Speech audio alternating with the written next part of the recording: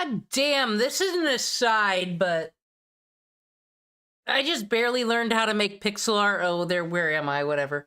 After not knowing how to do art, that was a whole journey on this stream. I wish I knew how to play the drums, but I've never even touched a drum kit. Maybe I could, or maybe I can't. I don't know. Every time I hear a Tool song, all of a sudden I'm like, I bet I would be the best drummer to ever live. If only I had a shot. But I won't go, like, do it or nothing. It's a problem with most of my talents. I have good ideas, but I don't actually do anything. So I'll do the usual millennial cope as per usual, and just fucking play Pokemon, and cry about how it was good back in my day. Except for everybody else, it's like, oh, I remember Pokemon when I was a child, and opening cards when I was a child, and it was so magical. As I've said, I remember when fucking I was buying cards, but then, like, if I had anything good, my mom would steal it and sell it on eBay. I would get, like, candy or something in exchange, and I thought it was a good deal. I traded a Michael Jordan rookie card for a fucking Charizard, not even the good hologram one. That was actually a bad fucking trade. But anyway, so this is the Pokemon stream, but we got other important business to deal with here. I have a controller. An Xbox controller. It's a beautiful electric volt color. I really love. I don't have an Xbox One, or whatever the fuck they call it nowadays. I stopped at the 360. So I haven't really experienced the newer model controllers, and I gotta say, nice. I like it. I sure hope it works on my Game Boy Advanced emulator, because if it doesn't, my Jimmy sure will be rustled. Yes, I did test it out. That doesn't mean shit. Just so you know, all the other times things were scuffed, those controllers were tested before stream. But then they said, oh, you must be doing a stream, so I'm not gonna work anymore. That's just how it be sometimes. But I like it. It's got a nice feel, this Xbox controller. This feels like... Whoa, you can plug headphones into the bottom of it? What's an arbitrary thing? Beautiful. Let's see what's happening. This is a Charizard. This is Pokemon Radical Red. They made it all the way back in 2004. The truth.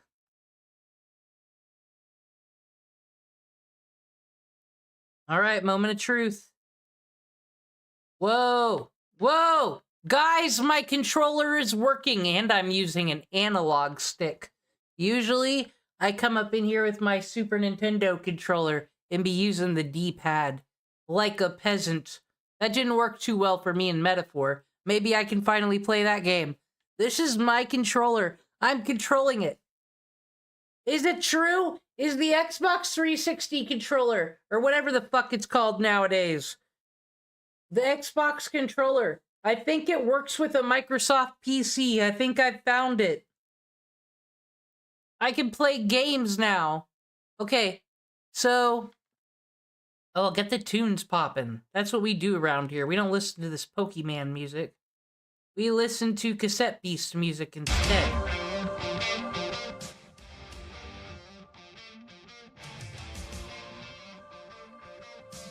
Alright, so last we left off, I got through Vermilion City. I got this egg. We got Waz. It's a Trapinch. What more do you want from it? It could pick up items if it wanted to. Okay, let's see who we're running with right now. We got a Honedge. I don't know how to feel about its Leaf Guard, but you know, it's just living its best life. It didn't ask for this. It's just a fucking sword. We got Fresh, who's toxic, Toxel. He has a Red Pill podcast. Says Naughty. Fucking still listens to Andrew Tate in 2026. Can you believe it? But, motherfuckers, it's an electric poison, and ground can't touch it. It's pretty cool. Like, Toxel is on the motherfucking team, am I wrong? There's Blurturia. Super effective, decreases super effective moves by 50%. She's just not here for it. This is my loyal follower, my #1 fan, Aubrey. I think that's how you pronounce it. #1 fan of all time. No sap sipper. We want to get hit by grass. And then there's Nibbling. I don't know what he's doing here. And if you remember right, we learned that nibbling is the gender-neutral term for nephew. I guess. So that's canon in Radical Red now. Electric and normal. Because I'm not gonna be raising no autistic fucking hypnotile up in here. Like, that's fine for some trainers. But I need neurotypical on this team. It's hard enough. Limber prevents paralysis. I would hope so. It's a fucking electric type. Alright, so I guess our first order of business in Vermilion is to do the SSN so we can get cut, or fight the degenerate Bossman Jack gamblers over here. But I think the first thing you gotta do is check on the Pokemon fan club to see if Herbie Hops fucked that Rapidash yet. Oh, I love Yamper. He's cute, because he's... Did you guys know that Yamper Pokemon from Sword and Shield? I don't like trash games or nothing, but like, it's a fucking corgi. That's acceptable, unlike this guy. I chair the Pokemon fan club. I raise more than 100 Pokemon, actually. I'm very fussy when it comes to Pokemon, I surely am. So, did you come visit to hear about my Pokemon? Yeah, I'm a detective, are they okay? Good, then listen up. My favorite Rapidash. It's cute, lovely, smart, plus amazing. You think so? I spent my hard-earned labor wages to go visit it and get it and stable it. Plus amazing. You think so? Oh yes, it's stunning. Kindly love it. Hug it when it's sleeping. Warm. And cuddly. Spectacular. Ravishing. Oops, look at the time. I kept you too long. Thanks for hearing me out. I want you to have this. Demon received a bike voucher from the chairman. Demon put the bike voucher in the key item's pocket. Guys, I can afford a bike now. Because I listened to this guy talk about what he wants to do to his Pokemon. That's great. I don't want to talk to the rest. Did any of you guys got something to offer me? No. I teach elemental punches and fangs. Ew. Who wants to learn Psychic Fang? No one here can! God, they don't use Fang attacks anymore? Shh. Anybody can learn a punch? This isn't a bad deal, though. This is the most important guy in town. Okay, so Aubrey can learn punches. That's important. Okay, what are my options for punches? Fire, ice, thunder. So the usual affair.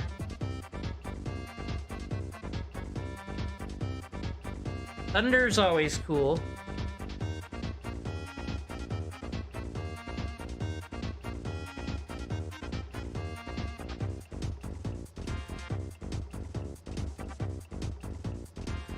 All the punches. I feel like there was a ghost punch move, but I must be crazy. Okay, we got power up punch. Mac punch is its fucking priority, though. Endure's kind of a lame thing without, you know, having the items for it. So I guess we're a puncher now. Welcome to the team for real now, Aubrey.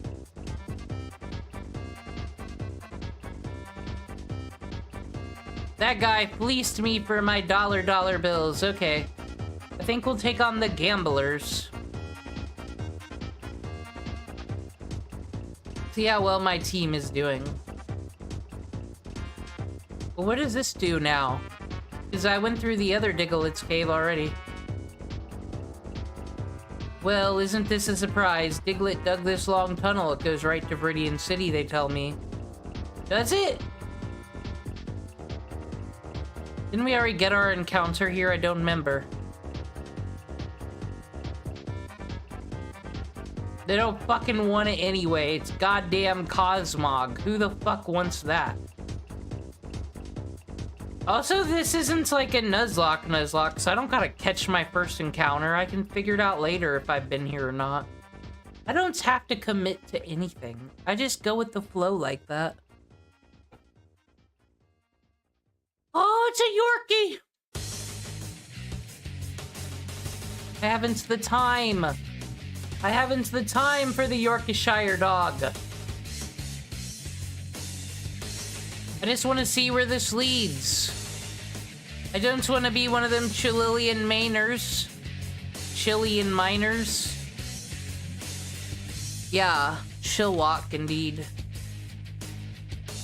I don't want to fight the mushrooms. It's too much, man. Okay, we got a Dynamax.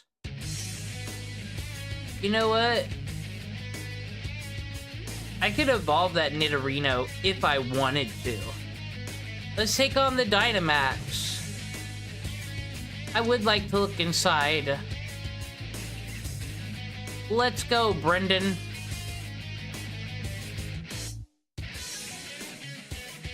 Alright. Aubrey, you're in. Flirturia, nah. Saber, and Fresh. You're all in.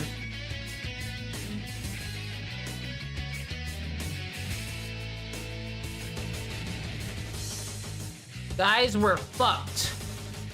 Dude, I can make that a Gyarados quite quickly. We have so many water types, though. That's always the issue in Pokemon games. Too many fucking waters and types.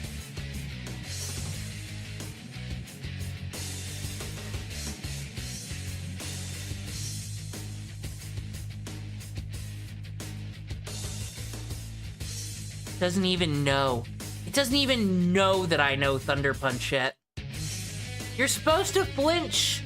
You're not supposed to get to use that fucking splash. It's bullshit.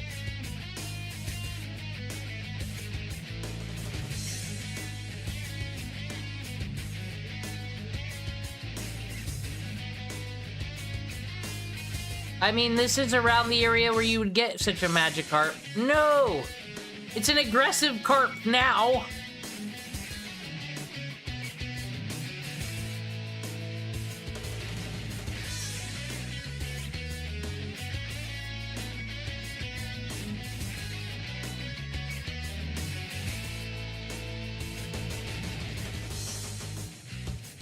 Oh, your barrier is down! Do you got any fucking last words, you menace? You fucking absolute menace to the people. I'm not gonna fucking take your shit anymore. Die. How fucking dare you? Thank you. Explode, as you should. You don't deserve to live. But I'll capture you if I can. Fucking Ultra Ball. No. Gyarados goes in the nest ball. It's a bird. Duh. I saw it fly in the Pokemon movie.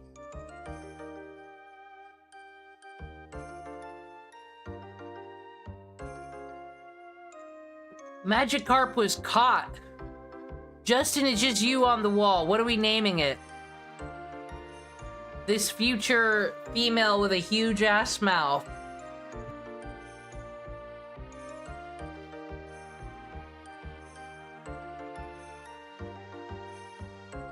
Now, they say you shouldn't drink the energy drinks, but I think the Ghost energy drink, the Welch's grape flavored, is absolutely delightful, because it actually tastes like real grape, unlike artificial grape soda grape.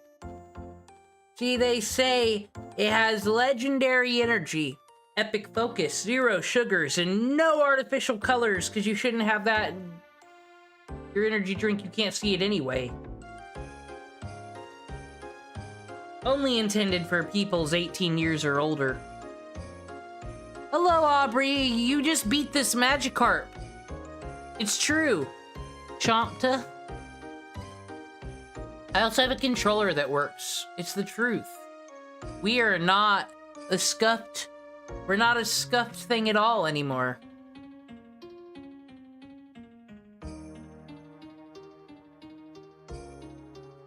Chop-tua. No! Oh, that was so easy to do with my controller. Could you imagine if I had to use a keyboard? Disgusting. I got 4 quick balls. And 1 great ball, because I'm great. Shookaberry. Yo, I am like the most wealthiest girl on the block, actually. Ooh, rest. We can combine that with a Chesto berry.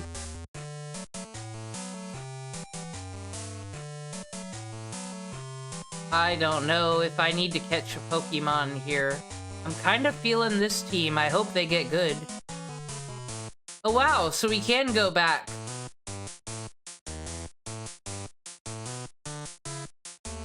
That's cool. I don't have to, though.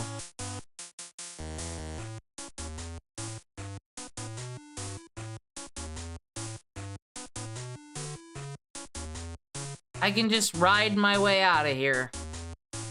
Back to Vermilion, where things make sense. No crazy Diglett fucking things. Hello, head pat, goodbye. Alright. Let's beat up some gamblers and just have a fun, chilled time for right now. I got some videos lined up. As per usual on the Pokemon streams, even though we cover some wars sometimes. It's animal videos and Pokemon related adjacent. So I got some really cool things related to insects today. I think insects are cool, actually. Robbing the gamblers, indeed.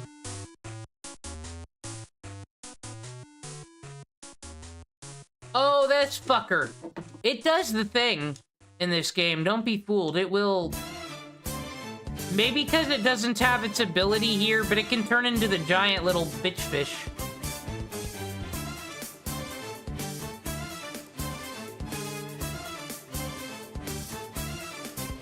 Oh, you trying to be safe? I already did, like, a swords dance, though. I don't know what your plan was, Wishy-Washy. You probably don't have your cool ability. Bye. Sweet! Sweet! I don't remember how this guy evolves. But I'm trying to care for a baby Trapinch. Trapinch always looks like a sad little baby that needs hugged and help and put a bonnet on it.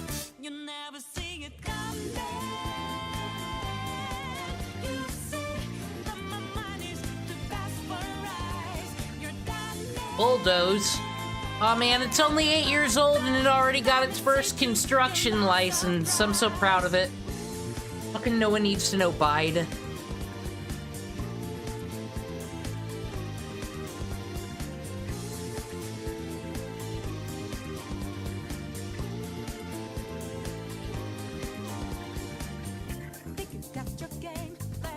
With your little baby Trapinch.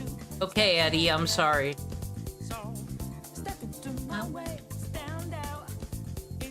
What's up, youngsters?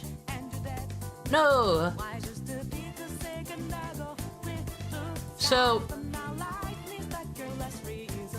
what's happening here? Did Cosmog go on a journey? I didn't play that much as Sun and Moon. I don't remember this thing.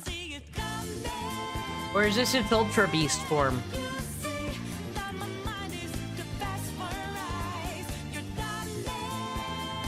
Bye!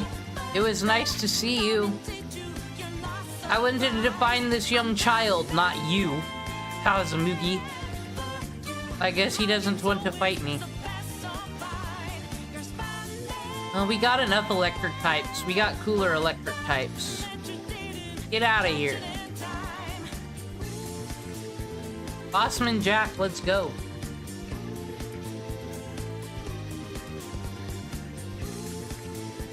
Are you playing Stardew Valley? Is that what you're doing? What mines? Okay, what's this thing again? It's an electric type, right? Whatever, I'm swords dancing, because I am a sword. It's what they do.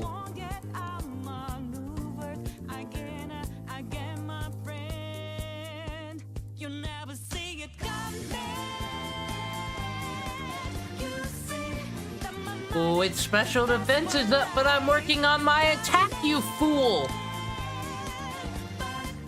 Be my sushi, please. You don't want to be my sushi. You just want to hit me with bubbles. Didn't I beat Misty with like 1 HP? That was pretty pop. Who isn't gonna give a shit?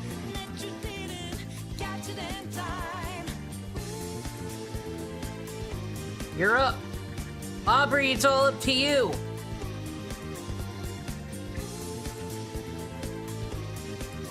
You don't care about Bubble Beam. You're a bunny rabbit.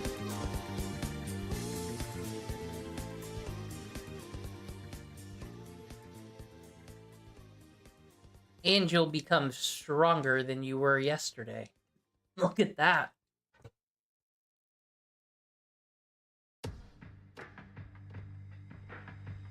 I did clean up Misty's team with 1 HP remaining. What's this guy think he's doing over here? Being cool? Wow. Just a normal type. No stab. Thunder Punch do on a water thunder. That's something. Well, Aubrey, no!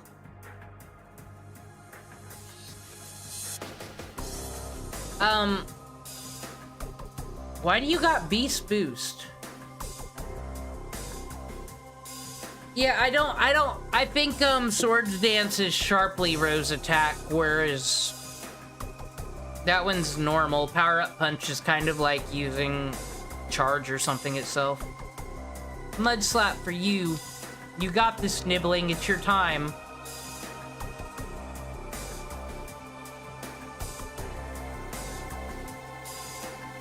Nibbling's really moving up in the world.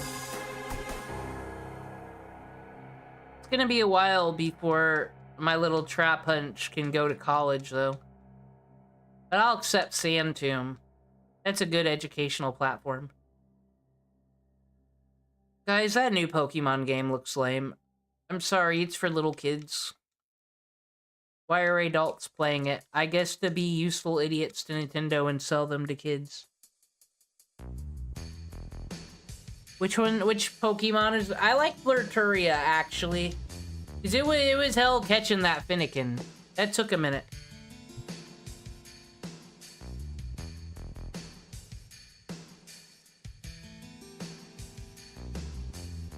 Oh, I'm whipping up a fucking... That wasn't very nice. Now I am sending out Blurturia.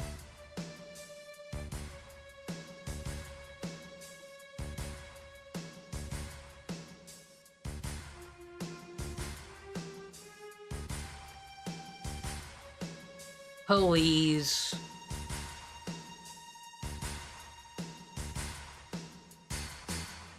We're just too fancy and cool. Not my speed, it's my best quality, actually, sir. Don't do that.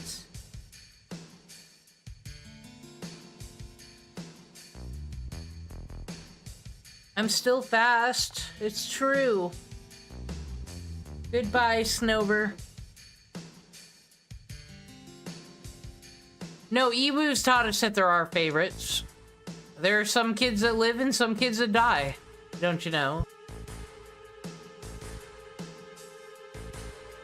I think Light Screen is actually more useful than Lucky Chant. Is this if this was a real Nuzlocke, maybe lucky chance.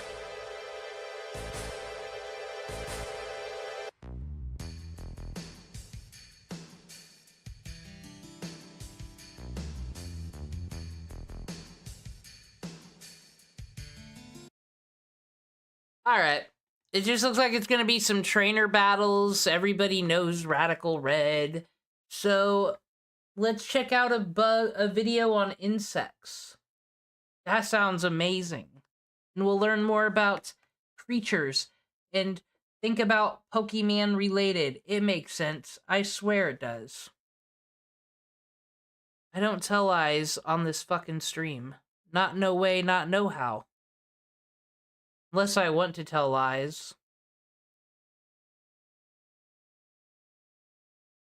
But put that right there. There's Demon Frizzle. Or its titanic size fool you. They're friendly. At least, as long as you leave them alone. Otherwise, they get a bit stampede-y. The Ohm are one of many giant insects that rule the post-apocalyptic world of Nausicaa of the Valley of the Wind. The bugs took over after humans had some... I saw that movie only a couple of years ago, and it's pretty great. I like it a lot. I like the music. I like the Under the Forest with all the paralyzed sandwoods. It's pretty cool. Spirited disagreements and wrecked the Earth, marginally faster than we're currently wrecking it. Now, on this channel, we love to answer the important questions. Some recent ones include, can you knit milk? How fast can you cook a hot dog if you use thermite? And of course, can animal cells survive being grown in Gatorade?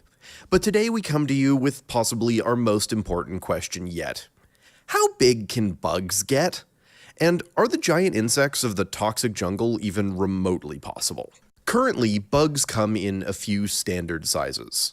Microscopic, itty-bitty, just a little guy, oh dear God, what is that? And of course, Australia. I don't want to go to Australia. I have no fucking desire because, first of all, there's the people, but second of all, there's the animals that are like not normal animals. They're all like designed to kill you. I don't know how Australia fucking exists. I personally don't get it. But if we look back in the fossil record, they didn't stop there. The largest dragonfly got to be about cat-sized, and the largest millipede got to 8 feet or 2.5 meters long. These days, the only arthropods that get that big live in the ocean. Both lobsters, crabs, and some shrimp can get to pretty monstrous proportions. And while I'm definitely counting them as bugs, we just don't see the same massive proportions on land these days. Well, except for coconut crabs. As is tradition, for every rule in biology, there is at least one exception. But even then, it's weird that that's the biggest we've got. The largest true insect is a beetle, and it only gets to be about as large as your palm. So today, first we're going to answer the question why we don't find Shelob-sized spiders or Ohm-sized beetles. My question is, did Shelob-like spiders exist, though? Like, do we have any giant Ohm-like fucking insects in an amber, like the Jurassic Park? And wouldn't those mosquitoes in Jurassic Park frozen in the amber been, like, way bigger? Since, like, today's mosquitoes are small little bitches? That actually might be a thing that don't make sense there. But once we understand the lack of giant bugs, we're going to tell evolution to kick rocks and do our best to create our own monstrously sized bugs using a chemical cocktail we've been experimenting with. We spent the last 6 months growing our critters, and it's finally time to show them off. So let's dive in and understand why we don't find crocodile-sized millipedes in our modern swamps. The answer that was given when I was in high school you might have heard before. Most bugs don't have lungs, and instead breathe through special holes that run along the length of their body called spiracles. Bugs also don't have a circulatory system the way that we do with distinct veins and arteries. They're kind of more like a bag of blood, with a tube of open-ended heart in the middle acting as an impeller to keep it all mixed. So as long as some gas can exchange near the edges via the spiracles, it all gets mixed and they don't asphyxiate. The idea that is often presented is that because of this passive breathing, the extra oxygen during the age of giant bugs was what allowed them to get so large, and without that extra O2, they're physically limited. And while I'm sure that's a little true, this explanation doesn't actually hold up to literally any scrutiny. First of all, the spiracles are not just simple holes as they're often presented. They actually connect to a network of tubes and gas bladders. Kind of want to check out this channel. Like, this is the way my stupid ADD brain works. It's just never enough. I need more knowledge on more things. If only I'd given a fuck when I was in school, but I didn't. I'd rather play Pokemon when I was in school. Like, insects are fascinating. I find bed bugs fascinating, actually. Let me explain the ways. Because, you know, they bite humans and suck their blood. There's, like, just like the mosquito. What makes them very different than the mosquito is they don't spread diseases. They have enzymes inside of them that break down like the AIDS and the hepatitis. So, like, why don't we just figure out what enzymes the bed bugs are using and then use it to cure those diseases? I don't know. And as the insect moves, the squeezing and stretching of their bodies will actually draw quite a lot of gas in and through them, keeping them oxygenated. Further to this point, both spiders, scorpions, and their relatives also have what are called book lungs. They're modified from what were originally gills, but they work on the same basic concept as our lungs do. The book lungs are made out of layers of highly vascularized tissue that their version of blood, called hemolymph, is actively pumped through in the opposite direction that air flows. There aren't muscles to expand the layers like with our lungs, but the movement of their bodies and passive diffusion keeps fresh air moving through them. This way, there is way more surface area for oxygen to diffuse through. So, at a minimum, the makings of lungs were already there. Given time, there's no reason to say that proper lungs couldn't have evolved to compensate for an ever larger body, and lungs have evolved multiple times in Earth's history. But to address the oxygen content myth itself, while yes, the oxygen content was a... I am so glad that the oxygen content myth is finally being fucking dealt with. It's been going on too long and people have been living with fake news and fake information. Thank God for this YouTube channel. Bit higher than today, at about 35% compared to our current 20-ish. That's not that much more. And there was another period of tens of millions of years where the oxygen content got back up to about 30%, yet we don't see a return of giant insects. Instead, the answer is much simpler. There is a much more important feature of the world 300 million years ago when the age of giant insects was at its peak. There were no other animals on land. As the first animals to make it onto land, bugs enjoyed tens of millions of years being literally the only game in town, free to fill every size niche. But once our ancestors crawled out of the muck, everything changed. While it may have taken tetrapods a little while to get accustomed to being out of the water, they brought with them advantages that bugs just can't compete with. First, and probably most importantly, bones. The nice thing with bones is that you don't need to replace them every time you grow a little bigger. Instead, the soft, squishy bits can grow around a bone that itself just needs to get bigger. By far, the most dangerous point in a bug's life is during molting.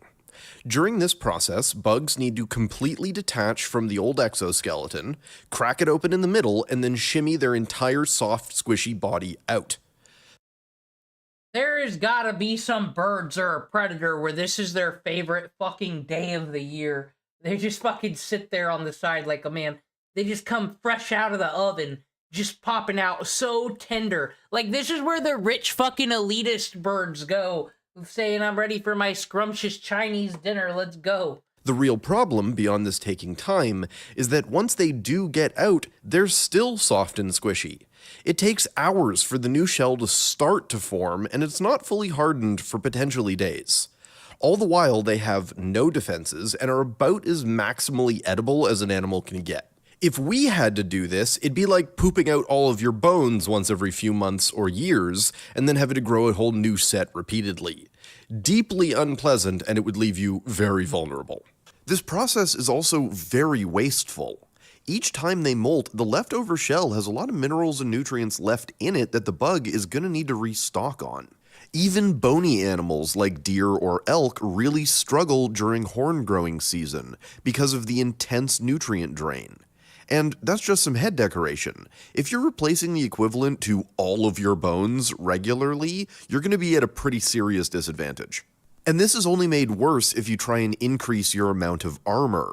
Not only do you pack on extra mass, which can quickly restrict movement, you now shed even more mass every time you molt. At least when we put on clothing, we can reuse it. Imagine having to grow a new t-shirt and jeans every few days just to throw them out. That would be awful. So with an ever-growing population of dinosaurs and other... Okay, thank God, sponsor block's working. I did know a family where they would just buy new clothes and then wear them, and then they didn't want to do laundry. Somehow they figured that buying new clothes at TJ Maxx or whatever every month, a whole bunch of outfits, and wearing them as much as possible and then just throwing them away, that made sense to them somehow. There's a lot of weird people in this world, you know? Weird. Giant reptiles, bugs started to have competition that they just couldn't win against. Even in the ocean, where bugs still get to be pretty big, they're still size limited. A lobster is technically immortal as far as anybody can tell, yet once they get past a certain... Yes! Thank you for reminding the people. Lobsters are an immortal Voldemort creature that can't be stopped. size, the shedding process gets harder and harder. Eventually, what often kills them is that they fail to molt and are literally squeezed to death by their own growth inside their shell. So even under ideal conditions, the exoskeleton system is very limiting if you try and get too big, regardless of how you handle oxygen. And if we're talking about flying insects, they just can't compete with birds and bats. Birds are unbelievably efficient at air handling and can have huge talons and strong beaks that make any flying bug a target. They can also fly for days non-stop, and their much more advanced eyes and brains means that no bug is going to survive being huge and trying to share the air. So the logical and most energy efficient solution would be to go the other direction. Rather than trying to outgrow your predators and become too large to eat like a hippo, instead bugs needed to shrink in size. This makes for fast, nimble bodies that can much more easily evade predators, or small bodies that are easy to camouflage or fit into small nooks and crannies to hide. Throw in being able to breed faster than anything can eat your children, and what was beginning to look like a losing strategy suddenly becomes very successful. This is made easier because at small scales, bugs can get away with being as close to a minimum viable product that you're going to find in the animal kingdom. A fly, for example, starts its life as a wet noodle with 2 whole teeth to its name, and grows up to be an organism with a brain small enough to run on a laptop. But hot damn do they spread fast, making them very hard to get rid of. After all, the only rule of evolution is, to quote Astrid Lindberg, you can't fuck if you're dead. As such, we find relatively small bugs on land. The final bit of evidence for this is that while the Get out my science notes. That seems to make sense. Oh my god, that's terrifying, that thing. age of giant insects did have a few true giants, the vast majority in the fossil record were about the same size as insects today, even during periods of very high relative oxygen. And we do still have some today whose bodies get quite large. But as we've discussed, if literally anything else occupies the largest size niches, bugs get outcompeted. Now, it may seem a bit underwhelming to find that the reason bugs aren't big. Well, what about the desert? Well, I guess they got vultures. There's just fucking birds everywhere. Birds just beat out bugs. But what about, like, bumblebees and wasps? Do birds really fuck with them because of the stingers? And all these things have evolutionary protections, don't they? The scary things on the back of moths' wings and whatnot. Yes, different. It just feels like the desert is where you'd best be. You can just eat cactuses all day. Because scorpions and the tarantulas out there are pretty fucking big. That is interesting. They can't get too big because it's not worth it. There's no point in being a big insect. Bigger is because of evolution, but actually it's a good thing, at least for the sake of our mad science. It means that spiracles aren't actually the limiting factor, and theoretically we could have much larger bugs. So the world of Nausicaa is possible if we fuck up the planet in just the right way. But why wait for the apocalypse? What's the point of being a genetic engineer if I can't make monsters from time to time? So, how are we going to go about it? Well, Oh, it's time to play God. This is my favorite part of all the movies. first we need to understand how bugs actually control their size. You might think that the first thing we would try is adding more oxygen, but it turns out that that doesn't work. Other researchers have tried it multiple times, and while some bugs will get slightly larger, many actually get stressed out by the extra oxygen and end up smaller. Even highly robust bugs like cockroaches really don't like the extra oxygen. And this also lends more credence to what we talked about earlier. So if we want monster bugs, we need a different approach.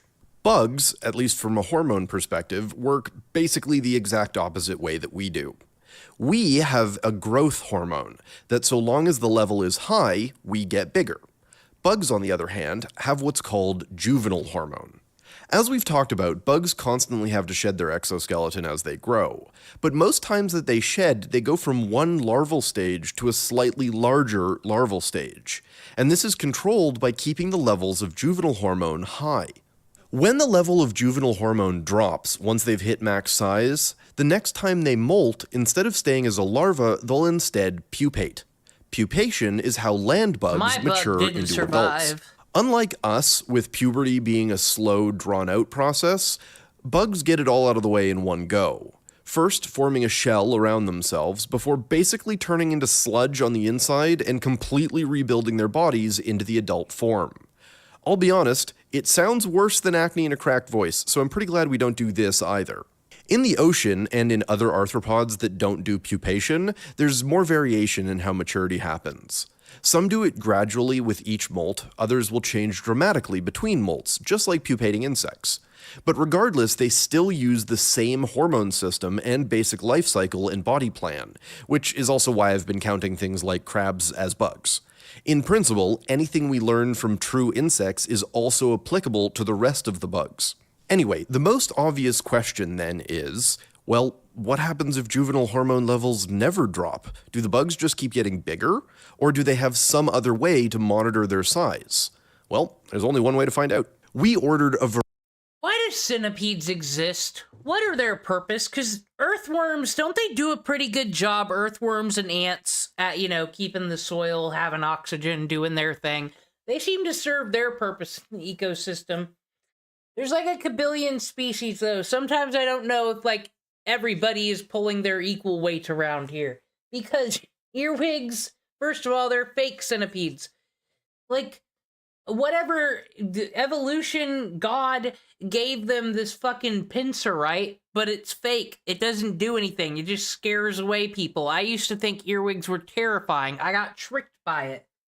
But, if it's there already, just use it. Why isn't it usable? And then, I don't like centipedes at all. I prefer spiders over them, honestly. That's too many fucking legs. I hate it.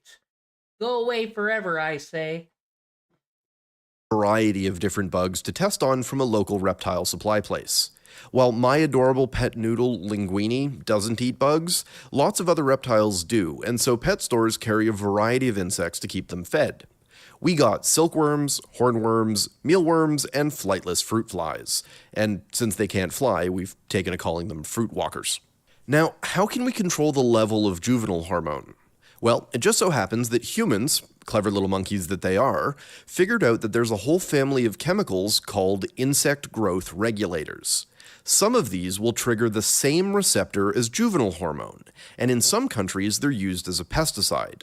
If you overload the receptor, the insect just dies, and since no other animal uses juvenile hormone, it's pretty much harmless to them. If instead of just ramming them full of the stuff, if we dose their food with a tiny controlled amount, we should be able to find a sweet spot where they get stuck in a growth loop. At least, that's the hope. So let's drug some bugs. Walter, what are you doing? Man, I remember when they were cloning sheep or whatever back in the day. And it was like a whole debate on whether we should be playing God or not. And I guess just the debate never finished because they just do it. They just make dire wolves now. And now we're doing this. I wish the video would end with everyone getting eaten by a worm. I don't know. I'm not even one of those God-believing, God-fearing people. I just don't think we should. I think evolution and whatnot, it's just gotten it out pretty well. It's It's a science you can't see that's working pretty well. Well, you can see it, but like after thousands of years. Except in the case of elephants. There's many animals that still evolve now. I don't know what I'm talking about. Actually, yes, I do. Elephants. You see people hunt them for their tusk for their ivory. But if the tusks are small, there's kind of no point. It's not worth dealing with that elephant carcass for that fucking little bit of ivory, right? So, elephants just have smaller tusks now. And now they don't get poached. Problem solved. I'm dosing a caterpillar. Dosing? As in LSD? Well, it's a special blend. I see. Hey, guess what just happened? Hmm?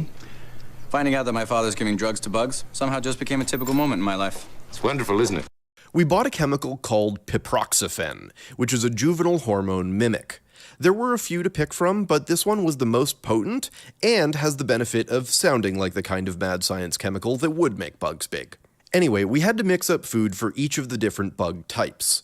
The hornworms get hornworm chow, which is a horrible beige mush.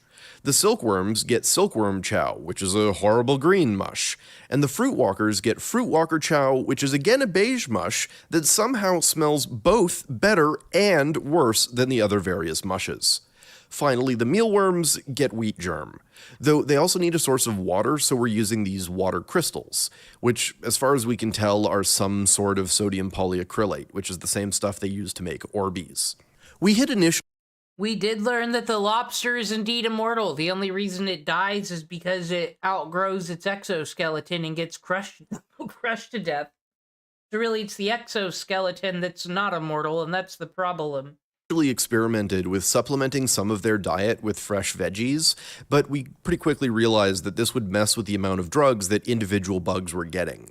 So we switched to just dosing the chow or the water crystals in the case of the mealworms. Our first test is to see what concentration of drug the various bugs respond to. So we made multiple tests with increasing drug content, ranging from 2 milligrams all the way up to 60 milligrams. And it did not take long to see results. At the highest doses, the bugs just died. This was to be expected, after all, this stuff is a pesticide. And at the lowest doses, there wasn't enough drug, as the bugs still pupated, many of which became healthy adults. But near the middle, we hit gold. Around 15 milligrams per 50 grams of food was enough to almost completely inhibit pupation, and the bugs started to get big, though the response varied across species. The mealworms were by far the most resistant to the drug and the most responsive. Well, I'm sure that, like, there's labs that do this stuff already just to, like, to sell fish bait, to use them for other kind of attracting of animals, because you're basically making this source of protein for the animal you're feeding go up with such easy things, but when we do this to the chickens, it's considered immoral. I almost don't get how this pro-life thing works with all the creatures, because, like, it does seem everybody doesn't count bugs and fish. Who are you all to determine whether they have souls or not, I ask? How do we all just decide this?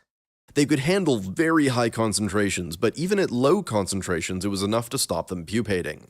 And from there, they just kept growing, so we'll come back to them in a minute. The two caterpillar species, the hornworms and silkworms, seem to handle the drug similarly. While they're dosed, the bugs will grow to what is basically the maximum normal size. But then they stop growing, and if they aren't allowed to pupate at that point, they get sick and then die. But if you switch out the food for undosed food, eventually the drug clears their system and they pupate and become adults. And can we just take a second to admire how ridiculously cute silkworm moths are? Just look at those big puppy eyes.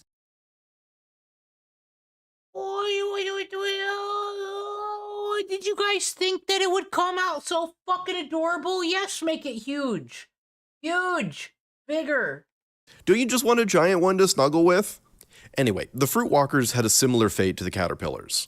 The drug will stop them becoming adults, but not pupating, interestingly enough. So the walls of the container get covered in pupa that all just die. Which is kind of a bummer. I was really kind of hoping for a thumb-sized fruit fly, but we'll get there one day. So while this didn't produce giant insects in most of the bugs, it does show that if you raise these bugs, you can guarantee they get to max size every time by using this drug, which is neat, but not what we were going for. However, returning to the mealworms, they just kept getting bigger and bigger. Mealworms are a species of beetle, and unlike the caterpillars and flies, they don't have a set number of molts. The caterpillars will molt exactly 5 times every single time, whereas the beetle larva can molt anywhere between 12 and 20 odd.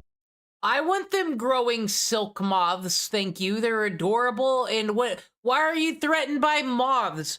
You can turn an off switch when it comes to them. Just light a fire somewhere. They take care of themselves. Odd times, and they'll pupate when conditions are most ideal rather than at a specific growth size. So while the caterpillars capped out, the larva just got huge. Here is a normal mealworm, but now here is our drugged one. What an absolute unit! And these fat boys would make for great lizard treats. There is a related species of beetle called a superworm that normally looks huge compared to a mealworm. But compared to our monsters, there's almost no difference. That said, since we had some superworms for doing this comparison, we decided to try drugging them too, and again we had great results. They got noticeably bigger, but also interestingly their shells became much darker, which looks cool, but also look how freaking huge they are! One of the reasons we started this project was because you can actually already buy what are called giant mealworms. Here's some that we I know this from years of watching Ants Canada. This is what he feeds those ants. bought, and they're made the same way that we showed, by drugging the bugs. On average, the store-bought giants were ever so slightly smaller than ours, but we did find the occasional huge big boy in that batch. So at least our results are pretty consistent with theirs. Once these have reached this giant size, if you stop feeding them the drug, they still do go on to pupate and form healthy adults, which is nice to see. But we were not satisfied. They really are just giving these fucking bugs puberty blockers. They don't become adults. So what is that like for their actual lives? They're insects, so what's it matter, I guess? It's just like, oh man, I'm still into Fallout Boy. I will never be into Mozart like my parents were. To stop there. What was apparent was that even though juvenile hormone prevents pupation and does allow for some extra molts in certain insects, there is some sort of extra internal timer that is counting directly the number of molts and acts as a secondary inhibitor of growth. This means that there's a second circuit that we need to unlock if we want to achieve further growth. So let's quickly return to talking about how molting works. While juvenile hormone controls if pupation happens, there's another hormone called ecdysone that controls when each molt happens. Both of these hormones are released by special neurons in the bug's brain, and where juvenile hormone comes as a fairly static level until it drops off, ecdysone comes in sharp pulses. When a pulse comes, it triggers the molt, and so long as juvenile hormone is high, that molt will end as a new, larger larva. Our hope was that if we provide just enough ecdysone at the same time as the juvenile hormone, we might be able to exceed the limit. We got the idea from a paper that showed that applying ecdysone to hornworms right after their 5th molt while juvenile hormone levels are high trigger a 6th molt and much larger larva than usual. But where do we get ecdysone? Well, it turns out the answer comes from none other than Popeye the Sailor Man. You see, plants, while they may not be great conversationalists, are very clever. Many plants have evolved to produce what are called phytoecdysone, which really just means they figured out how to produce ecdysone. This way, any bug that eats that plant gets swamped with molting hormone, triggering a bad molt that kills them. And wouldn't you know, one of the most potent sources of phytoecdysone is spinach. And while humans don't have an ecdysone receptor, ecdysone does interact with a different receptor that we have called estrogen receptor beta.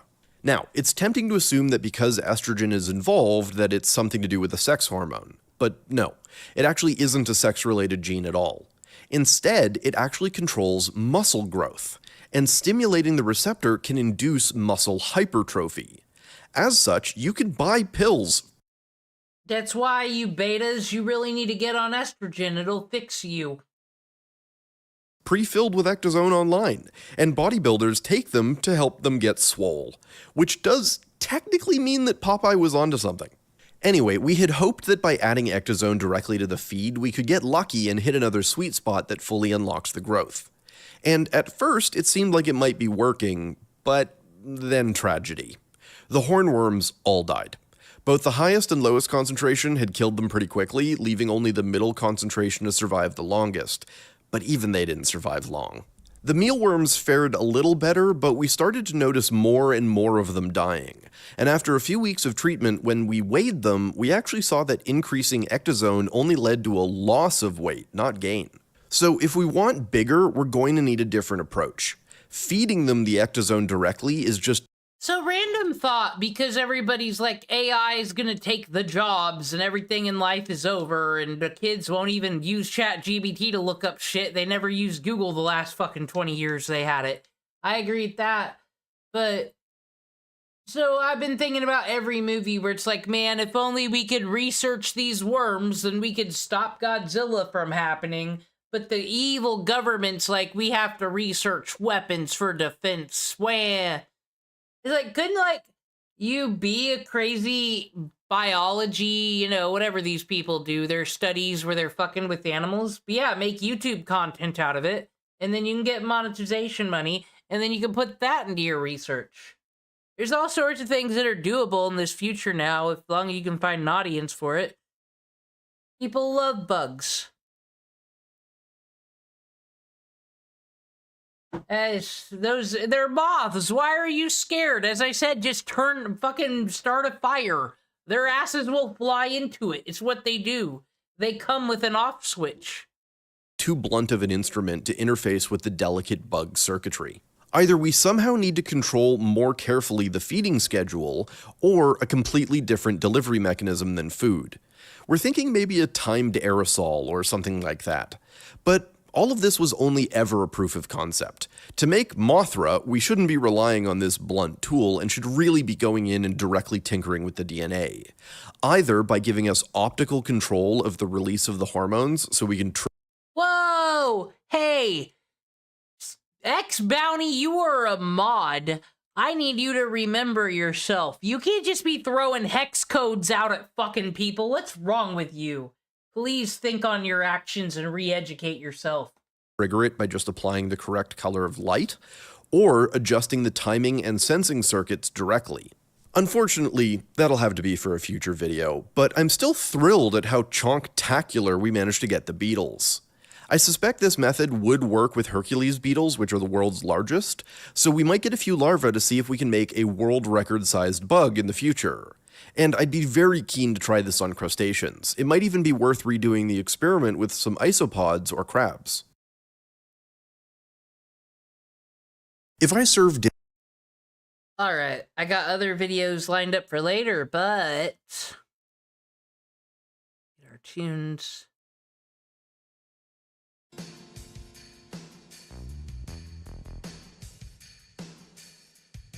Regular bullying, yes. Please follow fucking Tonto's manual on this.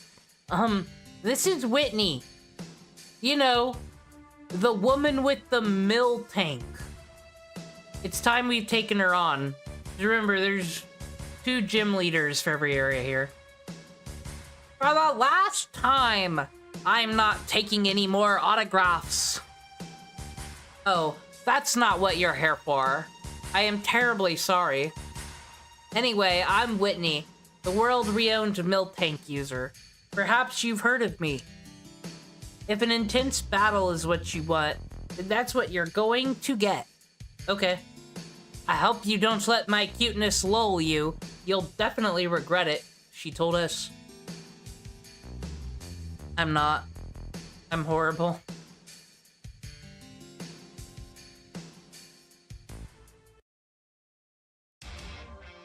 There we go.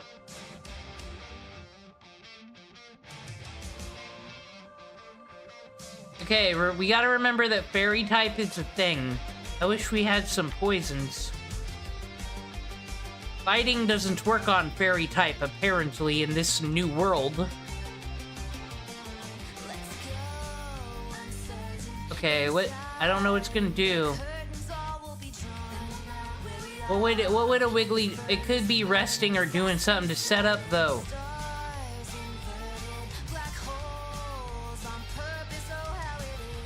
Fresh, get out there.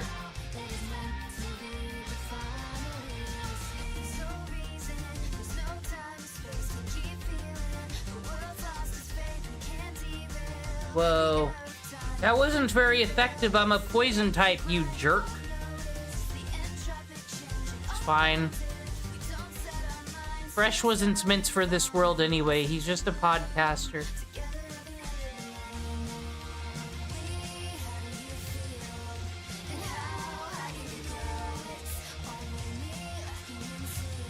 Saber.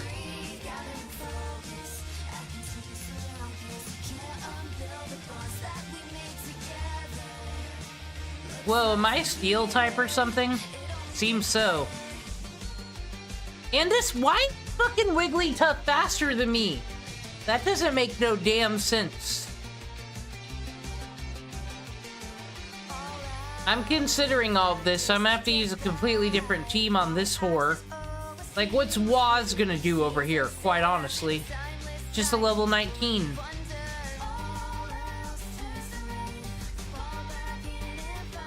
Hello, Wisp. But it take its attack down, at least.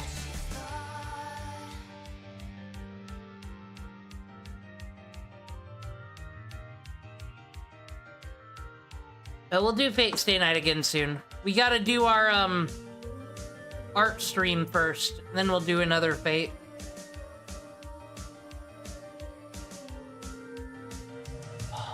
Bitch. Oh, this thing's a pain in the ass. Fire... Psychic Surge.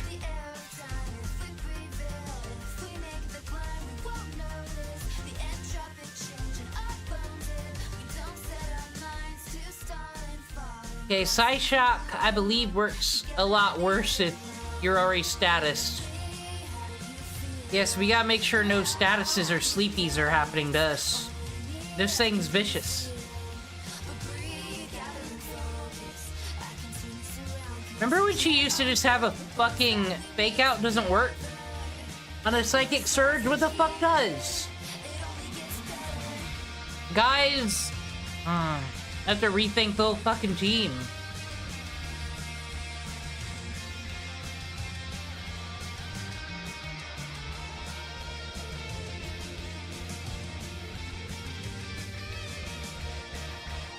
I'm rinsed. My baby Trapinch is just a baby. It can't do anything. I was just kind of hoping these people would level up and be like cool or something.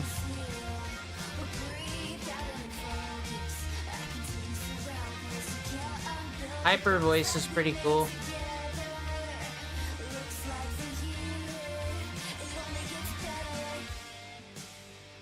I had to give Whitney a whole $758. Well, it's the Highlocke, so it's time to toke up and think about our life decisions.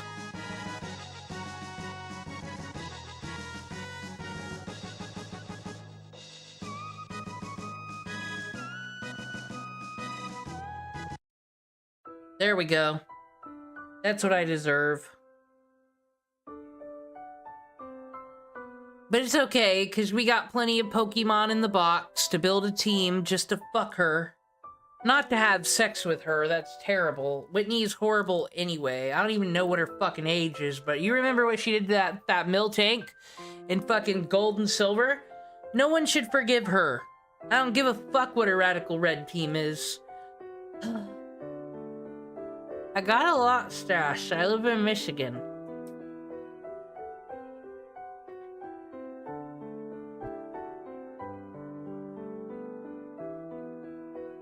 So what did we learn about insects? Only them... Well, it was kind of interesting seeing the reason we don't have giant dinosaur-sized insects is because there is no advantage to being big. The second you're too big to be noticeable in the air, the motherfucking birds are gonna eat you, because they're faster and better than you. So you might as well stay on the fucking ground and be mid-sized.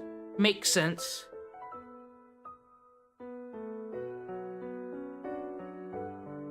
Ghidorah never just snatched Mothra out of the sky, though.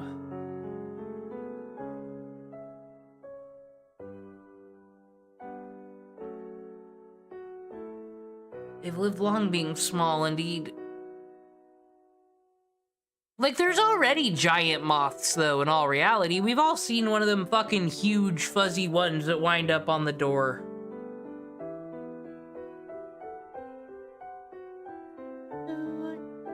Listen to my story. I got defeated by Whitney, and we must rebuild our team.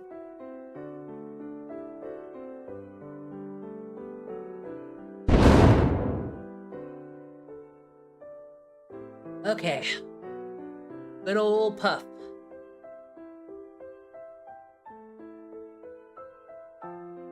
Let's go see what's in the PC that'll help us out. Need something that fucking won't be that affected by Psychic.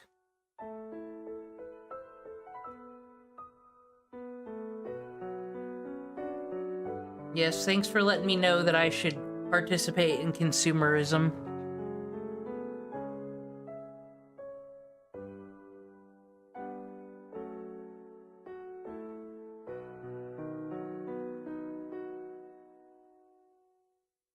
Oh.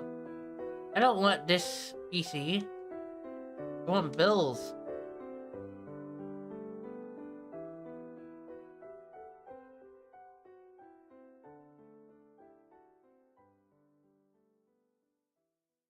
Okay. Well, so we gotta keep in mind Wigglytuff is a fairy. Fairies don't like poison. Do we have... We could fucking level up Zubat. I want to see what its Golbat powers would be. What's Wartortle up to nowadays? It's got Gooey. It's also a Faker Outer. I don't know.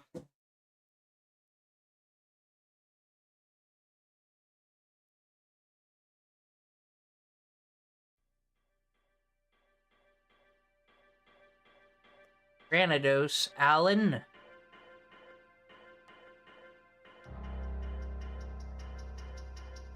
It's Sandstream.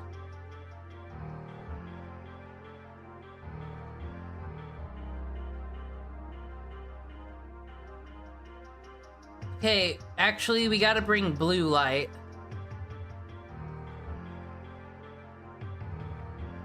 Trapinch, definitely not. Just, like, upping this team would help so much. Oh! I wonder if I have a rare candy. I want to see if Chomp Chua evolves.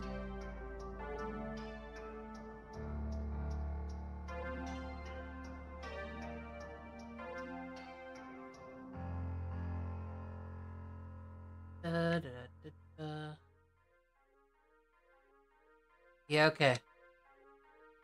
Hoping for something good here.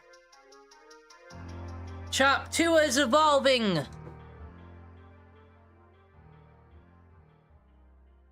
Give me a good Gyarados that's speedy and full of killing. Well, we can teach it Fang moves too. But we're hoping for good ability here.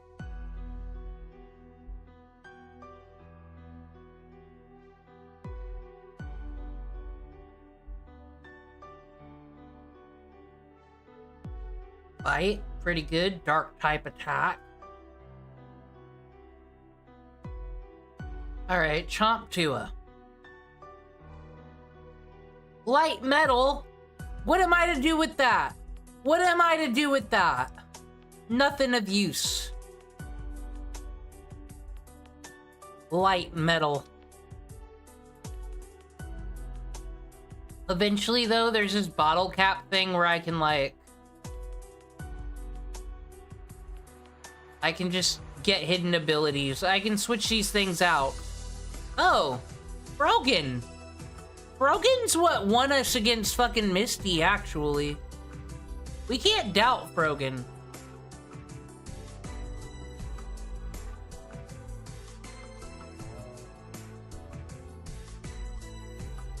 Okay. Now. Oblet was kind of useless.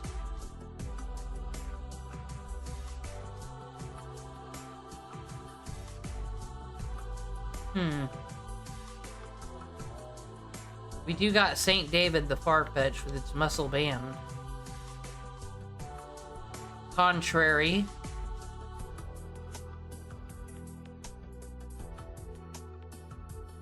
Well, we might as well just try. I kind of just want to try with this team.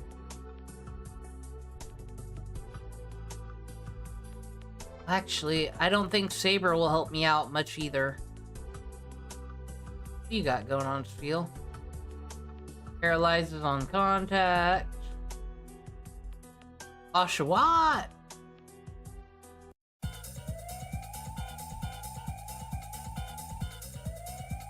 I kinda like Oshawott. He's always been helpful. Okay, so it's pretty much the team of OGs. Actually, I want 5th Turtle. Because I don't know what you're gonna do for me. Alright, I'm gonna see what this does. Just throwing this at the wind. Oh, you watch out, Whitney. We're coming in hot.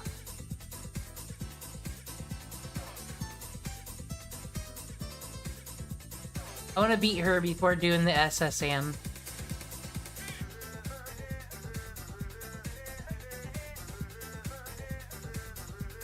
To take on the Dynamax. Because I still have a whole bunch of... I haven't caught a Pokemon in a second. I haven't caught anything here. Alright.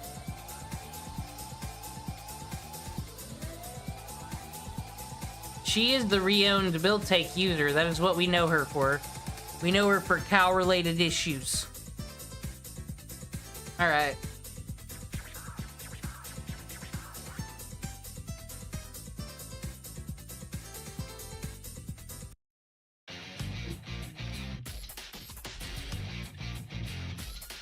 Concentrate. Or I'll have to get high again.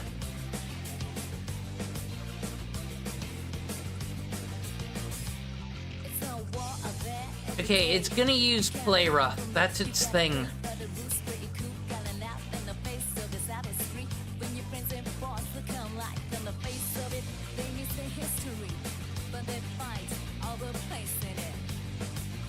Okay, because I believe...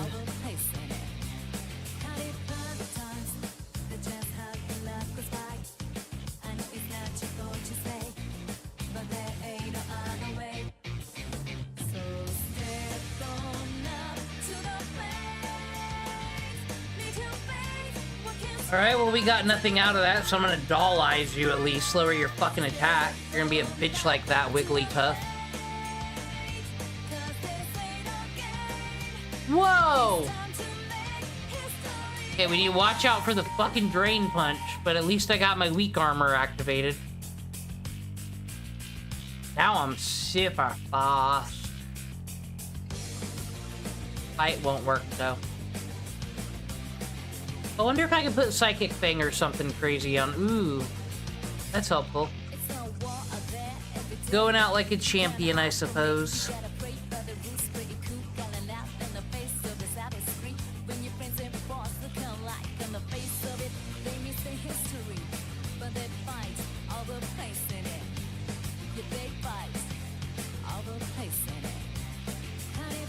Just be faking out everywhere. It's what we do. It's how we roll.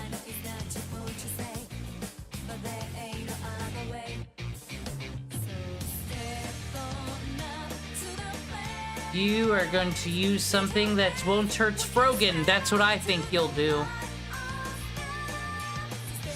No one's ever ready for Frogan. Please.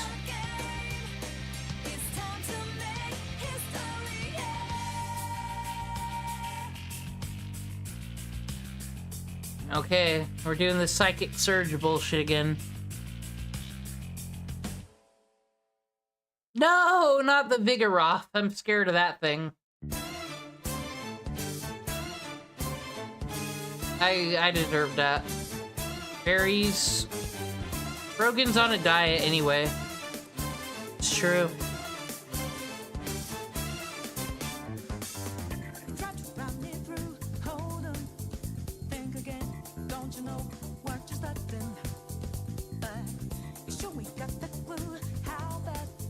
Thank God, jeez, that took forever. All I wanted to do was give you some poison.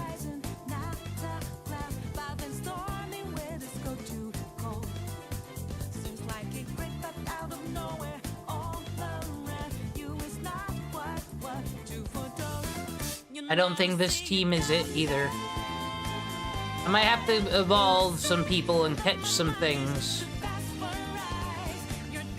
Whoa.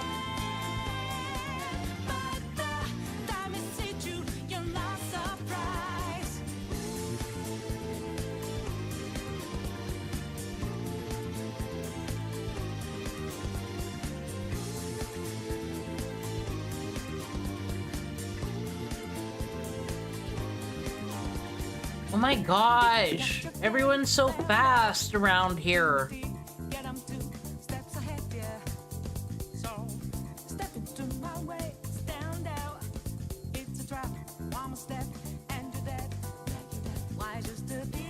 It will use fighting type moves on the normal type. That's what you wanted me to do, clearly, fucking Whitney.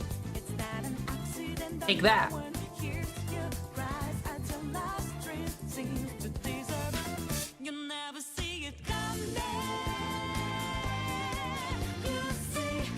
Ugh. Well, had I known you'd do that, I would have powered up punched. Gone. At least that's one down.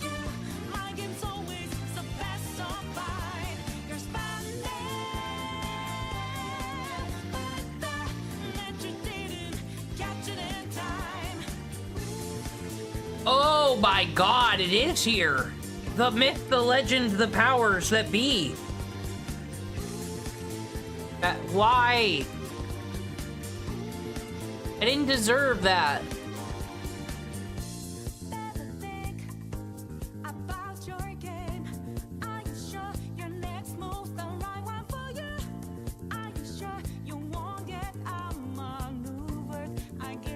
Okay, the usual fare.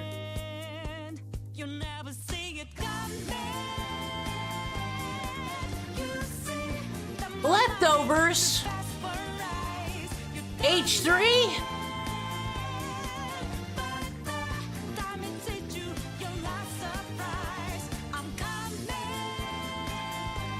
Oh. You think you're so fast and cool, you're gonna be double speed down.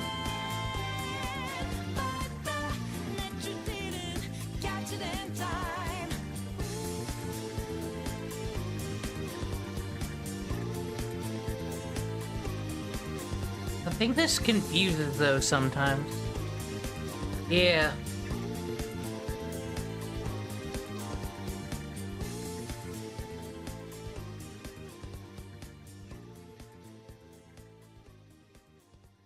Wonder if Rogan can poison that, if that would help. Ooh. Maybe Oshawott can sweep, as crazy as that sounds.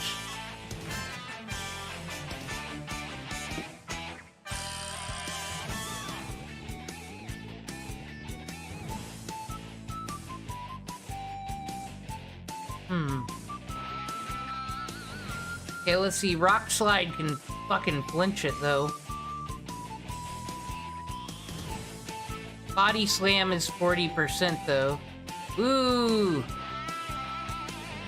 Ooh, you're... Body Slam fight! Sumo wrestling, they call it. Oh. Try to flinch you.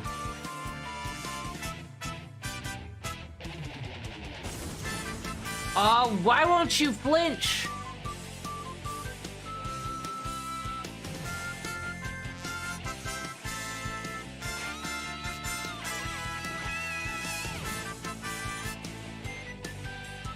Okay, Brian, this is what you're for.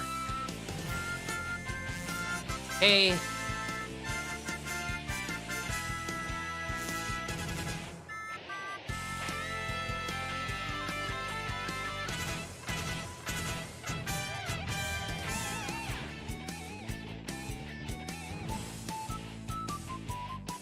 It's not happening, though.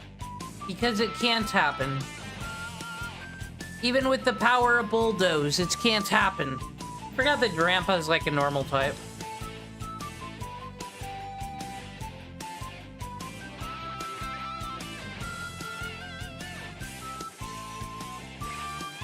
Today, folks.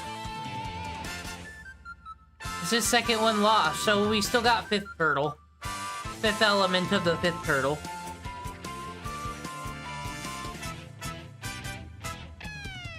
Stay out.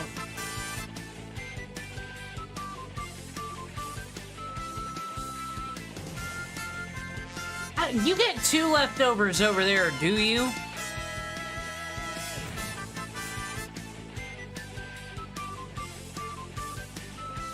Grandpa's pretty slow, I guess. Oh, fuck. I don't like that at all. I don't like that at all. She's just vicious. I think I need to level up Zubat and get some poison types going, because everyone here's got a fairy fucking... I think that Wigglytuff needs to go, and then there's Ndindi. Haven't even touched that. What the fuck are you gonna do? Back to the drawing board. Gotta get some encounters. I see what's going on at that Diamond Max over there. I can't believe Magikarp let us down.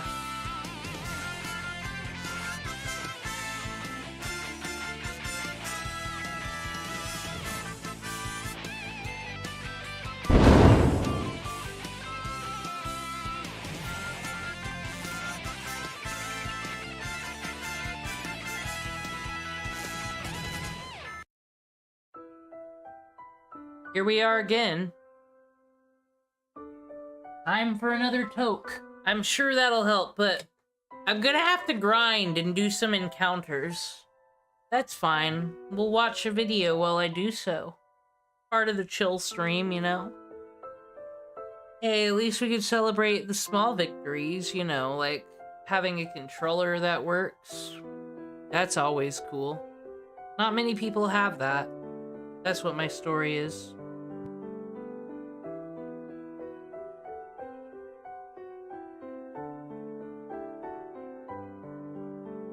This lungs themselves.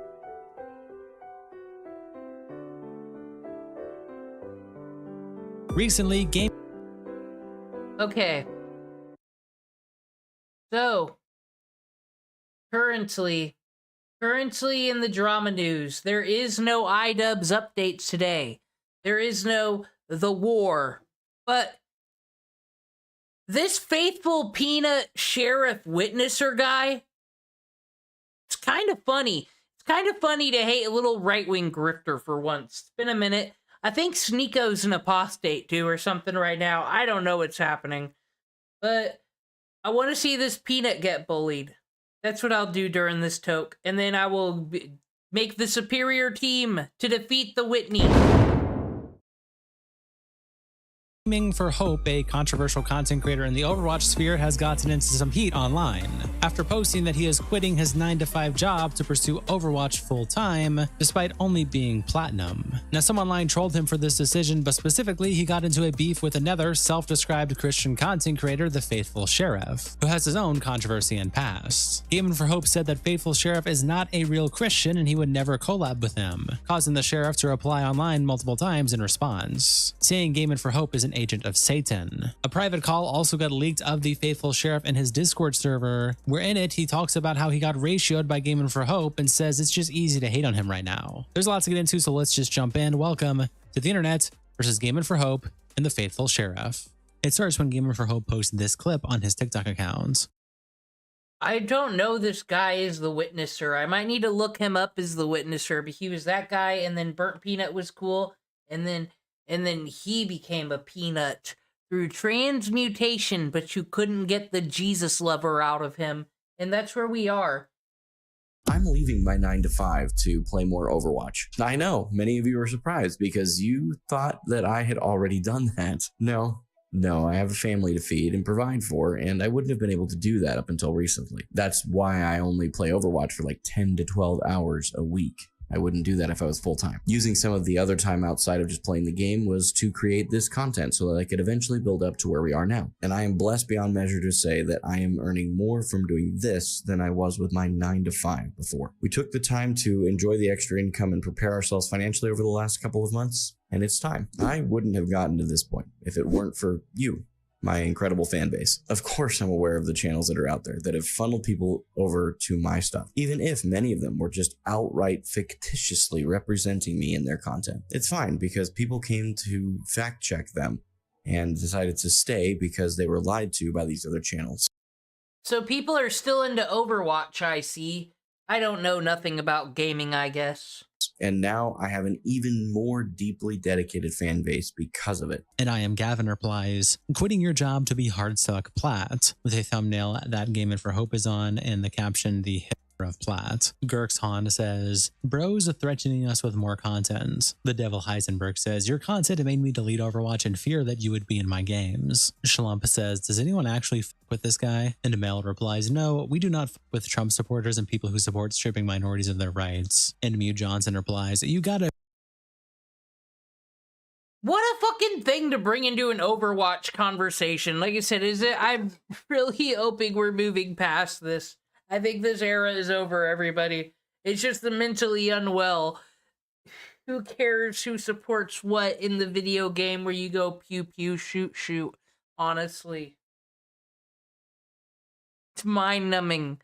Mind-numbing. Appreciate him for whatever he means to you. Even if that means you get a kick out of the memes and slander, which everybody does because it's hella funny, you're still with him for what he adds to your life. I think it's funny to meme on him, so in that way I with him. He brings the community together by missing grabs, having realizations, etc. Where would we be without him? He adds joy to my life. Then he posts the same clip on Twitter with the caption, it's finally time to send it, and Coach Mills quotes the post by saying, y'all really hate watch this man to a dream job. And Gaming for Hope replies, real. And Coach Mills says, congrats man. As a person with a wife and kids myself, I know that struggle to balance passion with paying the bills, and the lucky few of us get to combine both. Cruz replies to the original clip posted on Twitter by saying, so you were making more money streaming than at your 9 to 5? What's the point of quitting if you could do both? If you were still generating income, wouldn't it make sense to keep the job just to get the extra money? And Gaiman replies, I had two choices. A, continue working a job that, while flexible, I didn't thoroughly enjoy and make a certain amount per hour. B, do more of something I love that makes the same or more per hour invested and make the same or more money overall in the month. Hopefully that clarifies it. Naughty replies, now that you're full-time, you should work with more creators. The Faithful Sheriff is a Christian Overwatch content creator. I'd love to see you guys play. And David says, the dude has no business calling himself a Christian. Well, I mean, for sure, because he's not a real Overwatch fan. He plays the fucking Fortnite. I won't be collaborating with him. And the Faithful Sheriff replies, the fact you even said that proves you're an agent of Satan, buddy. And number one Shrimp Farmer says, Faithful Chud Nuts and Gaming for Hope beef. Drewster Real replies to Faithful Sheriff by saying, it's funny that you call him an agent of Satan when you make a living going after little kids and pushing your morals on them through video games. You copy the biggest streamers of the moment to make it easier to manipulate them. Nasty work. Niche quotes Gaming for Hope's post about the Faithful Sheriff with this screenshot in the caption, his beef with him runs deep too, oh my god. And it's a screenshot from Gamer for Hope's channel with a video from 5 years ago and 250 views titled Dr. Witnesser, a Bad Example. And Dr. Witnesser is what the Faithful Sheriff used to go by. The Faithful Sheriff then quote tweets Gamer for Hope by saying, this guy literally believes that you don't have to obey God's law, and that if you do, you're trying to work your way to heaven, and that's works-based salvation. Satan didn't follow God's law, and he says you don't have to either. It's a satanic doctrine that leads people away from God. He was quite literally the definition of a false Christian. For those of you who are actually interested in knowing why we still need to follow God's law, here is a study guide on the issue attaching this link, and he replies showing that Gaming for Hope has. Oh my god, are you serious? That's something a politic would say, you're indeed, and you know who else was a politic? A failed artist from Germany who owned a dog. What kind of dog? A German Shepherd. And you know who drinks beer? Germans. You know who else drinks beer? Justin Roiland when he beats his wife. So if you like beer, you like Rick and Morty, and you think politics is okay. What are you doing around here with this attitude then? I'm flummoxed. blocked him, saying he blocked me. Blake replies to this screenshot in the caption, "This you?" And it's a user with the name The Faithful Sheriff saying, "React with scissors if circumcised. React with umbrella if uncircumcised." And Faithful says, "No, it's not actually. That's not what my name looks like in Discord, and it's well known you can change your name to match someone else's. Try to use your brain a little more." Duke Nagito says, "Stop making me defend Gaming for Hope, but you're genuinely a worthless ant under him." And Check No Phones replies, "Stop making me defend Gaming for Hope. Dude's just bad at Overwatch." And Duke Nagito said, "He's had other controversies that I honestly forgot about, but he's the guy in this image." And it's a screenshot from a video by Gaming for Hope where he's addressing the controversies, and someone captions it, "How does it get this bad, bro?" I have a feeling Hall Monitor fucking force on Twitter that goes after every dissenting opinion with, "Is this you? Did you do this?" Actually, it doesn't matter what the fuck they did and what community where. Like, what does it have to do with the subject and the evidence they brought you? Stop it. And then, I don't think any of these people actually watch any of this shit. They just cope and seethe and collect information on everyone who's not on their politics side. Kind of creepy. Y'all are being a whole bunch of Donald Trumps right now. And there's different timestamps in the video, such as neglecting my children, anti-LGBTQIA+, KKK member, unemployed, grooming my wife, responding to applies video, calibrating my goals, and conclusion and final thoughts. And Check No Phone says, "Did you even watch the video? If you were in the space when people first started talking about him, people were just saying shit about him because it was funny to hate on him, dog. Believe it or not, he's not a member of the KKK or a..." And Duke says, "Okay, why are you actually ride or dying for this dude? Why are you like trying to call me out for being a fake fan, dude?" Bro, he has a roof over his head. He's not a KKK member. Those people are like fucking trailer golem trash. "I made a fucking joke. You must be fun to hang out with." And Drow says, "Nobody is right or dying Gaming for Hope. You're just blatantly lying, and when you get called a liar, you say it's a joke. Just brain dead." Jojo Josiah posts the same screenshot that we looked at earlier about the scissor or umbrella and captions it, "So like, at what point is the government getting involved to close down this fucking Discord server?" And Faithful Sheriff replies, "I don't know how many times I've told you idiots that that's not my name in Discord. Anyone can make their name someone else's name. It's common knowledge. You're an idiot." So this Faithful Sheriff is sort of becoming the new Yandere dev, where he feels the need to reply to every single accusation. Like, he'll say this stuff a billion times. "Guys, I was hacked. It wasn't me." And it's like, whether he's lying or not, it's like he said it the one time, but he has to message every single person that asks him. It's fucking... The new one. The new Peanuts is quite annoying. "If you believe this was actually me, this is what my name looks like on Discord," showing his name being blue. And Jojo Josiah says, "This reply proves you're an agent of Satan, buddy." Faithful Sheriff also tweets out the original screenshot of Gaming for Hope's reply with a caption, "How do you know who is preaching a false gospel? One is correct, one is wrong. One preaches smooth things that the world likes to hear. The other preaches the truth that the world hates to hear, and the world will hate you for it. This verse is talking about you, Gaming for Hope. Matthew 7:21. Not everyone that saith unto me, Lord, Lord, shall enter into the kingdom of heaven, but he that doeth the will of my Father which is in heaven. Many will say to me in that day, Lord, Lord, have we not prophesied in thy name? And in thy name have cast out devils? And in thy name done Tonto, can you confirm? many wonderful works? And then I will profess unto them, I never knew you. Depart from me, ye that work iniquity." In context lacking replies, "Sheriff, bro, you and Gaming for Hope are supposed to be the chosen ones, to save all the sinners in Overwatch. Wouldn't Jesus want you to work together?" "Yes, dog," replies the Faithful Sheriff by saying, "Yeah, that's an Uno reverse, dude. You speak and act nothing like Jesus. Your works, your demeanor, your content only reflect selfish desire for personal gain. All off of Jesus' name. You know what Jesus loathed? That." Latinoid tweets out this screenshot with the caption, "I'm crying, bro." It's from Faithful Sheriff's stream, where Corandria says, "Sheriff, don't worry about these stupid violent people." And Schizor says, "Back off of Gaming for Hope or you gonna get slimed." Tsunamiopolis says, "Gaming for Hope is like the little brother of Overwatch Twitter. People poke fun of him, but if an outsider gets involved, we all standing up for him." And Flat says, "Only we get to mock the platinum man baby." Faithful Sheriff also tweets out this clip with the caption, "Gaming for Hope started it." Hey, you can watch Gaming for Hope all you want. I'm not stopping you. I'm not going into his Twitter. You know what bothers me also?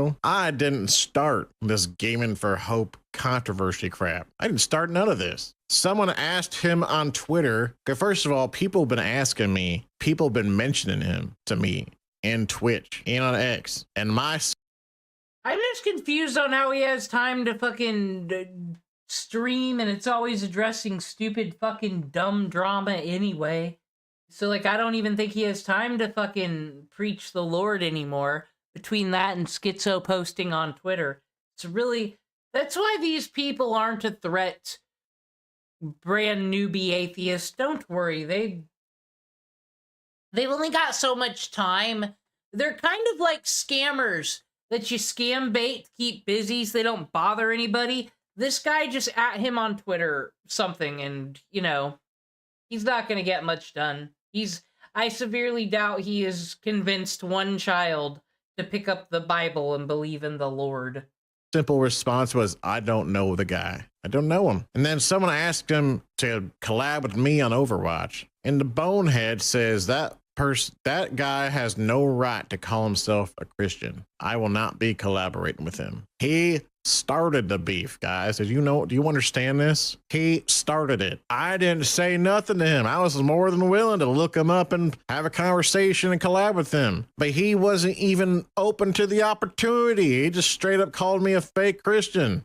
Said I have no right to be calling myself one. I didn't start no beef with Gaming for Hope. He opened up his mouth on X and burned a bridge instantaneously. You come into my chat and tell me ease up off of Gaming for Hope when he's the guy that started the whole thing. So don't come. You do see me going into seriously, he is not worth anybody's fucking time to bitch about on Twitter. You know, those reverends and crazy Christian nationalists I hear so much about. You walk into their church and most of the time, they're just like, man, don't say that about me. They're just lying and spreading weird rumors, that's all. It's cool. They started the beef, actually. Like, this only on the internet. Is it this all fucking day? Well, this and, international politics. his Twitch chat and saying, hey, lay off of me, Gaming for Hope. Do you see me going in there and sending my supporters into his chat and talking smack? No. In fact, it really shows you the character development, the character of his supporters and himself starting this crap into my Twitch chat in the first place. So keep that in mind when you're talking smack in my chat of who started it in the first place. And I ain't going to say no more about it because he started it and I'm finishing it. That's the end. He don't want to collab? Fine. But he ain't no right to tell me that I don't got no right to be a Christian when he's the one preaching the false gospel. He's the one leading people straight to hell with his actually false gospel. Paul warns us to people about them, period. Anyways, let's get back to business. An audio recording also got leaked of the Faithful Sheriff talking about Gaming for Hope by Concrete Drinker, who posted with the caption, "The Sheriff Files leak. A brave whistleblower reveals the Christian streamer The Faithful Sheriff coping about Gaming for Hope in an exclusive sub-only VC hug box, comparing himself to known predator Dr. Disrespect." There's a full 20-minute call linked below this clip, but we'll just play a couple minutes of it here. Yeah, like the Gaming for Hope thing. Known predator Dr. Disrespect, whose secret was known by Anissa Jomha. No big deal. She didn't think anybody would care. Like he commented that about me. He literally started it, so he didn't do anything wrong. He got like I don't know, it's probably up to 5,000, 6,000 likes by now. And people are like, oh, look at all the likes he's got. It's like because he's hopping on the it's popular to hate the Faithful Sheriff bandwagon. And so if you hate on me, you're going to be popular now. So he's like, oh, I'm going to respond like this because I know people will like this if I say this. You know what I mean? It's like, okay. The silver lining to it. Sorry for interrupting, Sheriff, but the silver lining to it all is he's bringing them into your chat and your stream and your videos, and you're like making the ad revenue from it. Like they're coming in and they like they're unintentionally giving you like an income stream. Yeah, you're right. Absolutely. I just say keep doing what you're doing because we like you. It's the same thing with on TikTok. Is I keep posting the videos and like you see the comments and it's like 95% hate comments, but these people are literally paying my bills like that. Yeah. God, here's the fucking con. The idiots that don't make anything entertaining, that are just famous for being lolcows. Like, I mean, this isn't a brony funny. I find this faithful sheriff less entertaining than Herbie Hops, you know? I don't think it's worth it. I don't think this is anything you could go to Thanksgiving and be like, guys, I finally make money off the internet where people mock me and start to fight me on Twitter. Like, I wouldn't even feel good about being one of those Twitter reply guys. The haters are literally paying my bills for me. It's hilarious. And when you look at it from the other end, it's like, hey, guys, thanks for paying my bills for your hate. You know, it's like, appreciate it. I mean, I know this is controversial and some of you may not like this streamer, but Dr. Disrespect was the same, started off the same way. People really hated him for how, like, his character, like, he's playing a character. Obviously, the Faithful Sheriff is a character, but it's a lot of me in the character. Because, like, you know, sometimes... a sheriff in real life? What? Yo, you're talking about a sheriff in real life? Oh, yeah, obviously. But so my point is that he, most of me is in, like, the character of the Faithful Sheriff. The stuff that's not in the character is, like, my mannerisms and stuff, you know what I mean? Like, or that's not me, is some of the mannerisms. Obviously, I'd take them from, you know, other stuff and inspiration and whatnot, you know, comedies I watch or whatever. Anyways, but, like, he was really, and still is hated, but he was really hated to start off. And then he, like, you know, he's been at it for like 10 years, but it started off the same way for him, is people hated his guts. And it was the hate that actually... They still do. What's your point? He exposed his streaming career to other people that actually liked his content. And this is kind of the same thing that's happening to me. Shout out to our tier 3 members, internet representatives Kiko, Sal Sound, Coldest Bandito, Captain Crash Out, Papa Gut, Dear Boy, and the new... Annoying. Oh well. I'm ready to put on, actually, because this is going to be a bit of a grind, but once I'm ready to take on Whitney, we'll go into that. I'm not ready for dragons yet. Pokemon? We know. It's time to hear more about Pokemon, indeed. Is the bad card, so why so much money being spent on here, dude? I don't know why the minimum's that high. Because you're not paying on it. What do you mean? That's what happens. I have been. It stacks. No, you're not. It says no. Hello, my name is Adam. I'm 32. I live in Virginia Beach, Virginia, and this is Magikarp. Let's go. Financial Audit. Thanks for coming down to Austin. What do you do there for a living? In Austin? Oh, in Virginia Beach. Sorry. All right, what, are you working while you're here? What? Yeah, what do you do? I mean, I could be. I work remotely in Virginia Beach. Okay. I work for a company that basically does tech solutions, and I'm pretty much just a software developer. Software developer. Yeah. What are you making? I'm making 107. We're going to rent on a user. So this person is a human piece of garbage. This is what they look like. This is one of those software developers. One of those people that have no interest in making good UI. One of those people that want to put out broken things that need updated and patched later. Could you imagine doing that at your job? Could you imagine, like I said, well, some people do program, but like, I'm sorry, I can't imagine just putting out half a cart of groceries or some shit and saying, this is good, get the next on your next update. Dirty, filthy people. He is the people that make my controller not work. Special place in fucking hell for him. $5 a year right now, but my wages are currently being garnished. Being garnished from who? The government? Is there anyone else? Okay. I'm assuming for taxes. Yeah. What are we not paying? And what is up with it? Why is everyone on the show obsessed with, like, hey, there's taxes to pay? Let me not. Well, wait, is it taxes? 'Cause it could be student loans too. No, it's taxes. Oh, it's taxes on my Honda CRV. What? You're being garnished for taxes on your Honda? Yeah, I kind of. Well, I've actually never even heard of that, honestly. Well, property taxes. That one I've heard of. Yeah, it's property taxes on the Honda. So, yeah. Okay. Yeah. It's interesting. How much was owed, and why didn't you pay it? So I think it's about 2 years. I think it's totals about $1,250. And why did $1,250? $1,250.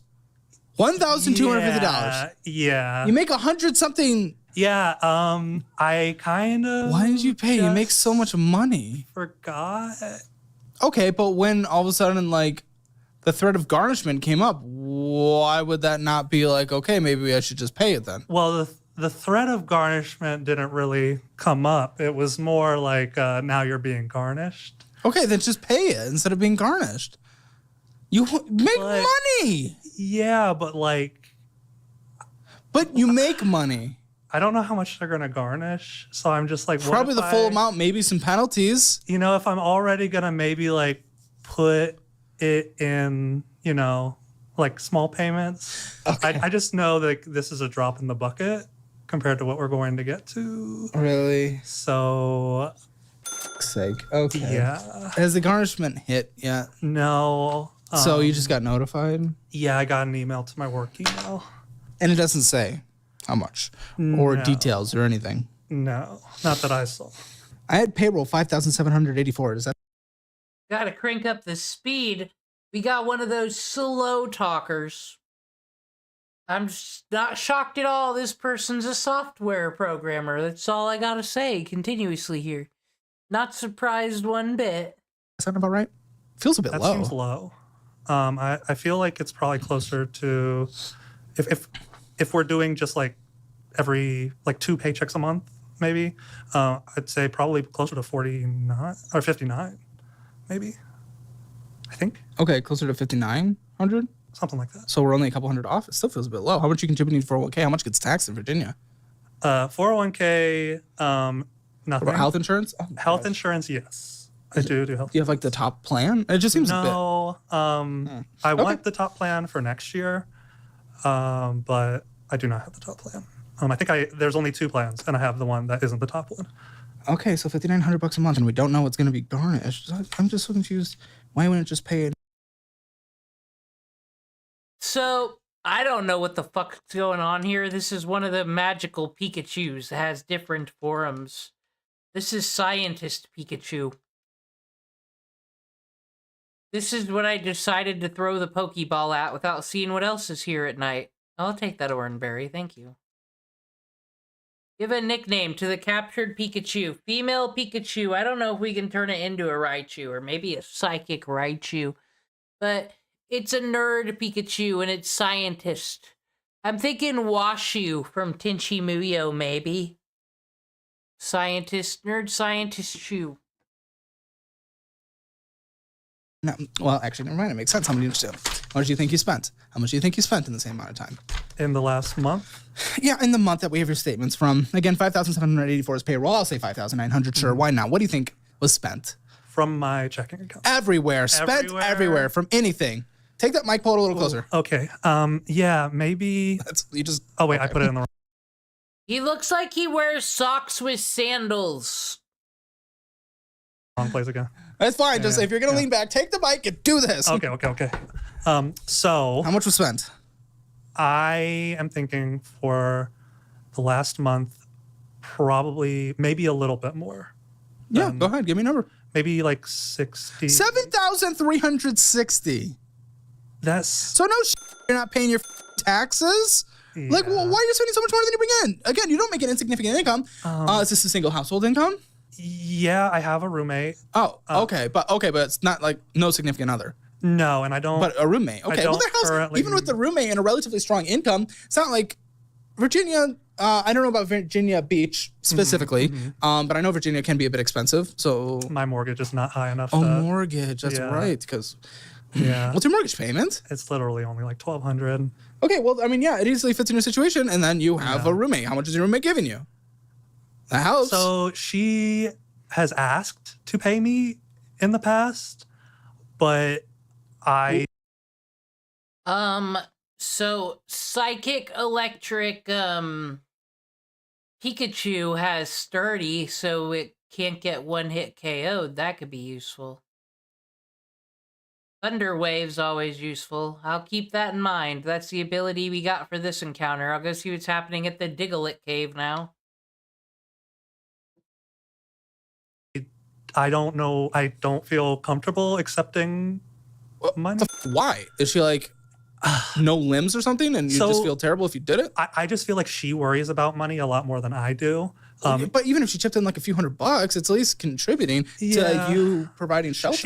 She has like medical debt or like medical school loans. Oh, and so like she's gonna make money. She is if she's not dumb, but she's not yet. Well, okay. Well, honestly, that's your choice if you want to. That is fine. It's your place. Do whatever you want. But $1,500 more than spent. Yeah. And then she's like pestered me about it. So well, then let her pay, dude. What are you? Yeah, it's not. You guys aren't weird, are you? No. Not getting like weird rent. No. She's just been my friend since I was like 12. So Oh, she's been your friend since 12. How long have you guys lived together? How long has she lived with you? Off. I mean, yeah. On and off, 2 or 3 years. Like she stayed with me for over a year when she was studying for her step exams for medical. How much does she want to pay you? Different numbers have come up. Median. So she's mentioned 500, and then I've been like, I don't know if I could see myself charging her over 100. Over 100? I just feel like she's in medical school right now. But a nice guy, it seems. 500 seems reasonable for rent, unless does he live in a fucking neckbeard nest? Is there like piss containers everywhere? And it's like, since I charge you less than 100, you don't get to complain about it. I don't know. I'm gonna see if I can catch a Cedra. Yeah. So she's probably not earning. No, anything. she's not in medical school. She's actually first-year resident. So she's making money. It's not substantial, but she's making money. But she like wants to pay off her credit card. I don't give a what you guys do. I don't care. Yeah. This is pointless. But like, if she's offering and your finances are like, it's not you demanding. She's offering. It's different. I just have like a really hard time. You guys don't have any weird relationship? No. I'm actually. You're not deeply in love. I'm actually aro ace, so it's not. You're gonna have to explain that for me. Aromantic, asexual. I am not interested in by any stretch. Okay, shout out to him for being arrow ace. But my question is, if you so don't care about sexuality, gender, attractiveness in others, why are you so afraid of being judged by them then? What is going to happen if you charge more than $100 to your friend? Okay. Except for her, right? Well, especially her. No. Jokes. Yeah. I just have like a really hard time when I know that people are worrying about finances, accepting any money from them. So like I had a dinner with her medical resident friends, who are like my friends now too. But basically at the end of the dinner, they tried to like split checks and stuff. And it seemed like it was going to be like, stressful. And they have a ton of medical debt. I mean, yeah. So I ended up just like paying for everybody. And that's something. Are you easily guilt tripped and manipulated? And they don't. But my issue. Don't try to. Yeah, they didn't. But in general, are you though? Historically, not the greatest. The thing is I'm good with the warm heart. Totally good. Totally good. You spent $1,500 more than you brought in your. I got a female Cedra. I don't know what her ability is yet, but dragon type, useful. Dragon type that has some oomph, because these little baby ones takes them a minute. If he's not aerial ace, I give no shit. Now that's a funny name.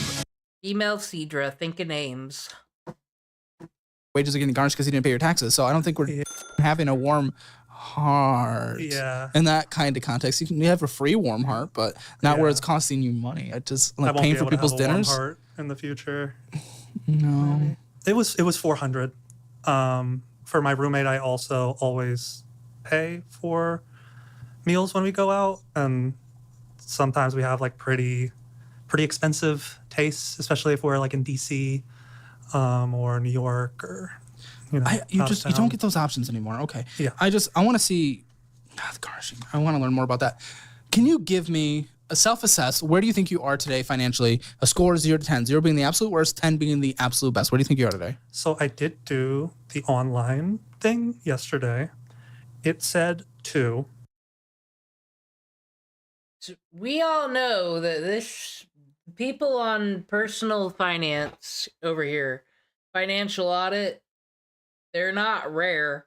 We all know these people. We've been these people. We work with them.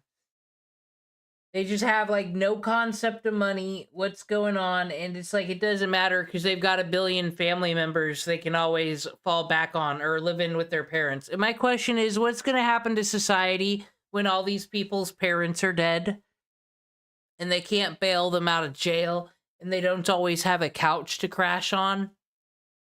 By then, though, is Gen Z going to be out here arguing in Congress when they're all future state senators? Hey, we need to make it against the law to be poor. That's all. But or no, it said 1. Sorry, but I feel like probably closer to a 3 because I think I have options maybe, and I do make like a decent amount of money. In the grand scheme of things, okay, like what? Like options. I think you're but I think you're conceptual to the sense of money as well. I used to be really good. I really was. A few years ago, I went on a medical leave of absence from my work due to like really bad depression. Okay. And at the time, I had probably about $16,000 in my savings. I was paying everything off perfectly on time. I wasn't budgeting. I wasn't like contributing to like a 401k or anything, but I was doing much better. But following that medical leave of absence, I was just like kind of throwing everything at the wall to see what stick as far as like things to get me out of the depression. If you're ace, what is there to be depressed about? You don't want to fuck anybody, so you really don't have to work on anything in all those regards, right? So you gotta max out everything else on your spec sheet? Why are you depressed? Depression. Okay, well, all right. And I spent a lot of money on. Is that where the debt is? Or that's where a lot of the debt came from. Okay, if you guys want your Hammer financial score, it's free. Link in the description below. And if you want to come on the show, you're in Austin, Texas. You know, like Weird Al over here. You can, CalebHammer.com/apply. It's exciting times. All right, let's get into it. Yeah, let's get into the money. Let's figure out. How long would you say you've been in debt? 32 years old. How long have we been in this situation? Probably the past 1.5 years. This is a lot of debt for 1.5 years, especially for someone that makes so much money. I accrued a lot. I will say. Will you? Well, I will, if it's okay. Oh, please. So I did get a raise. Congratulations! That got me up to 107. And where were you? I was at like 91. That's still incredible. Median household income in the United States is what, 65, something like that? Yeah. Come on. Yeah. Come on. It's just you. I know. It's just you. Yeah. $5,518.88 on the Capital One Quicksilver card. With $181 minimum monthly payment. Yeah. Not insignificant. No. So this will always get me, man. I really don't get it. You probably want to pay off this card, right? Yeah. Okay. If you want to pay it off, why are we purchasing on a card that is accruing interest that you are not paying off? I will never understand that, especially for someone that has strong income and can spend their money with a pretty low mortgage for their income. I feel like the Capital One cards, they're both Quicksilver, by the way. I feel like I haven't spent that much on. Why would you spend a cent? Yeah. $126.54 of interest was accruing. You spent $58. Yeah. Your balance went from $5,526 only down $8. $8, even though you put $184 to it and had other credits of almost $10. Yet only $8 actually went towards it net because you're spending. So I don't care. Seedra's ability is Stench, which repels wild Pokemon. That's not helpful to me in the slightest, and it's a pure water type. I thought it was Dragon for some reason, but if I get one of those Dragon things, I can evolve it. It's a lot of money. Why put money towards it at all in terms of spending? I think I've had like some subscriptions maybe on it. Okay, cancel the damn subscriptions. I think I have gotten rid of some of Tokyo, them. Japan. Wait, what was that? Oh, you know what? That may have been a $550 purchase. Well, exchange rate. Is this? Wait, what year is this? August 2024. Is that financed though? Is that a purchase that's financed? 500. Then we have Fan Box Tokyo, Japan. Oh, okay. If it's just like smaller payments, for the Fan Box stuff, that was like art tutorials. I think there's also Patreon, which is like Japanese. Yep, there's a Patreon. You're not subscribing to our post show, which is the same amount of money with much more value. I thought about it. No, but please don't. You can't. Your situation's stupid. I'll punch you in the face. Well, I didn't because of that. Yes, but even still, 1,450. Oh, is that yen? Yeah, because it has the U.S. dollar mark. That's why. Okay. Whew.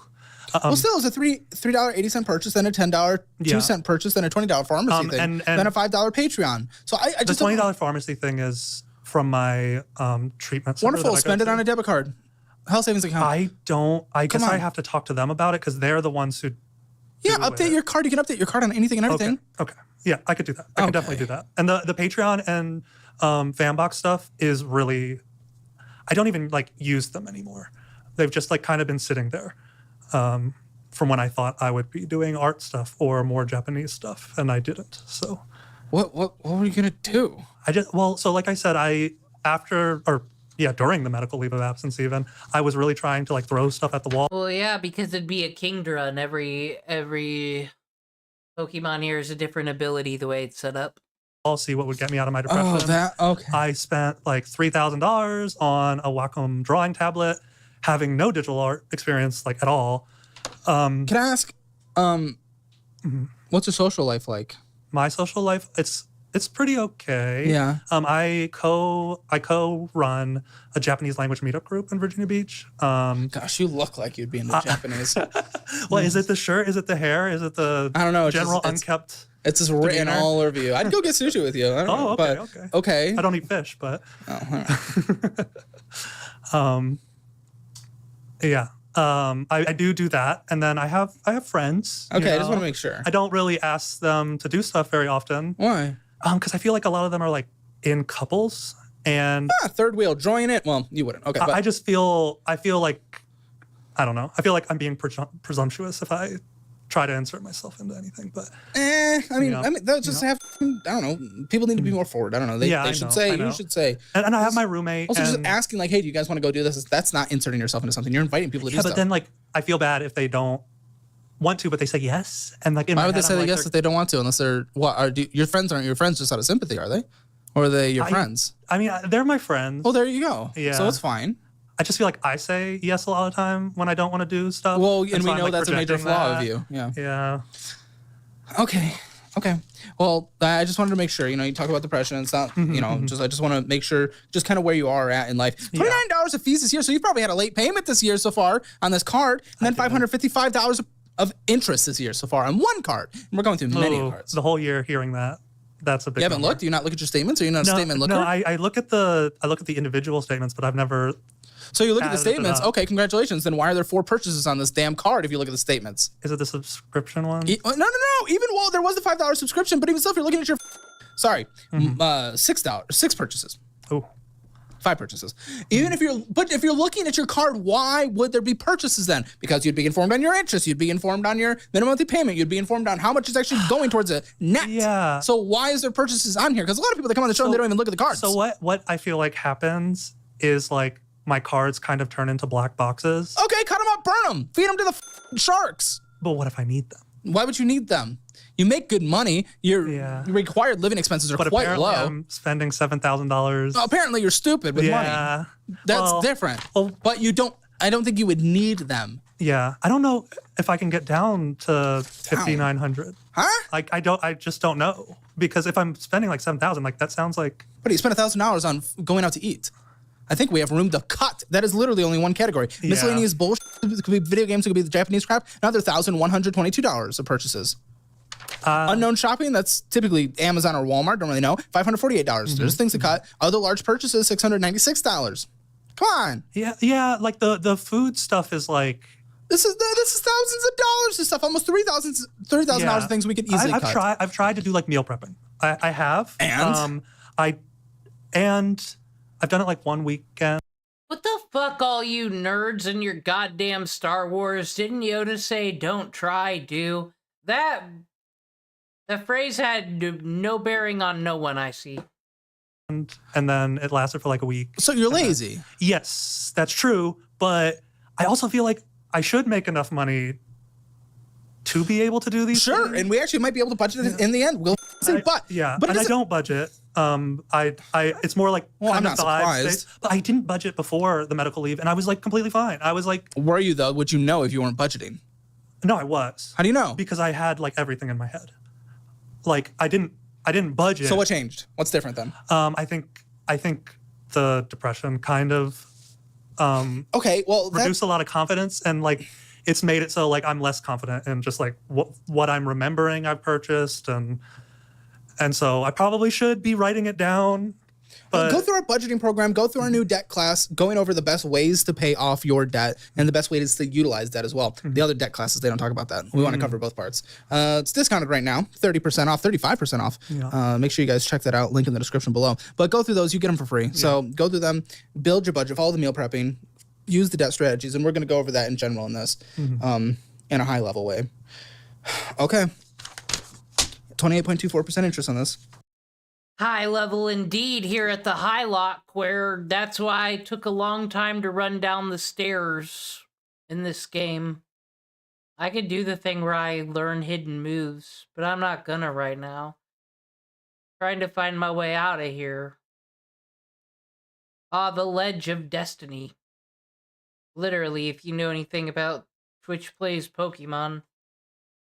Yeah, I think both of them are around 28. Installment loan. $20,000 for what? You're right. You probably could go do that because of the money you make. Doesn't matter though, because you have $20,000 loan on just what? On what? What is this for? What? It's my Honda CRV. This is your car. Yeah. And I feel like it's probably worth more than that. Because it actually is. It's worth $7,000 more. I don't really drive it a ton. We might utilize that equity position at the end of this. Like it's going to be inconvenient, but right now, what's the interest rate on this? For that one, it's I think around 4 points. It's not too bad. $533 minimum monthly payment and 42 cents. Okay. Yeah. Yeah. You have an equity position in the car. Would I like take out another loan? No. Oh. We'll talk about it at the end. We'll figure out what we want to do. Yeah. What is this? A Navy Federal. So we have a credit card with Navy Federal. Yeah. They gave me a very high, at least by my estimate, credit limit.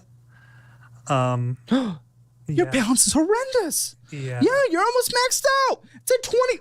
This card's insane. $23,720.59. The minimum monthly payment is almost as much as your car payment. Yeah. $449.62. This is insane. Yeah, it's got lower interest than the. But this is why you're purchasing $1,669 on there. Why? This is the bad card. We know this is the bad card. So why so much money being spent on here, dude? Why? So I use it, or I have used it for all of my medical stuff. Oh, a Navy Federal credit card? We're not even negotiating with the hospitals for a payment plan? Well, even a personal loan at like 10 or 12%? Why not? It's not really hospitals. It's like psych offices and Is therapy. that the SPRAVATO? Spravato, yeah. Okay. Which I think I should be able to stop. What's your health insurance like? Have you not hit your deductible this year yet? I hit my deductible. That's what it's not. Yeah, it's very. No, you. Oh, come on! Shut up! That's not even true. You got some stupid Little and pizza and hot pot and honey. Yeah, I said historically. You're historic. Historically, I'm getting by the statement. Yeah. Honest Pastures Rate Aid. This is a historically high credit card. $23,000.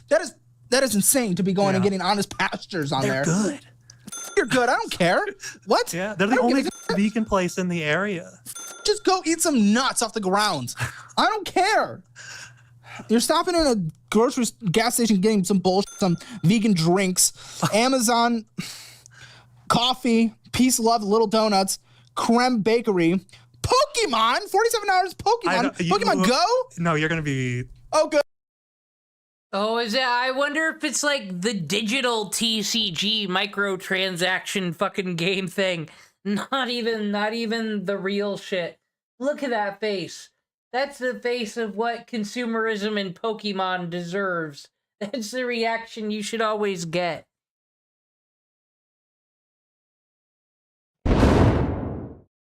Look at that.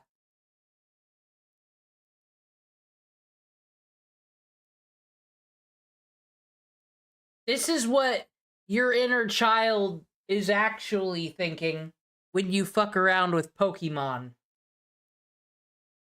Because when you were young, sure you did it. You loved Pokemon and all that. That's cool. But a part of you was like, I can't wait to be an adult and go to business at work. How dare you? Good. Yeah, let's ruin our life and make a credit card go all the way to the top of the limit at 25,000. It might What? be better if it was What? Pokemon Go. What? It's Pokemon Sleep. I've never heard of that in my life. It's gotten me to sleep. Consistently. I sleep. What my is sleep it? schedule- Pokemon Sleep. Didn't see that coming. Explain. Just explain. Basically, it's a sleep partner app. So when you're sleeping, you have it on. It tracks your sleep, and depending on how you slept in the morning, you get to catch Pokemon, and they join your team, and they help feed your Snorlax, and it's just like, yeah, I know, it's a great concept. Is it? Yeah. It really did help me sleep. What? Because it's forcing you. This sounds fun, but like fun for if you had one of those Pokewalkers and that was a smartwatch or some shit. I think they did make a Pokemon Go smartwatch. They should just combine it with that. Seems like a cool concept, but not fucking however much he spent on it. To lay in bed? Yeah, because it's like if I don't go to bed at 10:30, Pikachu's not going to be very happy with me now, is he? Gamified going to sleep at a certain time. Is there any cruelty Nintendo won't seep to? Oh boy. Yeah.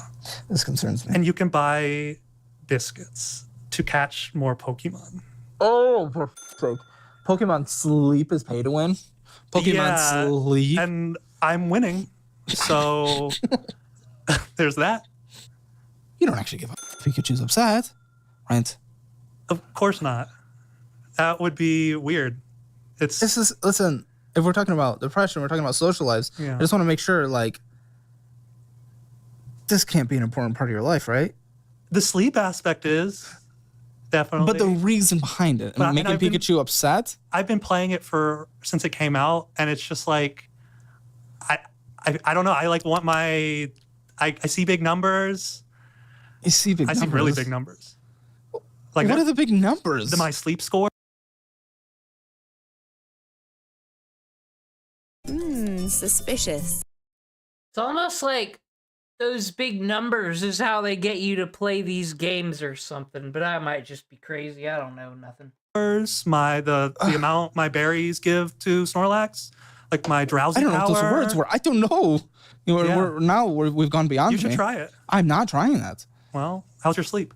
I think it's okay. Maybe less good after this. I hope not. Why? Because that's. What are you like cursing me or something? Dropping What are you in trying? buckets. So. Huh? It's a good game. It's a good app. That's all I'm saying. Listen, if it's helping you sleep, I'm good with it. I just want to make sure, like, you actually you're not treating them like sentient beings. No. That matter. No. They are cute, but, And also, why are you spending $47 on it? This is to help you sleep. There was an event. A sleep event? Yeah. Happens every night. Not for me, it doesn't. I'm sorry to hear that. That's well, it's gotten better. I've started taking stuff for it. But, Suicune came out. And it costs a lot of biscuits. You spent $500 this month on this, I'm being told. This month? No. Over time, more than that. But this month, no. Or in a month, you've spent $500 before, previously. Oh, in a month, yeah. That's true. That's crazy, That was mostly when it came out. Buddy, you are spending $1,500 more than you make. You have horrendous debt, even though you make substantial income. I know. This is bad. It is like when I see all of the debt, I'm like the big numbers. Yeah, all the big numbers, but like the bad big numbers, not the good ones, like I have. in You Pokemon have Sleep. both. Well, in Pokemon Sleep, it's like You should probably tell what's Pikachu how $47? What's $47 relative to $23,000 on a credit card? Being added to that, well, no, you were at like 21, 22,000. Now you're at 23,000. It's like, He's not listening. the way I'm thinking about it, and this is definitely not a great way to think about it, but I'm definitely thinking about it this way, is relative to the amount of interest I'm already paying, $47 on So have you given 23% up? interest. No, I just feel like I am. He's using the phrase "I feel like" a bit too. It's like it doesn't matter. That's the problem with opening everything with "I feel like." It's parentheses, doesn't matter, and has no basis or anything real. All these is why, like I said, I've said it a billion times now. I've changed my anti-religious ways because everyone has it in them.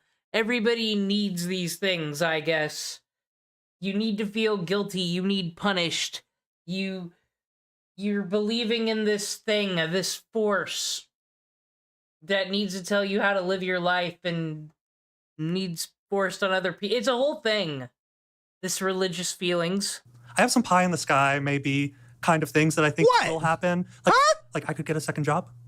That's pie in the sky, but also that doesn't fix anything. That doesn't fix anything. It's your behavior. You get more money, you'll just spend double. Well, no, part of me is like hoping like, oh, if I get stuff down, I'll go kind of back to the responsibler.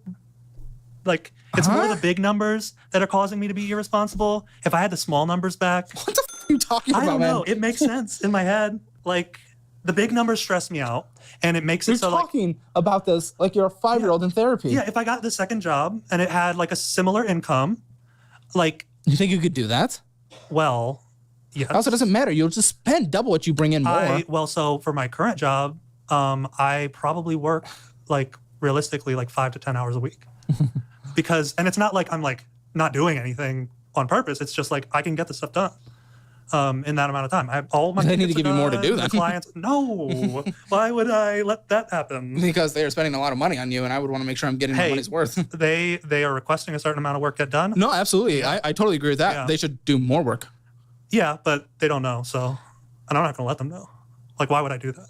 Like, other developers are working the same hours. I don't really care. I don't care. It's just if Hey! Software engineers! So this is how it be, is it? Y'all hearing this? He gets paid this salary, and he works like really just 5 hours a week. Because he just gets it done, all that was asked of him. Why don't they ask the guy who gets his work done in 5 hours a week to, I don't know, do some testing and fix some shit? Or is that too much? I was the owner of the business, like they're probably paying a lot of people a lot of money when you could probably cut that in half. They're getting paid a lot of money by these contracts. Through these contracts, I mean. Well, no, but okay. I don't really care. Coffee? No, you already did that. I never drink coffee. Okay, but yeah, but you went to a place with coffee in the name. Oh. McDonald's, real good. Yeah. Vegan. I'm not vegan. I'm vegetarian. I get the breakfast sandwiches only. Yeah, historically don't have any meat on them. Yeah, the egg and cheese biscuit? Oh, egg. That's veggies can have eggs. Okay. Yeah, it's vegetarian. Okay. Yeah. And then Webtoon. We're webtuning. You spent $1,669 on this card. I think Spravado's up there. And my... Huh? What did you just say? What? Spravato, the treatment. Once a week I get a treatment done, but I think I'm going to be What's a treatment? Well, basically... It sounds very weird it's like, the way you're saying it. Oh, you're doing that. No, Oh, he's paying out of pocket. Okay, so I guess all the other therapies and all these other things he's paying out of pocket for doesn't work. We're doing that drug that I guess needs blurred out for ketamine. Think ketamine's gonna fix this one? Kind of. It's I guess. I don't quite know the difference, but it's a nasal spray. You go there, they observe you for 2 hours while you're basically like. Is that why you're wheezy? Okay. Maybe. But I've talked to Is it helping you? Not at all. And I've done like 25 sessions and I've talked to I've talked to my prescriber and I think he's okay with me not doing it anymore. So definitely a pro if you got to 25. And that would be like $600 a month. Okay. Probably. Because of Uber. Does it feel good? What does it feel like? It depends. Sometimes I feel like very little. Sometimes I have like really creepy, like, I don't know, stories I play feel out. this conversation in my toes. I don't want to. Sometimes it's nice, you know? Okay. Amazon Chase. Yeah. I don't think I spend that much on that anymore either. It doesn't matter if it's that much. You're still spending on it. Yeah. So it doesn't matter. Well, but it's like... Oh, shut your... Isn't progress progress? Huh? Isn't progress It's $20 of progress, even though you put $174 towards it. Only $20 of progress because you're purchasing, and there's interest. You're purchasing on a card that there is interest that you're not able to fully pay off. So I don't know what the you're talking about. It's like I got to get there, you know? I can't, like, it's like quitting cold turkey is not easy. Buddy, even if the spending was translated to your debit card, that's different. You're spending on a card that is accruing interest. I'd still be upset at that. Don't get me wrong. Yeah, no, it's true. Yeah, but it's like, what but if it's small amounts, what's it doing to the interest really? Here, I'll tell you this. You little 18 years without you. My boy, I bat speed. He's evolving to a big mouth Golbat with poison skills. Hopefully will be useful against that Whitney, who's not a normal type gym leader. I guess we do fairy types now around here. Please have a good ability. Oh, we got another one.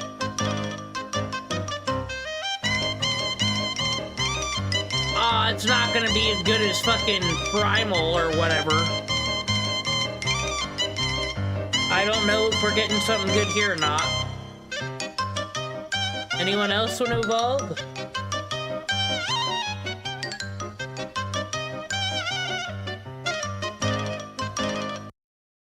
Alright, let's see. Blue light. Stakeout. Doubles damage if foe switches out. That wouldn't be bad.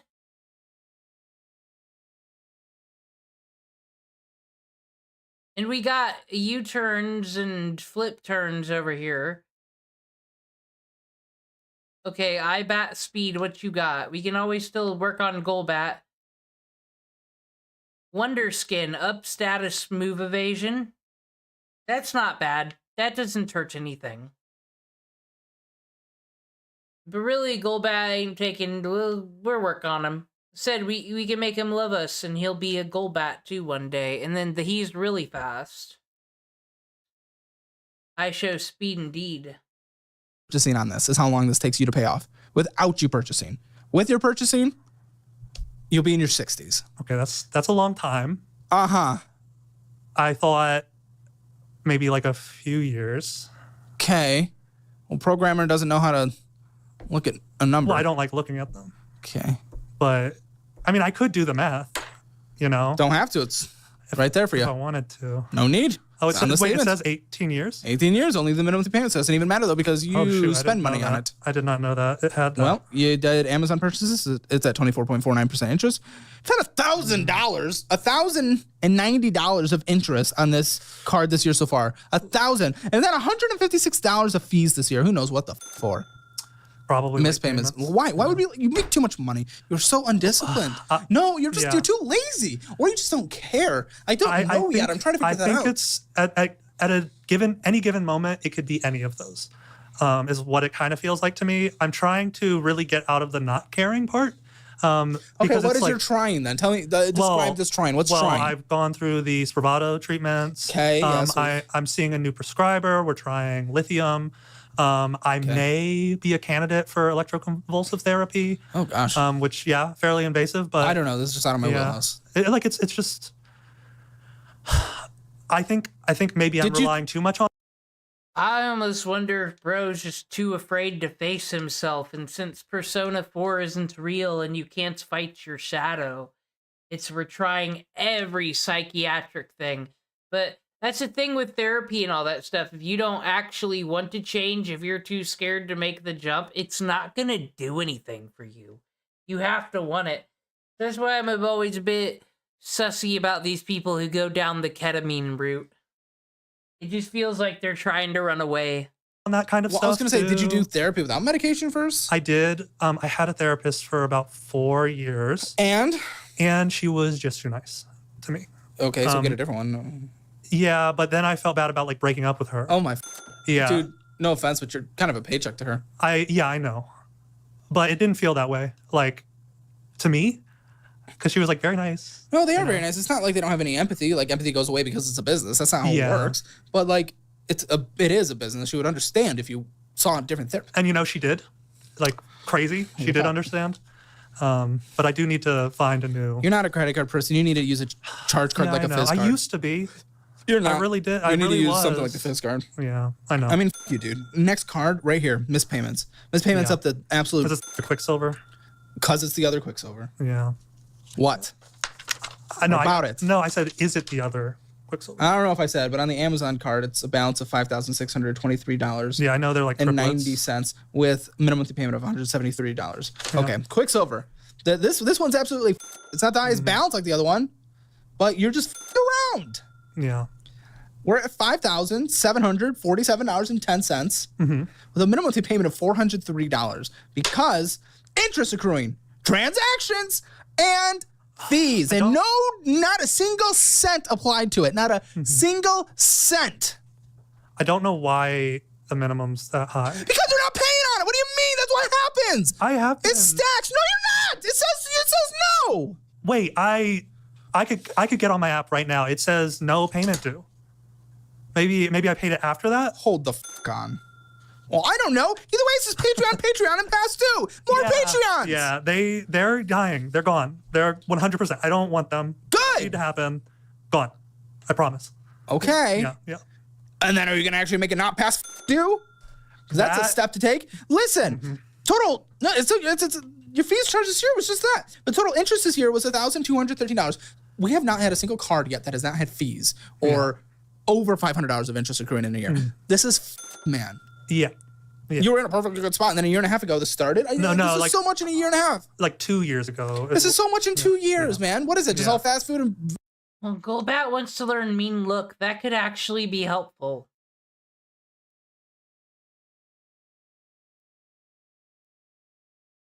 Could get rid of Bite. Flinch is also helpful.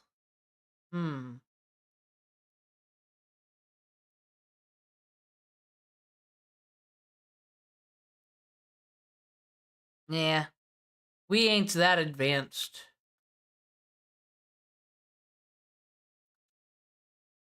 Japanese bull. Yeah. A lot of it is food, probably. Well, $1,000 spent going out to eat this last month. Yeah, I'm not surprised. Yeah. I mean, I feel like every guest says this, but food's really good. And it's Food is really good. hard to. It is. It gives you all the dopamine. It's like, floods your brain. Absolutely. But, die under a bridge. That's your choice. Yeah. I mean, last night I was going to get pizza, but then I thought of you. So I didn't. But now I'm going to get pizza today. So. You shouldn't need the approval of a fucking finance YouTuber. Even if you are going on a show. That's not how life should work. You just seem to be a brain complete without purpose. He needs to get in one of those Dom relationships. That's what he needs. Yeah. Maybe I won't. Maybe I won't do that. I won't do that. Maybe. I will say, so I really tried to figure out I thought, okay, if I figure out the depression, so I was spending $275. You're getting every medication known to man in treatment. So yeah, I know. I don't know what you're doing. But at the time, I was spending $275 a week on a prescriber. The fact that we're calling them a prescriber and not a doctor or psychiatrist is telling me all I need to know. Yeah, because it's a nurse practitioner. Oh, okay. Well, even still. No, it's not like the seller off the Well, when corner. you call them a prescriber, that's what it's... No. Nothing illicit, as far as I know. I tried to take a university class for Japanese, thinking maybe Japanese will be... Our number one fan, Aubrey, is evolving! Don't go through DemonCringe boot camp. This could have been me in another life. We're all 5 decisions away from being these people. Aubrey's evolved into Lola Bunny. Trying to learn return. No, if it were priority, maybe. Alright.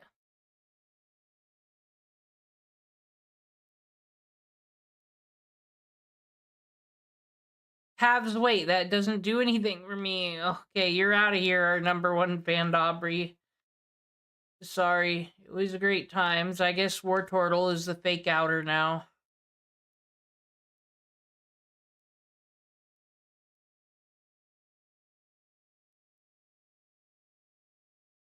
Gladiatoria. I mean, Saber's not bad. You put Maggie in, though. Fucking Psychic Pikachu. How can we go wrong there?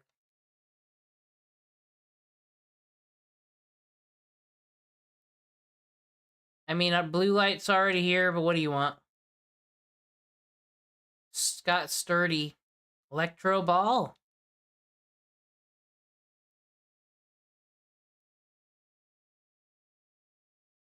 Test it out.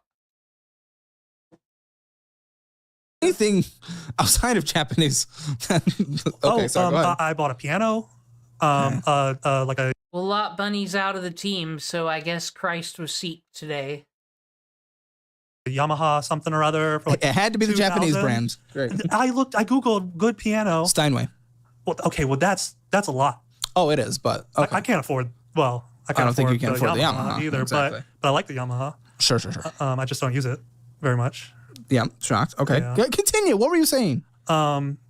Basically, like I've tried a lot of things. It's not like I thought that these things would be investments in a better me. You're trying to buy your way out of depression. I don't think that's how it works, buddy. I've tried People to buy can my get way instant copes. out of a lot of things. People can get instant copes. Either that's the eating out or it's the going for a shopping spree. You can get the instant copes, but it's not a long-term success thing. Man. Well, it's like I thought that those individual purchases would be like. You think they're going to add up like a time life, like the individual purchase. Like I will get so enthralled by the piano that like I'll have found the way forward. Okay, well, I don't think it works for anyone like that. So I don't know. I know that now. Yeah.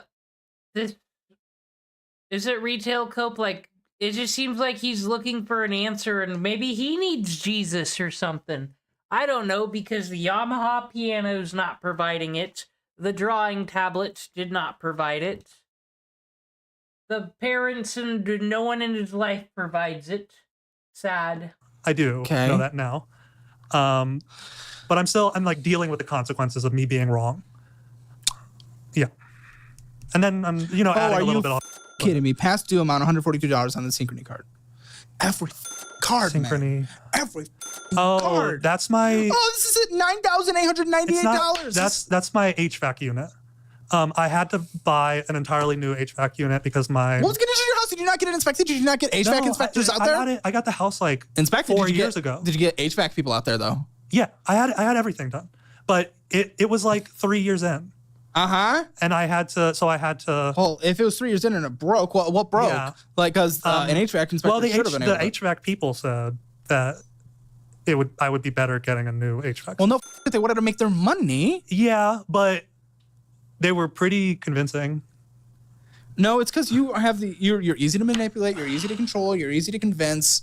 Yeah. Except for if I try to manipulate you to get out of debt. No, you're manipulating me. I'm feeling manipulated. I promise. I hope so.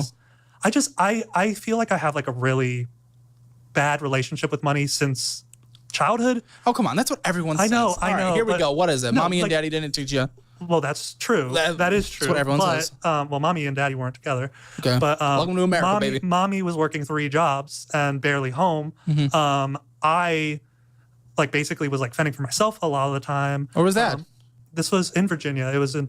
They live separate. Yeah, like my father didn't want to pay child support, and so he left the country for a long time. Yeah, and when he came back after my mom when I was like 19. My mom dropped the child support stuff, and then he came back to the country and like just bought apartments cash, and so it was like really. It's not okay. Sure. Yeah, but when I was growing up, single mom working. 3 jobs, barely ever saw her. It was me and my sister. I had like a complex because a lot, like friends would want me to go out with them. Of course. I would say no, but then they'd be like, no, you should come out with us. We'll pay for you. Well, there you go. Their parents would pay for you. And now that I'm older, the idea of that, someone paying for me and like other people having to pay for stuff when they are, downtrodden, it like... Were they downtrodden? It feels like they are. But it's kind of weird if this is all true, because, yeah, boohoo, textbook American backstory. Because if it all is true, right, just the depression to get all these things, and he really has this attitude of, I can't stand for people to pay for me because that was my sad life in the past. But you still have all the credit card debt of all the same entitled people that believe they need the credit cards because they deserve everything. You are no hero here. Downtrodden. Listen, you weren't begging Relative. for it. It is different than other people. Other people offering is not a bad thing. Unless, I just of course, feel like you're being enabled. I'm supposed to be doing well, and I'm not. Well, and like there's yes, like a but cognitive via your dissonance. choices. Yeah, I know. There's a cognitive dissonance there that is like really making it hard. Well, sure, if you were taking from money now, but when you were a kid, when your mom didn't have much to give, and other friends wanted to go out and they were able to cover, that's different than right now. If people were paying for you, that's completely different. Yeah, but now I pay for them. Yeah, because I know what you it feels can't. like. Yeah, but they be on probably the could other afford side. it. You can't. They probably could have, technically. And not always, though. Like, I know some before. people... Okay. Oh, okay. Yeah, they could. I see. I see what Listen, you're saying. you had $35 of fees because there's a missed payment, but you've had $105 of fees this year so far. Yeah. So you've probably missed payment 3-4 times. So great. Probably. Okay, $746 of interest accruing on this card this year. Wonderful, wonderful, wonderful. No payment applied, of course. So you owe a total of $319, even though the minimum monthly payment is $142.36. Total balance $9,898, which is absolutely insane, and 36 cents. Fees charged, interest charged. Totally. It's just these are statements in finances of someone who's just given up. There is no effort in here. There is no trying. There is not even a single inkling of discipline. Yeah. This is someone who's just given up. And at a certain point, when someone gives up, that's a harder conversation. It's a harder conversation than doing a wake-up call. Someone realizes their situation is worse than they thought before they came in. But when someone has given up, what can you do with that? That's difficult. That's something I can't convince you to not give up. We can talk about goals. We can talk about aspirations, and that might help. I don't want to like say the cliche, but like the reason I came here. I'm not a magic pill, my boy. I know. But, and I'm trying not to treat it that way. I promise. But I was legitimately excited to talk about finances. No, sure. And that's something that happens a lot for me. So I really feel like this is something that... This guy over here is not winning. Caleb Hammer is. That's where we're at. That's important to me. Well, you want to know something exciting? The interest you've lost this year so far probably in these cards is close to, I'm going to say $4,000. Put that, it's basic stuff, but, that could have made $400 on average this year. If this was just an average year, the S&P 500 has done a lot better. But if I open up my brokerage in Moo, okay, cool, buy some S&P 500, you could have made that money. Yeah. Yeah. And I but instead, it's all just lost interest. Yeah. Yeah, I know. Okay. I want to get into, avenues of being able to create savings and stuff like that. Yeah. But I guess it's probably not possible right now. I don't know. It probably just doesn't make sense right now because your interest rates are nearing the 30% mark. Yeah. So it's just like, what savings are you going to do that's going to beat that? I do have some kind of costly things coming up that I don't think you're going to be happy about either. I have some trips that I committed to. What's committed and what trips? What are you talking about? Okay, so I have a few trips. So Philly, December 1st. I have an exam. Disgusting. They should be paying you to go there. That I'm taking. Okay, So well that's different. That's different. okay. That being said, I'm staying longer than I needed Exam to. for what though? Japanese. I'm sorry. I'm sorry. We are.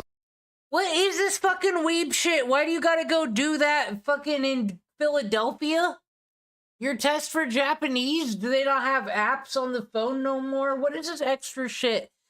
So we're at the point where we take our exam in Philadelphia for Japanese, do we? But it doesn't seem this person is very happy. It doesn't seem it fixed their problems. Neither did the ketamine. So what do? already won. Okay, wait. We won 80 years ago. I have well, true. I have another. Well, we're losing now. No, we're not. Japan's been stagnant since the 80s. Their economy literally hasn't grown since the 80s. Not economically. What are they winning at? They poisoned an entire generation. We're winning at birth rate. We're winning at economics. They're winning at, how long you stay alive. But guess what? Their entire country is that age. Video games are really good though. Yeah, I think we do pretty okay too.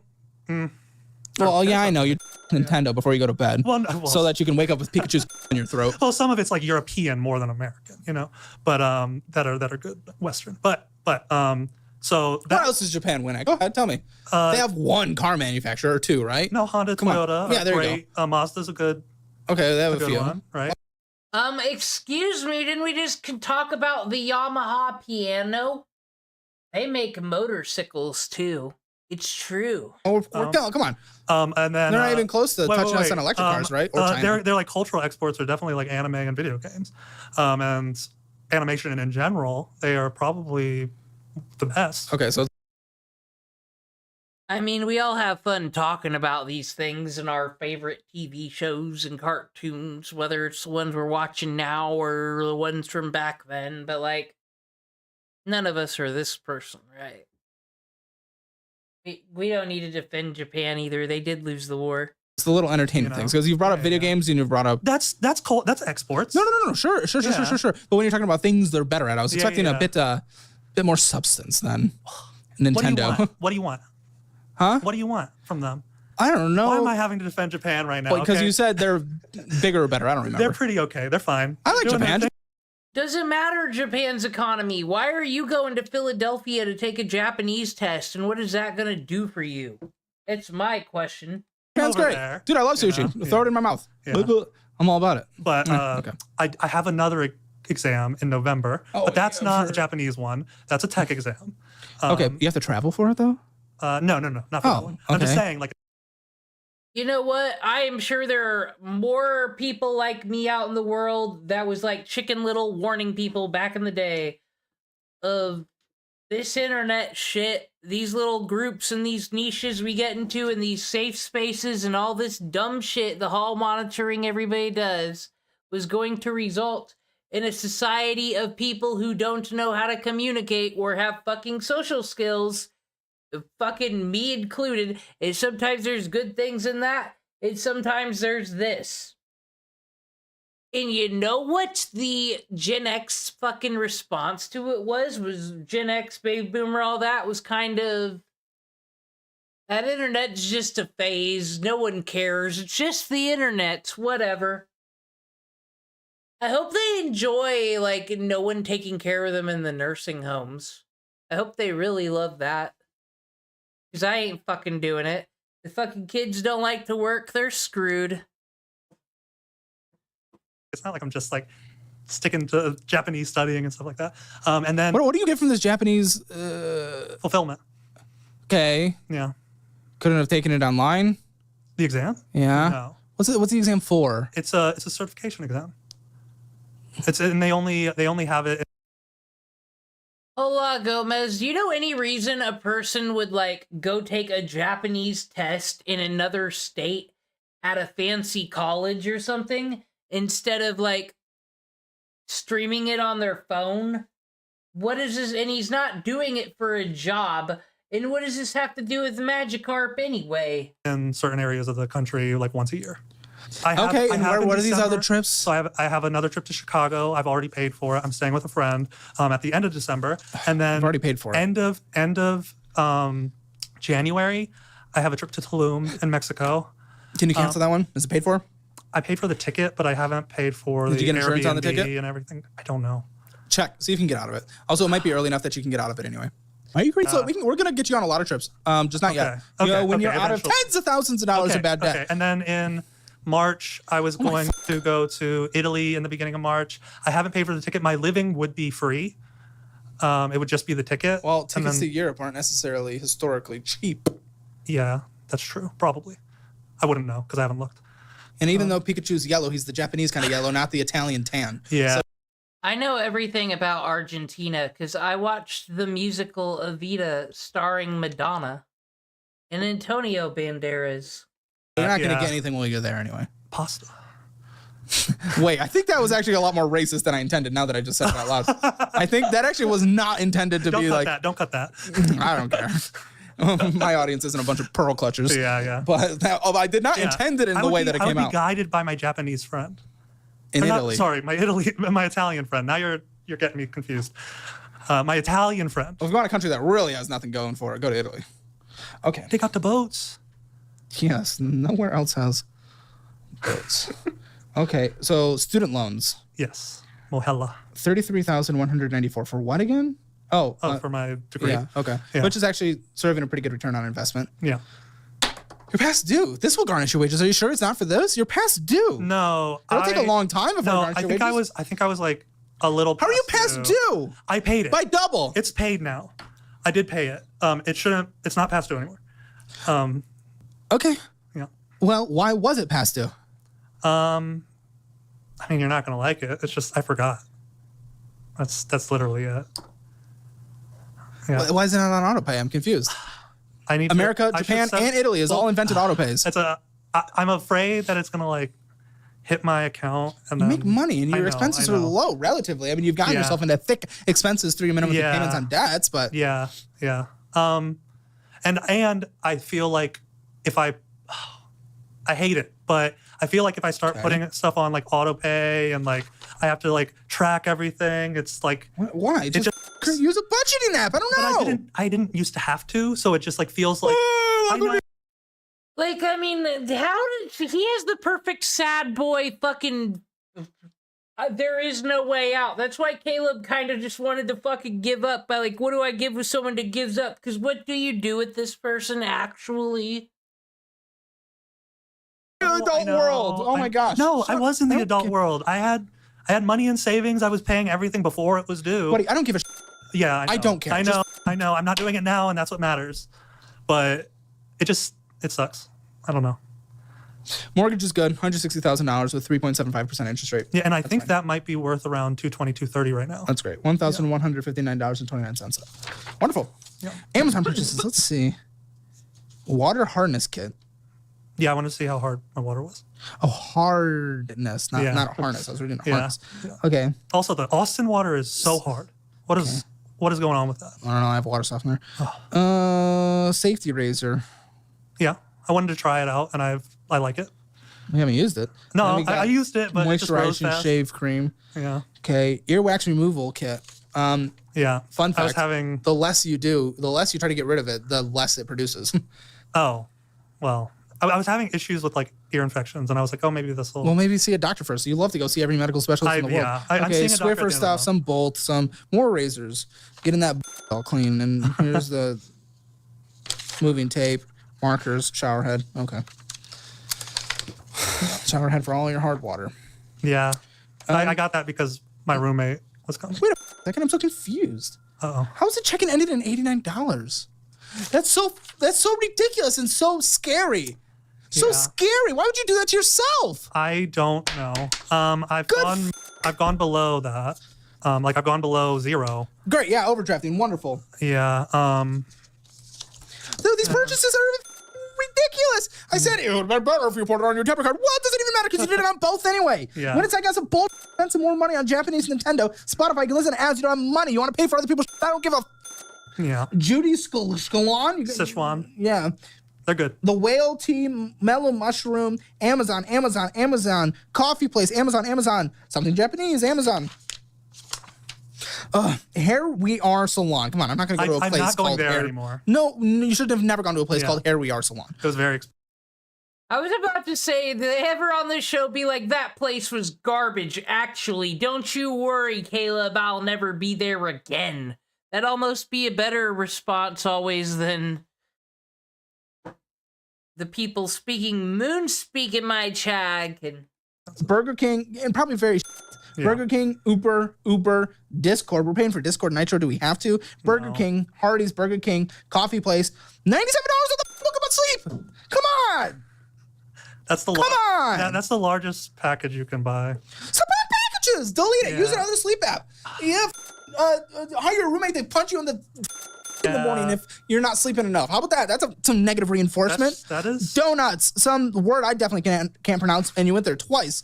Netflix, Taco Bell, Hulu, First Watch, slice of something, Crunchyroll. That makes sense. Uber, more Pokemon, $10, Crunchyroll. I don't pay for my Crunchyroll. Well, you sure do. You should probably cancel it and maybe look at your state. Fake anime fan. You don't fucking, you're not on kissanime.com or whatever. Why the fuck are you paying? You're paying a Crunchyroll subscription. Oh. Payments here and there. Yeah. Uber Eats, or not Uber Eats, Uber, ATM withdrawal. And more Nintendo. Yeah. You're not even using this app. This app is using you. Good death. Yeah. Yeah, I think. Any balance in our savings, $5. Overdraft fees, $58 this year so far. Great. Yeah. Great. Yeah. Great. I think I would have to stop playing it to stop playing it. Stop Listen, spending. get into bed at the same time because the only thing is you're just afraid that Pikachu's not gonna, stroke your in the morning because you didn't get enough sleep. Yeah, that would be but rough. it's not actually improving your sleep health, right? You're just going to bed at a proper time, right? No, it is. Well, how does your brain know that you want to do? If I think about going to sleep more, I sleep worse. How's that working? I mean, I go to bed at the same time, which over time has corrected my wake up times as well. I mean, it doesn't happen immediately. But you need the app to do that. Set a timer. Well, I already have it technically. Huh? I already have the ability to sleep at the correct time. That's what I'm saying. I've gotten that from the app, so no, I don't technically need the app. Delete it. You do not need to be paying for Pikachu's job. I'll delete it today. I will. Okay. Income 5,900. But will he? How badly does he really want to change? I'm in chat. I see you all. Mortgage 1,159. What about your utilities altogether added up? Utilities altogether added up, I would take the mic. Oh, sorry. Move it to you. Don't move to the mic because you always move away. Take the mic, move it to you. Sorry about that. Utilities all added up, including like internet, maybe like 400. Car insurance? Like 100. Gas, vroom, drive. I barely drive, so maybe like $10 a month. Are you sure you On go and average. do things? I have social interactions because I need you to. Well, so I go to the library, and the library is quite close to me, and that's where you guys hang? Yeah, and karaoke I can walk to. It's like so close to You my live in a place. walkable area? Nice. Not at all, but I can walk to the karaoke place. That's good. Yeah. That is one thing I've thought about is getting rid of the car. Just go to karaoke and stop learning the fucking kanji. I'm sorry.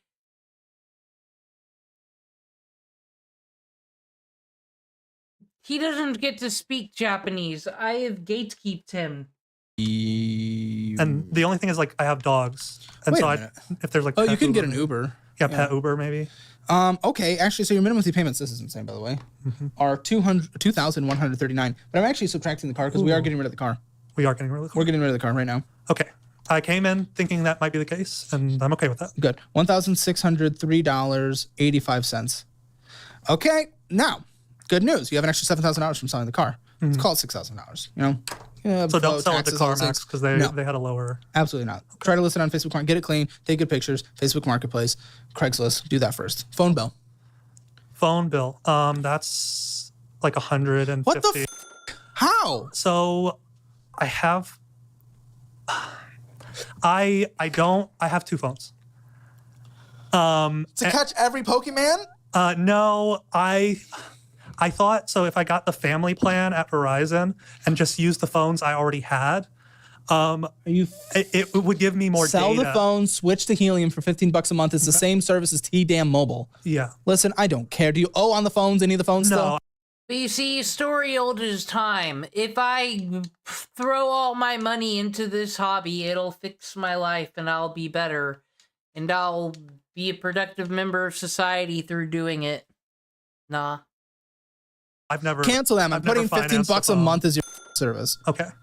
Because just be reasonable. As long as Helium has like data, basically, it should be fine. As far as I know, TP fund, $100. Anything else you need to survive?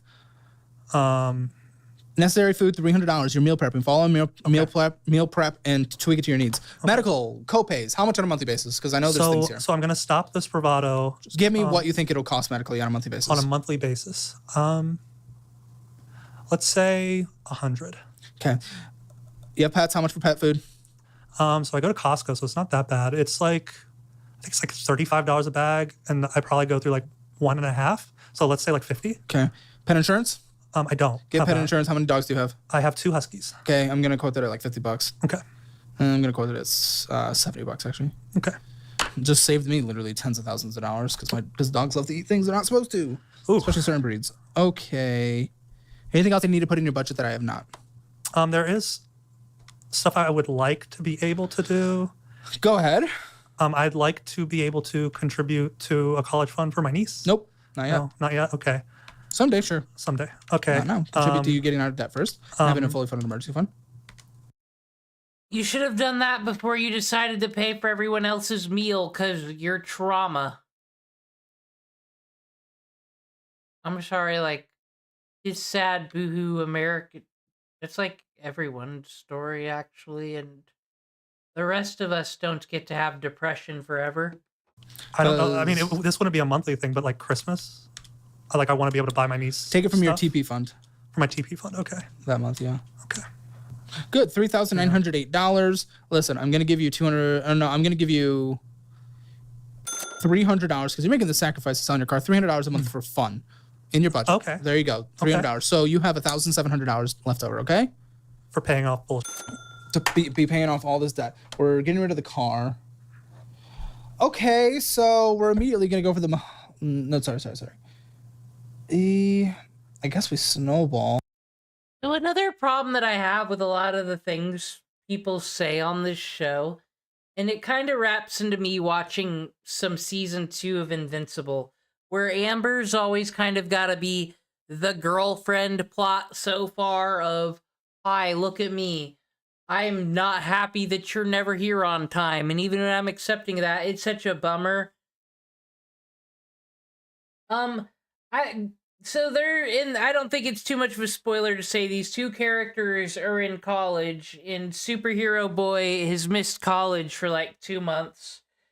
And I keep thinking about, it's like, the only reason you're here, and this is a thing, and you gotta go to lectures to take notes, and it's because American society told you you're supposed to. You're supposed to go to this dance. You're supposed to go to fucking graduation, and it's a big deal. And then you have to go to college and do all this, and I was thinking, really, what's crazy is that the superhero world and the fucking guidance counselors still have that much power. Insane. Gosh, a lot of them are so similar. I think Avalanche and Snowball are like going to be the same thing for my. It's situation. pretty close, but Yeah. not really because you'd be focusing on that Navy Fed for so long. But I thought the Navy Fed was lower interest than the. oh, sorry, you're right. capital one. I didn't even Yeah. think about that. Okay, so for the 3 cards that are about the same in that 5,500 range, Mm-hmm. you're gonna focus on them first. That's gonna take 10 months to pay off. Wonderful. Then we have quite a bit of money left over all of a sudden on a monthly basis. Now we're at 2,200 left over on a monthly basis, even with your fun. After the 3. Yep. After the 3. Synchrony's next. It takes about 4.5 months. And then move the extra from that one. Now we have about $2,600 left on a monthly basis. Then we pay off Navy Federal in 9 months. So where are we? 2 years? 2 years. 2 years, 2 years and a quarter, pretty darn close. Student loans, minimum monthly payment till that's paid off, and same with the house. Your car's gone. At that point, what you can do, I'd want to save up a $10,000 emergency fund. Then if you want to buy a car, go get another $10,000, buy a car, and then save up your fully funded emergency fund after that. So the 7,000, would that go towards the emergency fund? Oh, sorry, 7,000 just sped up this by, like what? 5 months, 4 to 5 months. Okay. All right, so take 4 to 5 months off of it. So it's probably just about 2 years, approaching 2 years. And then save up $10,000. And then if you want a car, do another $10,000, get a $10,000 car. And then your original $10,000, that's your emergency fund, take that, build it to a full 6-month emergency fund, which after your debt, I'm going to say is about $17,000, $18,000. Okay. So I think we can do that plus all this, and definitely in about 3 years. And that's nothing compared to what a lot of people have to go through on this. What's your retirement now? You said you have retirement? No, you're not contributing. No, I'm not contributing. Okay, then we need to really start catching up. I've thought about also, I don't know how I feel about it or how you'll feel about it, but like I said, so I owe $160 on my mortgage. Yes. But from what I've been seeing in my area, it's like $220, $230 is the sales. I do technically have options for places I could live for free. If you want to, you can. Yeah. The reason why I like the debt payoff journey a bit more, even though it takes longer, your car accelerates you there, and you're fixing your discipline to get out of debt. If you just sell your home and you use that money to get out of debt, it's too quick, too painless. Yeah, and you'll get right back in the situation because you never address what actually got you there in the first place. That makes sense. You can sell if you get the discipline under control and you prefer to sell your house, you totally can. That's up to you. Yeah. I don't think you necessarily have to. Going to college for computers seems like the worst dumb thing anyways. You might as well they should just make tutorial videos because everything, by the time you fucking graduate, isn't everything outdated? You need to take whole classes to learn outdated stuff. Like I said, my college degree totally means I'm fucking certified in Microsoft 2007. Don't fuck with me. But you totally can. Okay. And you're gonna make more money. You're gonna get more promotions. You can get a second job if you want. You can do this in quicker than 3 years. Yeah. You can probably do it closer to 2 if you really go wild. Yeah. But 3 years is still nothing. Yeah. Still nothing. Second job would be nice if I could. You have any thoughts? Any questions here? No. The numbers seem to add up. Spending your budget 0 out of 10. I mean, you overspent. Debt. I mean, you're getting garnished for not paying. We don't know how much. Huh? We don't know. You said 12. Yeah, just incorporate. Make that first. You pay that off in a month. You have an extra $1,700 after fun every month. So pay off the past taxes, okay? Yeah. And add one more month to it. But 0 out of 10 because of that stupid garnish thing. So, I kind of think he's depressed, but doesn't want to be cured of the depression. But maybe, I don't know. Maybe I should see where this one goes. What's the preview for the after show? We have to see that, and then we're going to take a break, and I'm going to come back and try to fight Whitney again. And not paying on your student loans or a lot of the credit cards, 0 out of 10. Emergency fund, there's nothing. There's $5, 0 out of 10. Oh, retirement, 0 out of 10. Oh, real estate, that will boost us. Good equity position, good interest rate. Okay. I feel like the mortgage payment is low. Yep, mortgage payment makes sense for your situation. I'm going to do a 7 out of 10 there. So 7. That's going to be a Hammer Financial score, 1.5 out of 10. Make sure to check out our new debt class so you guys know the best ways to get out of debt, but also the best ways to utilize debt. We give you all the strategies. Only thing I'm going to agree on Cruel World Happy Mind with in her fucking video is what is with these people who are like in debt and they're going to spend $200 on courses to get out of debt. I'm sorry, can't you just watch this for free? Don't spend money you don't have and just budget the way they do. That are from experts around there. And make sure to stick around for the post show. It's going to be a lot of extra juicy stuff. Today on the Financial Audit Post Show. You lost all your money in NFTs. Close to it, at least. Yeah. How much did you lose in crypto and NFTs? Yeah, so I think I invested somewhere between 1,000. Into crypto, into what? It was into Ethereum. And then I got bought into the NFT hype. So how much money did you lose in NFTs? Probably all of it. Honestly, I don't know. To watch the But for how?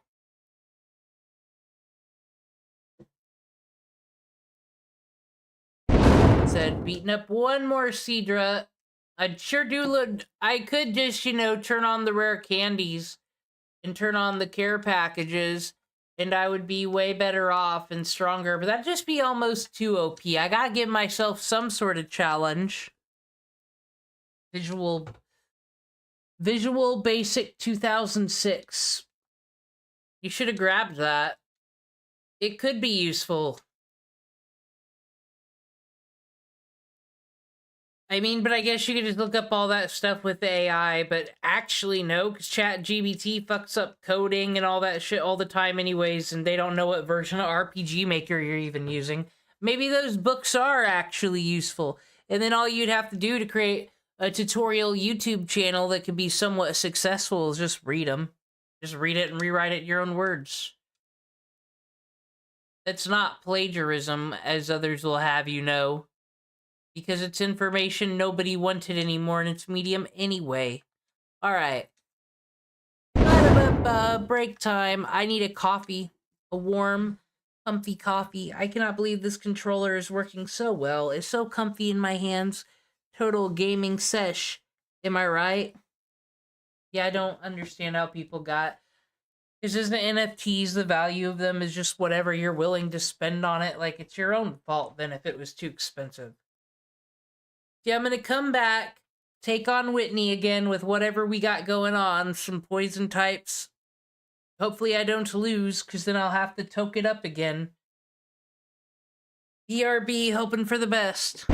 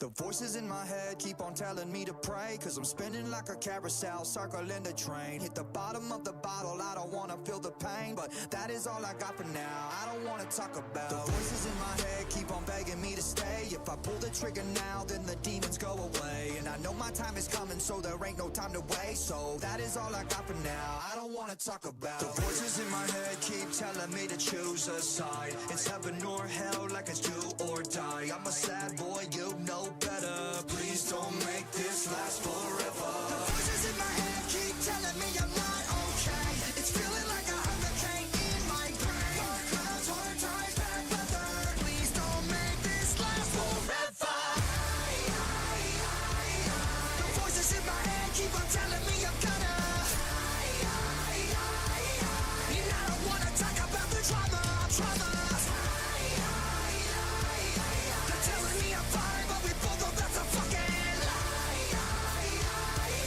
I'm losing my mind, but I don't wanna talk about it. Voices in my head keep giving me the worst advice. Kamikaze crash like a suicide. I'm a lost boy, you know better. Please don't make this last forever. The voices in my head keep telling me that I'm insane, and maybe I'm a little bit that won't change. Hard clouds, hard times, bad weather. Please don't make this last forever. The voices in my head keep on telling me I'm gonna. And I don't wanna talk about the trauma. They're telling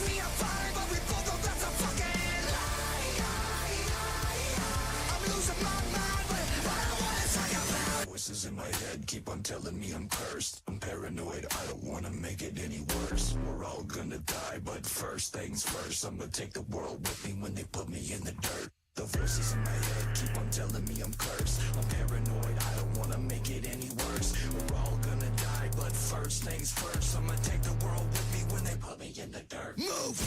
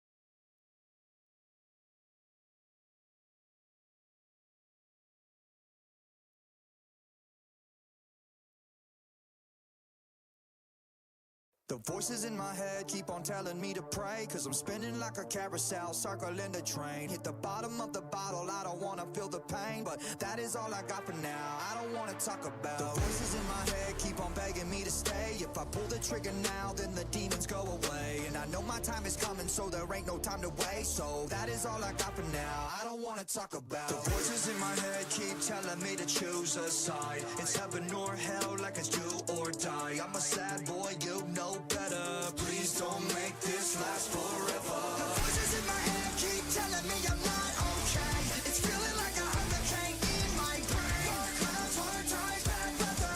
Please don't make this last forever. The voices in my head keep on telling me I'm gonna. And I don't wanna talk about the trauma. They're telling me I'm fine, but we both know that's a fucking lie. I'm losing my mind, but I don't wanna talk about it. Voices in my head keep giving me the worst advice. Kamikaze crash like a suicide. I'm a lost boy, you know better. Please don't make this last forever. The voices in my head keep telling me that I'm insane, and maybe I'm a little bit that won't change. Dark clouds, hard times, bad weather. Please don't make this last forever. The voices in my head keep on telling me I'm gonna. And I don't wanna talk about the trauma. They're telling me I'm fine, but we both know that's a fucking lie. I'm losing my mind, but I don't wanna talk about it. Voices in my head keep on telling me I'm cursed. I'm paranoid, I don't wanna make it any worse. We're all gonna die, but first things first, I'ma take the world with me when they put me in the dirt. The voices in my head keep on telling me I'm cursed. I'm paranoid, I don't wanna make it any worse. We're all gonna die, but first things first, I'ma take the world with me when they put me in the dirt. Move!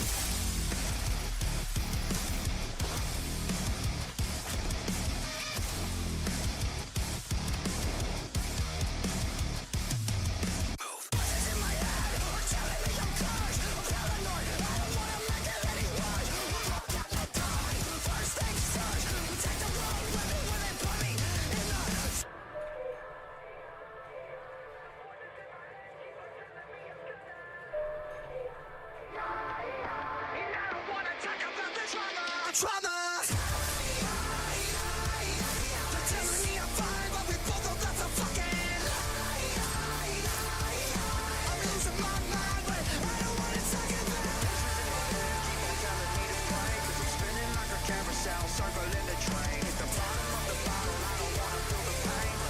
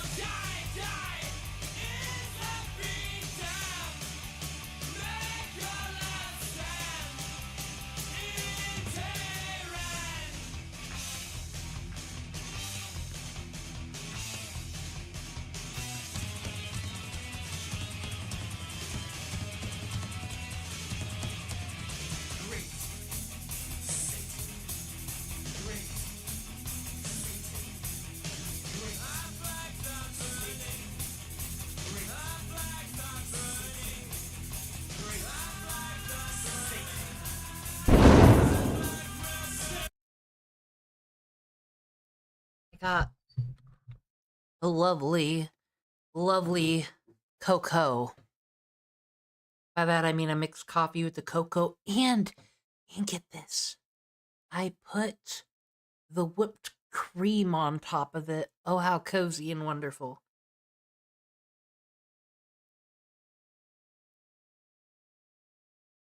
Alright, let's figure out what team to use for Whitney here. Da, da, da, blah, blah, blah.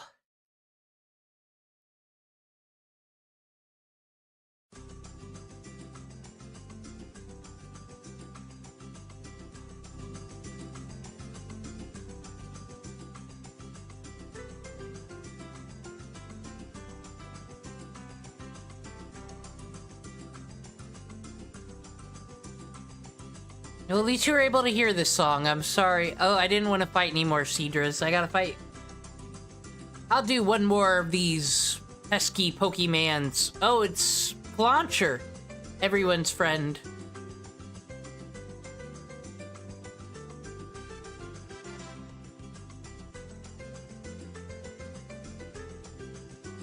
Okay, I think if we open with Wartortle, because at the very least, Wartortle will get hit and cause a gooey, and then we can send out fucking Golbat to do what needs to be done. That's what I'm hoping for, at least. Thank you for the welcome back heart.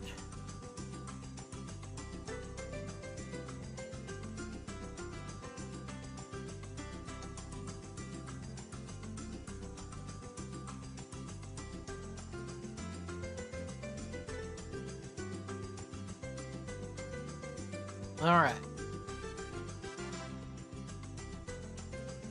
I think I bat show speed is definitely coming. LSU I don't think's making it in time. Let's see what we got.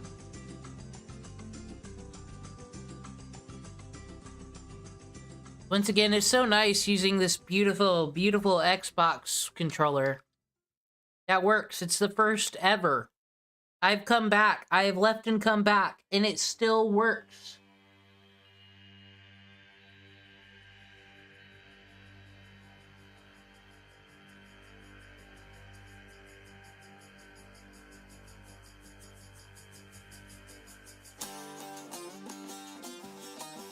All right. I think I bat speed, blue light, Wartortle. You three ain't ready yet.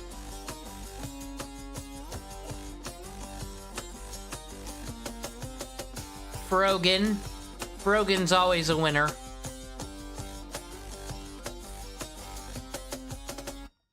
Oshawott is necessary. We might reevaluate all these items as well. Maggie's not ready.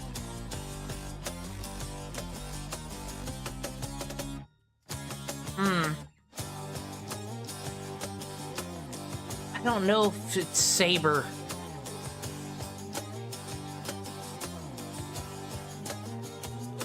Or maybe Blurturia. Dude, maybe Light Screen can stop Indeedee's ways. Okay, let's see how this crew works out. I want to open with Wartortle. And you know what? This music's perfect for our boss battling.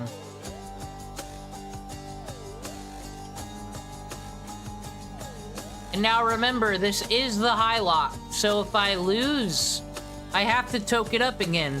We don't have to learn finances, but we're gonna learn about furries. Yeah, did you think this title was just a made-up fun thing? Oh, we're gonna get to it. But maybe not if I win. Maybe if I win, we won't have to go through such things. So let's see what items I got. Got a Firestone. Soft Stone helps ground-type moves. Any of you even use ground-type moves? No, you're not losers.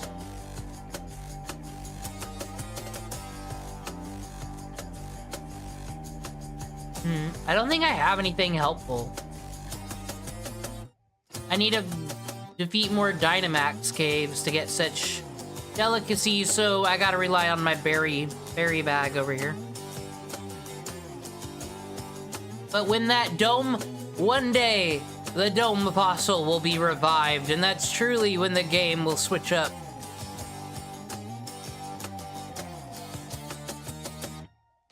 Alright, because they will try to put us to sleep. We know this. They also try to use confusion. Super effective bug, super effective flying, super effective ground, super effective electricity. But we have seen Thunderbolt used. Okay, we're gonna put this one on 5th Turtle. Blurturia we gotta give something to.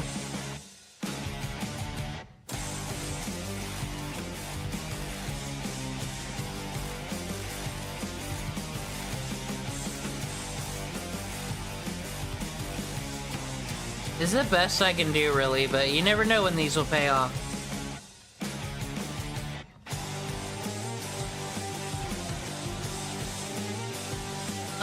Actually, we're defrosting, cure poison.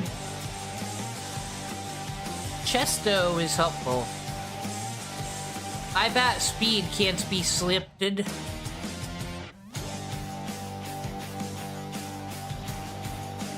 I guess we're out of citrus berries. Orin it is. I don't know if any of this will pay off. This seems like a giant mistake.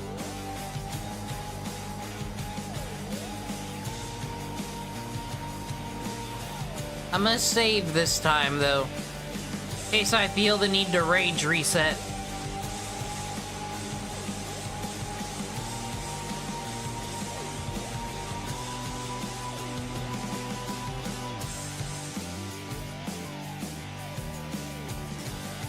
Takes a while to save in this game, because the Radical Red is like built on its own engine, even though it's a Fire Red hack.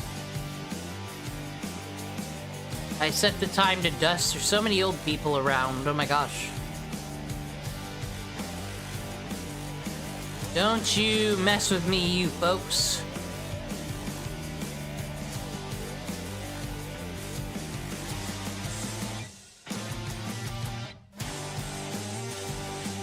Alright, Whitney.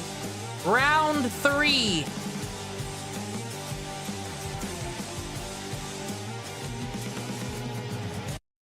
Reset the song.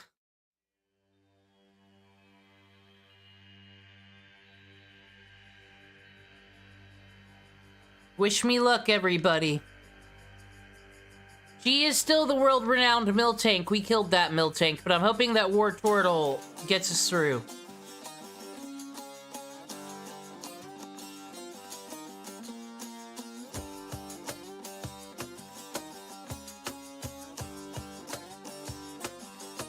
Built Wiggly. Real men.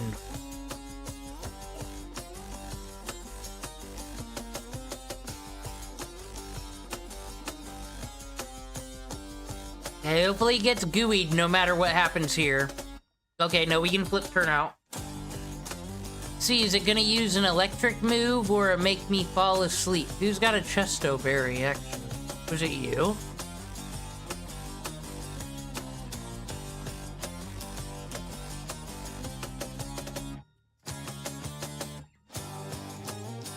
No, you got Orin.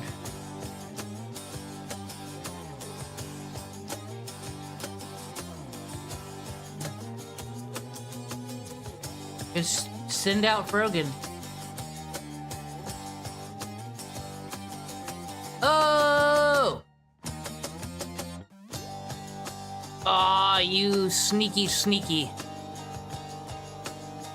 Oh.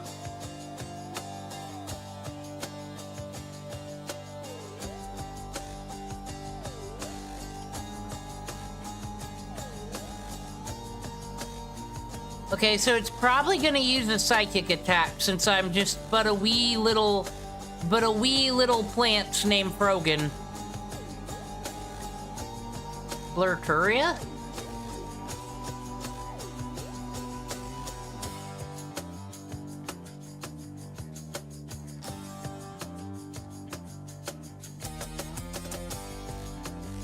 Well, that was quite rude.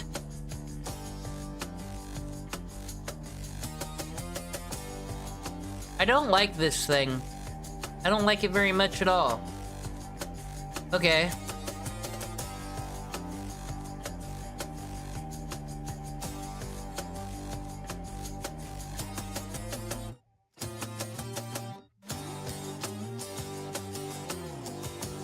Gooey? Good? The gooister? You're good! Haha!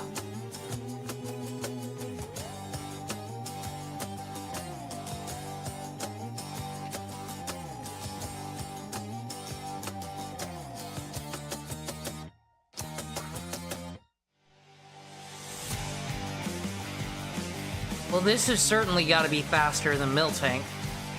Fucking leftovers.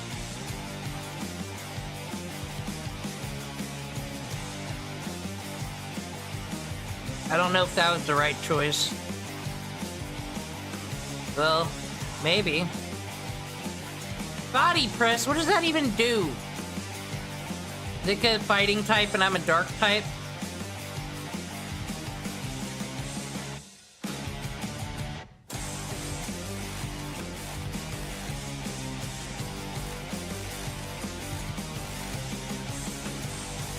I'll take away its attack. I'll take away its attack and speed and everything it loves.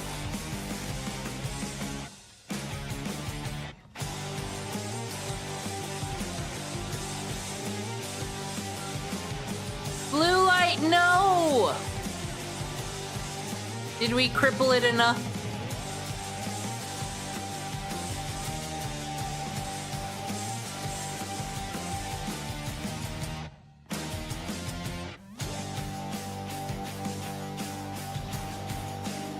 Maybe we can rock slide it into fucking flinching. No. At least it's not that strong anymore. I guess I'm gonna be aerialating.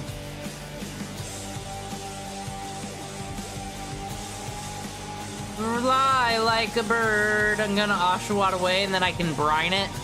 It is too much fucking carnage for what we've gotten done here, though. Too much carnage. All the humanity, brine it, please.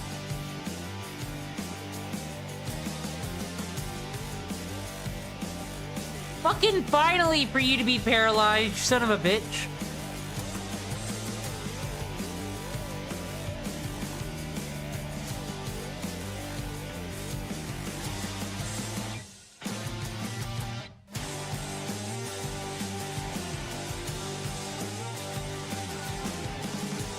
I don't think I'm gonna make it. That and Diddy is just too strong, man. Protect's not gonna help me. Protect is just delaying the inevitable around here.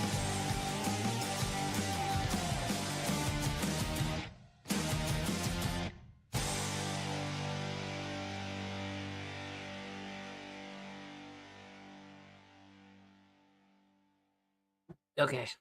Slow it down with a good old bulldozer.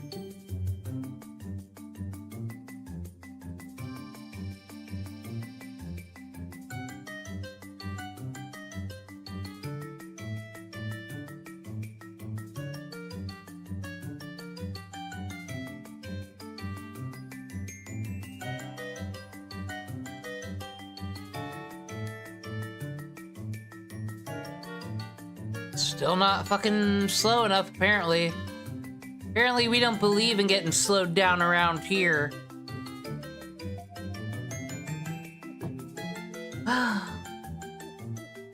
Think we're getting high tonight, friends. Hope y'all are ready to do some fucking drugs. Hope y'all enjoy it. At least it's poisoned.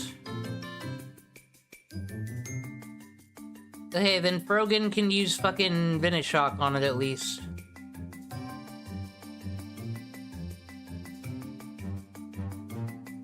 U-turn, maybe? Okay, out of here. I don't have this at all!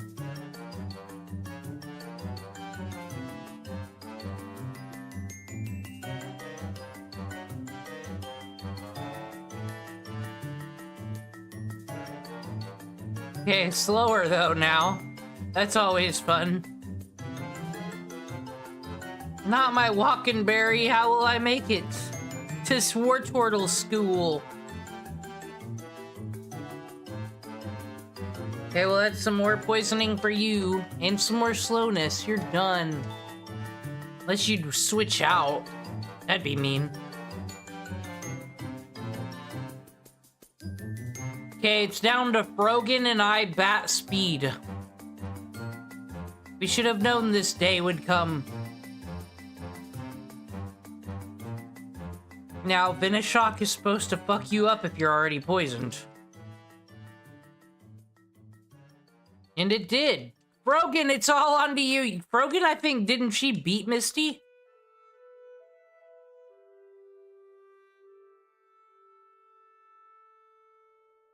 Okay, well, Drompa's a dragon normal. It's poison for you.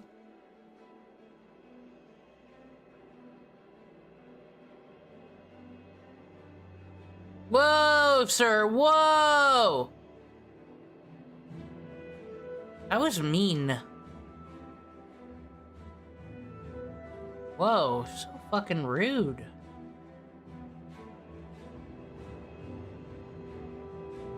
Whitney is a fucking fearful indeed, and we're only out here with our 2 Mons. You gonna flamethrower a Golbat? You gonna do that? You are.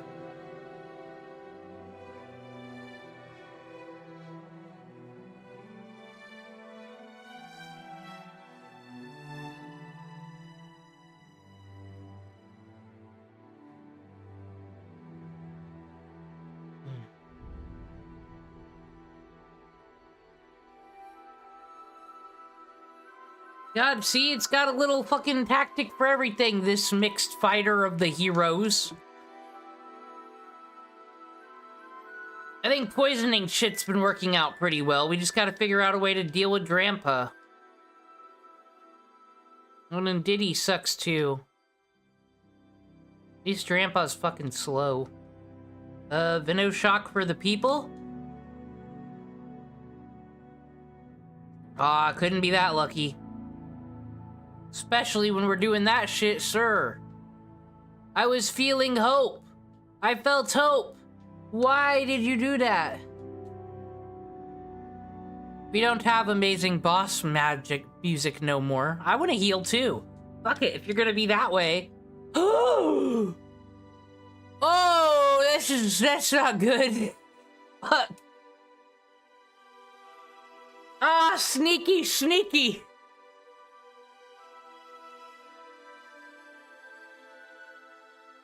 Series of errors has been made. I wasn't gonna heal nothing.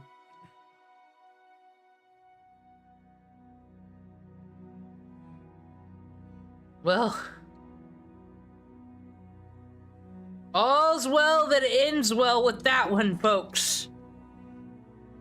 I was overwhelmed by my defeat. I suppose it's time to just toke it up once more.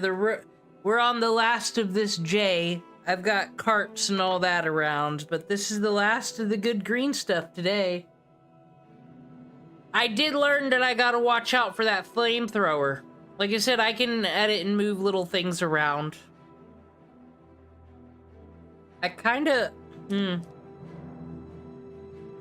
want to go for Crobat.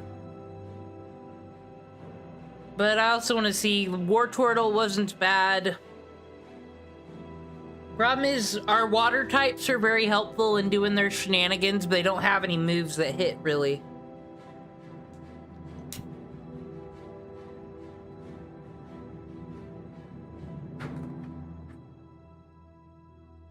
Dude, Drampa is a fucking menace. That's why he's one of my faves. If we see him run out and about, we're catching him. For the past... Alright. Justin asked for it, and he's getting it. I don't even remember if it was Justin, but... It's time, folks. As I smoke the pain away before we start on the next batch. 10 years, Verlisify has been the scourge of the Pokemon community. Whether it be for official play or unofficial competitive websites like Smogon, he's gotten after it all, even blaming his campaigning against Smogon for a breakup. My girlfriend broke up with me this morning, and it's probably because, you know, my attitude has been a lot more sour since Smogon has come out. Whoa! No one ever told me there was a video where someone blames Smogon for their breakup. That sounds amazing. Trumping Verlisify's hatred of Smogon is Wolfie VGC, also known as Wolf Glick, the 2016 world champion of the official Pokemon video game championship, where through his own words has been making bi-yearly videos on him for what he believes is cheating. Oh, you're so obsessed with Wolf, even though I've made like 20 videos about him in over a decade. Verlisify's extreme rule enforcing behavior has also bled into other games and their communities, such as Animal Crossing New Horizons and its Star Tree controversy. I'll get wrecked, Noom. This dude is so deranged and so ill, they have now wrecked themselves. This is bullying. The domineering theory behind Verlisify's obsession was that he focuses on ill-thought-out call-out videos for the sake of viewership. But being that this is a likely factor for a sharp decline in viewership, what a Chad this guy seems like. This is why you don't become a PokeTuber, folks. And possibly sanity makes that an unlikely reason. But how did he go from one of the largest channels in the Pokemon community to the most hated? And more importantly, why? To understand Verlisify, Fisher4930 must also be understood. This was his first channel established on January 14, 2008. This contained a hodgepodge of videos as any personal channel from the late 2000s would, but they are nearly all connected to video games. And to that, nearly half of the videos are related to Pokemon. Whether they're playing the games or making iterations of a Lugia cosplay, these videos were few and far between. Okay, can I say something controversial very quick while I'm fucking coughing and choking? I don't hate this. Possibly for that reason. Now, I don't understand the furs. Tonto's probably already fucking messaged Trump and asked for this person to be executed, I'm fucking sure. But as far as fursuits go, if you're gonna do Pokemon, I prefer this to the weird latex gimp suit things. This is quite normal. This seems fun to wear at a con. I would wear this if it were washed and not stinky. He announced a new channel under the name of Verlisify, specifying that he would be making the same content, only better. Established before the Verlisify channel was the Verlis Wolf DeviantArt. Here he would post his persona, a gray wolf with a Pokemon collar and distinct red hair. And Verlisify was quite committed to represent this character, as in the first available video on his channel, he is seen with his hair dyed red, as was true with his previous channel.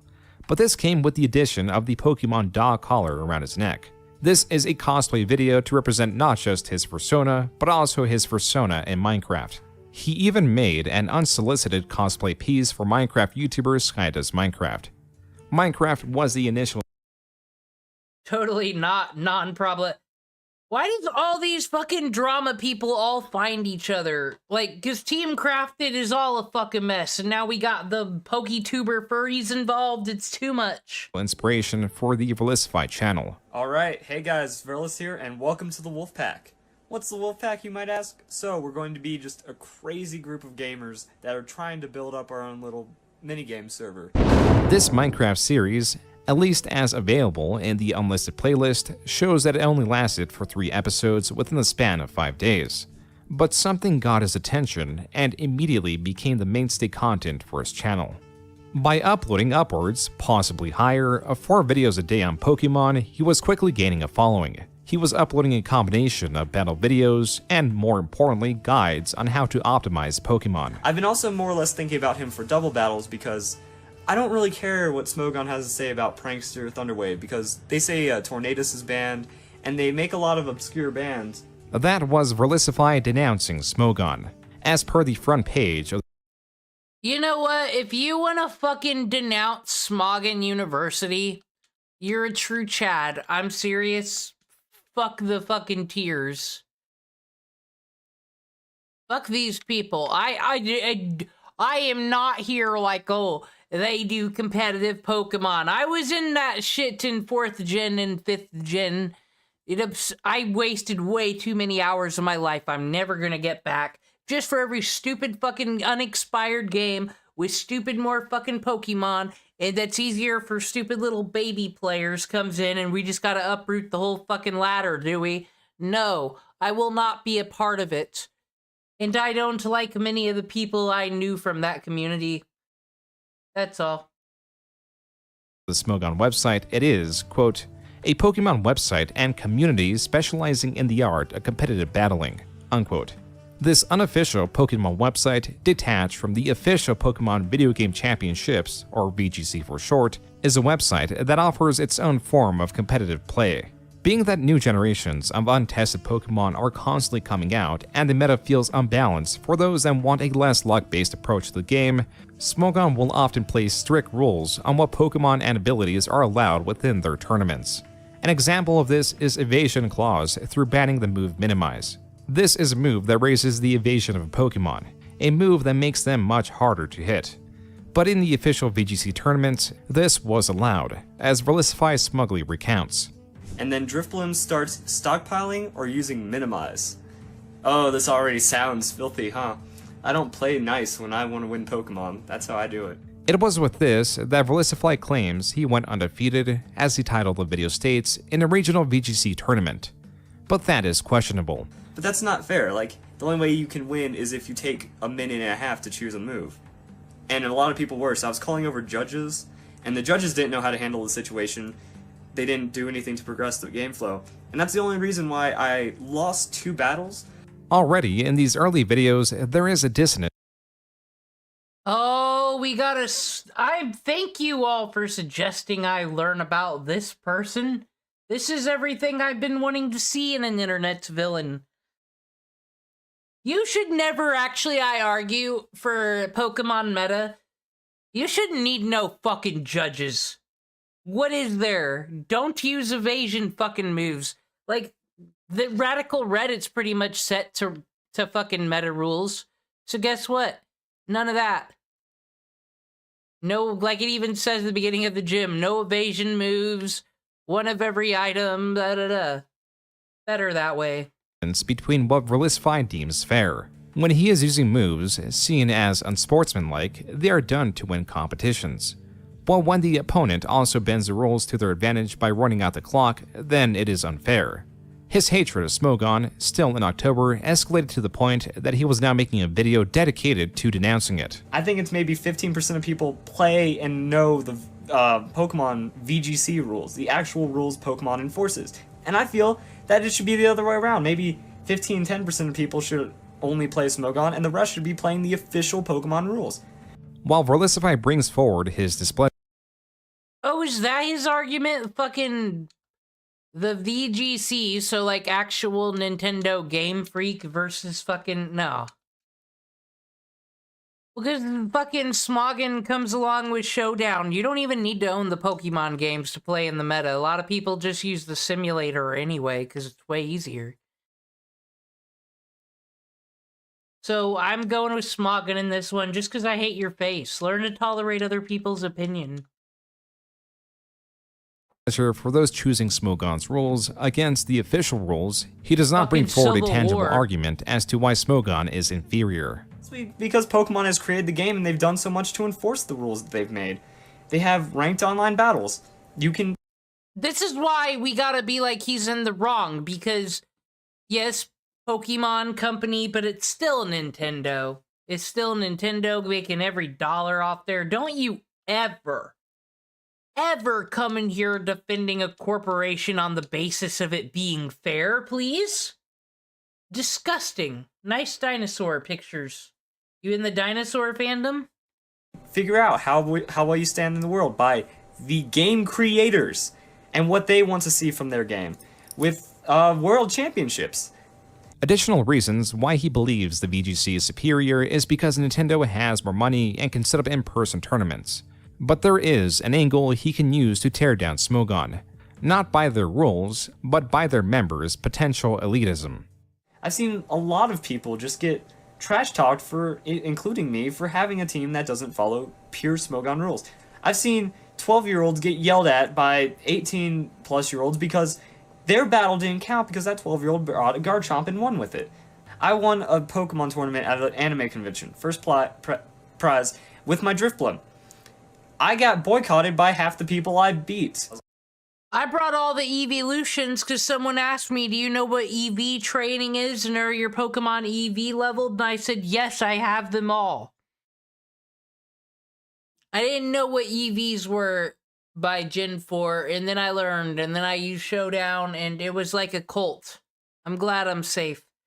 Yeah, everyone did follow Smogon rules, though, and I was, like, in the, Cerebi stomping grounds.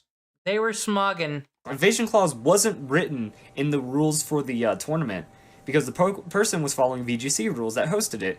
There are two things that remain consistent with Felicify. Number one is that he does not script his videos. Ultimate Alliance, shout out. He also does not put much forethought into these impromptu videos. Number two is that he will hardly, if ever, change his opinion on something or someone if they or their community dislike him.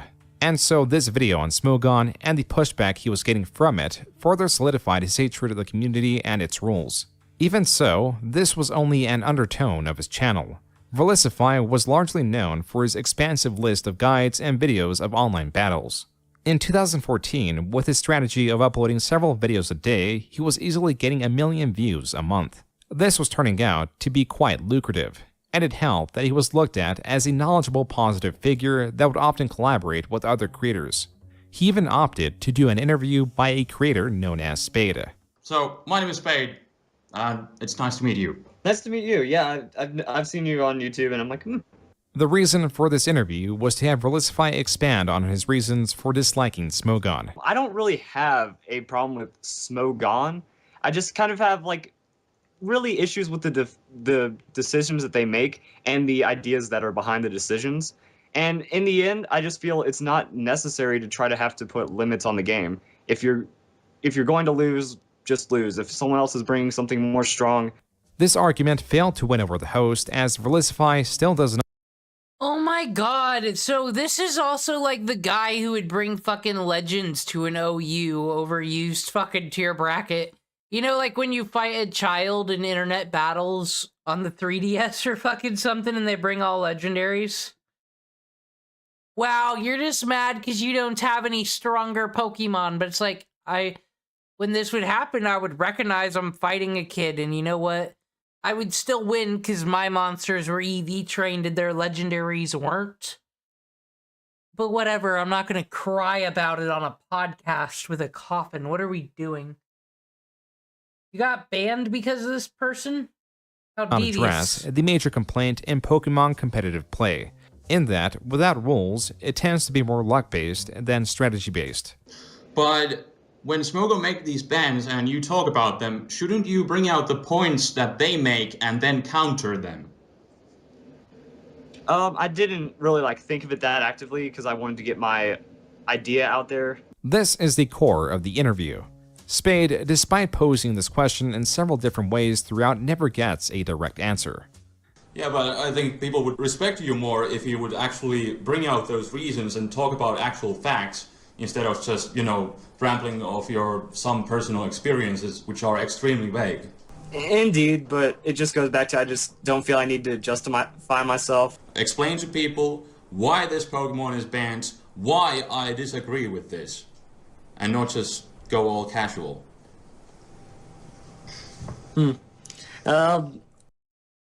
Oh, he couldn't handle that. That's like telling someone to go play fucking Minecraft on peaceful mode, you know?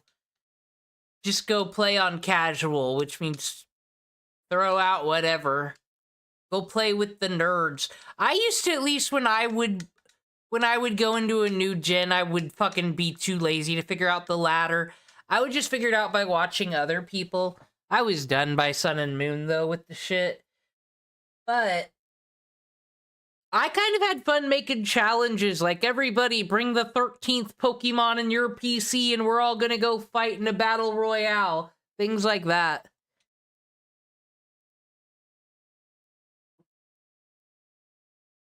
I don't know what to say to that. Being that this question was being answered with personal anecdotes about being an old school player, Spade reformed the question one final time. Where do you draw the line of something that's broken then? Wow, that's actually the first time someone's asked me that, and that's probably the best question that could ever be posed against me. The line, it's just lore, I guess, at this point, you know. For Verlisify, what makes a Pokemon too powerful in competitive play is not the abilities it holds, but instead the lore of the Pokemon that quite literally does not. Okay, that's a wild argument. So, like, is Arceus, you can't use that on any tier because that's God, that's just not doable? Is that the type of thing? Not affect the gameplay in any way. This nearly hour-and-a-half long interview exposed Verlisify's not-so-reasonable thought process behind disliking the competitive style of Smogon, and people were catching on. It's become less constructive and more just a pissing contest between him and the people who are attacking him. This undertone was growing a bit louder, enough to where a smaller channel known as Cybertron VGC made a now-removed video on Verlisify, which was promptly removed. I sent Verlisify an apology message on Skype actually because, you know, he felt like my video was ruining his reputation. And that wasn't really the goal of the video. The goal of the video was to kind of clarify some misconceptions, but he was clearly not very happy about it. Importantly, what stings the most is that people saying, get out of VGC, stop talking VGC, you don't play it. That's funny. This is a VGC trophy. This shows that those people are Whoa! Fucking you show that fucking clout, bro. wrong. But the people they tell will never know this. That the people that they tell to say, fuck Verlisify, don't watch him, they're never going to see this video, they're never going to see this trophy, they're just going to believe him. They're going to believe the lies that Cybertron has said, they're going to believe the lies that many other PokeTubers have said against me, because for some reason they just don't like me. Verlisify fails to expand on what the lies are, but does expand on how this negative perception of him was affecting him. I'm not sure where to end this because I also wanted to say that my girlfriend broke up with me this morning, and it's another blow to my life. Of course that's where this went. Where else would it go? In Pokemon. But she just decided that I wasn't for her. And it's probably because, you know, my attitude has been a lot more sour since Smogon has come out. That I never really did anything wrong, but, you know, she just, like, there's so much wrong right now that nothing's right. Yet it was still overshadowed by his consistent uploads. This was from a re-upload, and while it is hard to place, it is possibly from 2014. Within it, Verlisify was also expressing a fear of his channel dying. But in 2015, that was certainly not the case, as viewership of Verlisify grew significantly. He was now getting anywhere from 2 million to 4 million views a month. At some point in 2015, he even made an apology video, though its contents are unclear as this has also been removed from his channel. But its contents were possibly related to Smogon as his campaigning against it continued well into 2015. That's why the latter half of the year is when the Pokemon community truly started catching on to him. I've heard multiple stories. He's causing controversy. Okay, so now I'm a bit creeped out. These PokeTubers are so fucking happy for drama to come their way, though, actually, because they only play Pokemon and talk about Pokemon so much. That's when I lose interest in the channels I would watch, is when it just turns into numbers and stats, because there's nothing left to say. His hair's a weird color. And is that a dog color? Oh boy. Whoa, Videos no against pink Verlisify shaming. were becoming more and more common, especially after this tweet. But this is low. And I quote Verlisify, another hater that needs to drink base liquid. I'm sorry, everyone coming at him ain't any better. This is a tard fight. How can anyone be this dumb? End quote. This tweet was in response to a comment that was critical of Verlisify's commentary and advice. As for Verlisify's tweet, the base liquids allude to bleach.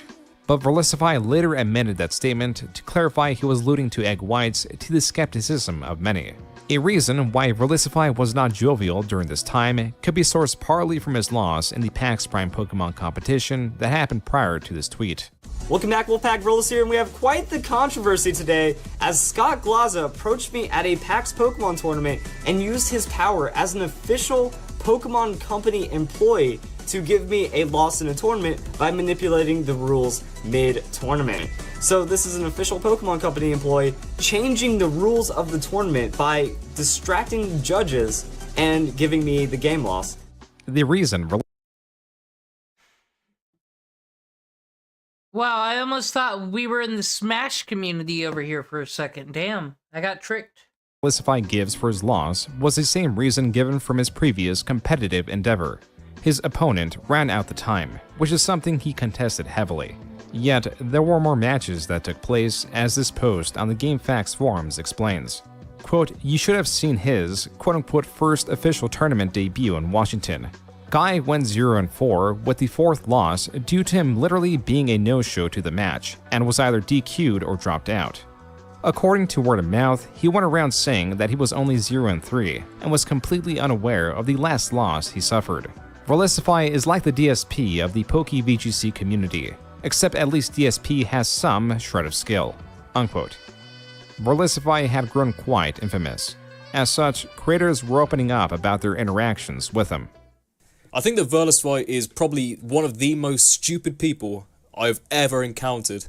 The reason I have the problem with this little fucker, Volitify, is some of the comments he's left on my videos in the past. Creator Pyrotaz goes on to break down 2 comments of note that were left by Volitify criticizing his guides while advertising his own. To this, Pyrotaz breaks down one of Volitify's suggested Pokemon. Have you seen a Volitify strategy? Here's one for Wailord. Straight from one of his videos, that's a screenshot, completely unedited. Fucking Said I haven't been in the game for a minute, but... yeah, that's no good. That's, I guess, rest to the Chesto Berry. You would use Curse, keep using Curse, rest, but you would put much better moves here, I would think. Amnesia Wailord with Heavy Slam. Leftovers. No Waterfall, no Stab, just Heavy Slam because it's a big fat fuck and he assumes, oh, it's big and heavy. Heavy Slam's a good idea. What a stupid, worthless moveset that is. Possibly in an attempt to quell some of the building displeasure against him, Volitify threatened to sue Lumario, a creator that covered him and archived some of his stream clips, like one where he voices his displeasure of a female content creator. I think Tamashi, she doesn't really do the greatest quality videos. That she's kind of like a female J-Wits, and she got popular for being a female J-Wits, and her videos aren't as wholesome, honestly. It feels like they're money. In 2016, Volitify clarified what he meant about this creator with a tweet. Quote, honestly, it seems like Tamashi is just going to be a Twitch cam girl to make more money with less passion. Unquote. This tweet was not well received by the Pokemon community, but that did not seem to really affect his channel negatively. In theory, Volitify could have kept this pace of uploading guides and other Pokemon-related videos and continued to rake in lucrative amounts of views. In 2016, he was sometimes getting over 10 million views per month. Translated to cash, that's easily tens of thousands of dollars per month. But that would not last, because he made the mistake of going after a relatively new and small channel. What's up, guys? Welcome to the very first episode of Wolf Gets Wrecked. I'm Wolf Glick, and for those of you who don't know me, I'm a competitive VGC player. Wolf Glick, or Wolfie VGC, is a competitive player that plays the same official format that Volitify enjoys, being VGC, which is why it is in his name. In March of 2016, Wolfie began uploading videos and gained a small following of 3,000 subscribers. During this time, in 2016, Volitify towered above Wolfie. The reason this matters is because the two had an interaction. This was sparked by this tweet of Volitify ostensibly wanted to start a witch hunt of cheaters within the VGC community. Cheating in competitive What I just don't understand is how does this, like, this guy's a lolcow in the Pokemon community for sure, making these fucking movesets. Like, this is... you figure it out after a few battles, you know, but... why does anyone care about his opinion in the space at this point? When he literally comes at, oh, it's really about lore. That's how I decide what to use. Pokemon is a loaded topic, one that can imply various forms of manipulation. But the focus is often on illegal manipulation of Pokemon stats or even giving Pokemon a move that would otherwise be impossible for it to have. A lesser crime is the generation of Pokemon, known as genning. This is often used to Oh my god. Oh! I'm sorry, this is a topic I know so much about. If you really want to be enlightened. Yes, okay, genning is where you just hack the game in, so like you can edit the data on your DS, because I used to have an ace card. So I would do that. I would just generate the monster in, have all the moves and whatnot, because I don't have fucking time to hatch eggs. That's bullshit. Now, there was a moral argument that people who hack in monsters are bad. And I'm like, it is the same thing as using Showdown. It does not matter. So I was on team genning over here. I bet he's gonna come out and say that all those monsters are invalid and they're all cheaters. generate optimal Pokemon using third-party software that could mirror a caught or bred Pokemon, thus saving the person who made it a fair amount of time, and it gives no competitive advantage unless one considers the time saved to obtain it a Now, we would on purpose use Pokehex to make crazy fucking random abilities like I'm doing here in Radical Red. Like, we would just take meta Pokemon that existed already and then just change the ability and go at each other. I do fun challenges like that. But no, not in competitive. competitive advantage. A reason this issue is so complex is that these Pokemon are often traded and can No, I have not watched this. I swear, I know what I used to do this genning because I did it on my ace card, like you said. But people got so fucking mad for no fucking reason. It's because they lost in the battles because they're weak. be indistinguishable from normal Pokemon. One could go their whole competitive career obtaining Pokemon through seemingly allowed routes, such as trading, only to find out at a competition that their Pokemon was generated. The complexity of this issue is what inspired Wolfie to contact Felicify after seeing his tweet to try to level with him and possibly rescind the idea of a witch hunt. In their conversation, Wolfie takes an inquisitive approach in trying to gauge what Felicify considers cheating, and the moral complication of Felicify wanting the scene to be less toxic, while also encouraging accusations at one another. But as Felicify explains, he is fundamentally incapable of grasping nuance. Quote, "The problem is, I have a hard time understanding subjective ethical issues when it comes to people that don't follow the rules. Moral philosophy is a bitch like that. But in the end, I follow the established right and wrong and just go with what is happening." Unquote. This conversation, as stated by Wolfie several times throughout, is unproductive, and Felicify both strays from Wolfie's questions and states Wolfie believes, quote, "rules are made to be broken." That is a mindset that will always circle itself. I mean, I guess when I talk, like, politics and social things, I just don't understand how can people, like, pick things that are bad for them, or totally have the wrong fucking take on an 80-20 issue. It's because we have these two clashing fucking personality types. I don't like it when people break the rules and play rules for me and not for thee. There's other people who just don't give a shit. Because when they don't put these arbitrary rules in their fucking head, nothing can stop them, right? And because really all adult life is just faking it till you make it. And the people with this mindset are very good at that. Unquote. And so after a time, it became apparent that we probably weren't going to see eye to eye, and so the discussion ended. And I thought that was going to be the end of it because this was a private conversation, and I tried to be respectful. I didn't say anything that I thought was offensive, and so I was a little surprised, not too surprised, of course, but I was a little surprised the other day, it might have been yesterday, when I found myself the subject of a video by Felicify, and the description of the video said, a lot of these comments shown in this video are taken from WolfClick, a VGC player who supports cheating. And Felicify's video, as Wolfie describes it, took select pieces of their conversation to paint Wolfie in a bad light. But it appears the opposite happened, as the like to dislike ratio are nearly 1-to-1 on Felicify's video. In contrast, Wolfie's They must be a whole bunch of fancy Dans, dare I say, that are given fucking pluses on Versify's video. I don't see in what world he's in the right. It's just like dumb fucking autistic shit. I'm sorry. Response was well received, as he breaks down his thought process in interacting with Felicify, alongside posting the entirety of their chat logs for the audience to make up their own minds. If you're someone who values integrity, if you're someone who loves Pokemon, if you're someone who values treating people well and looking for the best in people and treating people fundamentally with kindness, I don't recommend you interact with Felicify. And that's the truth of it. This was the start of Felicify's obsession.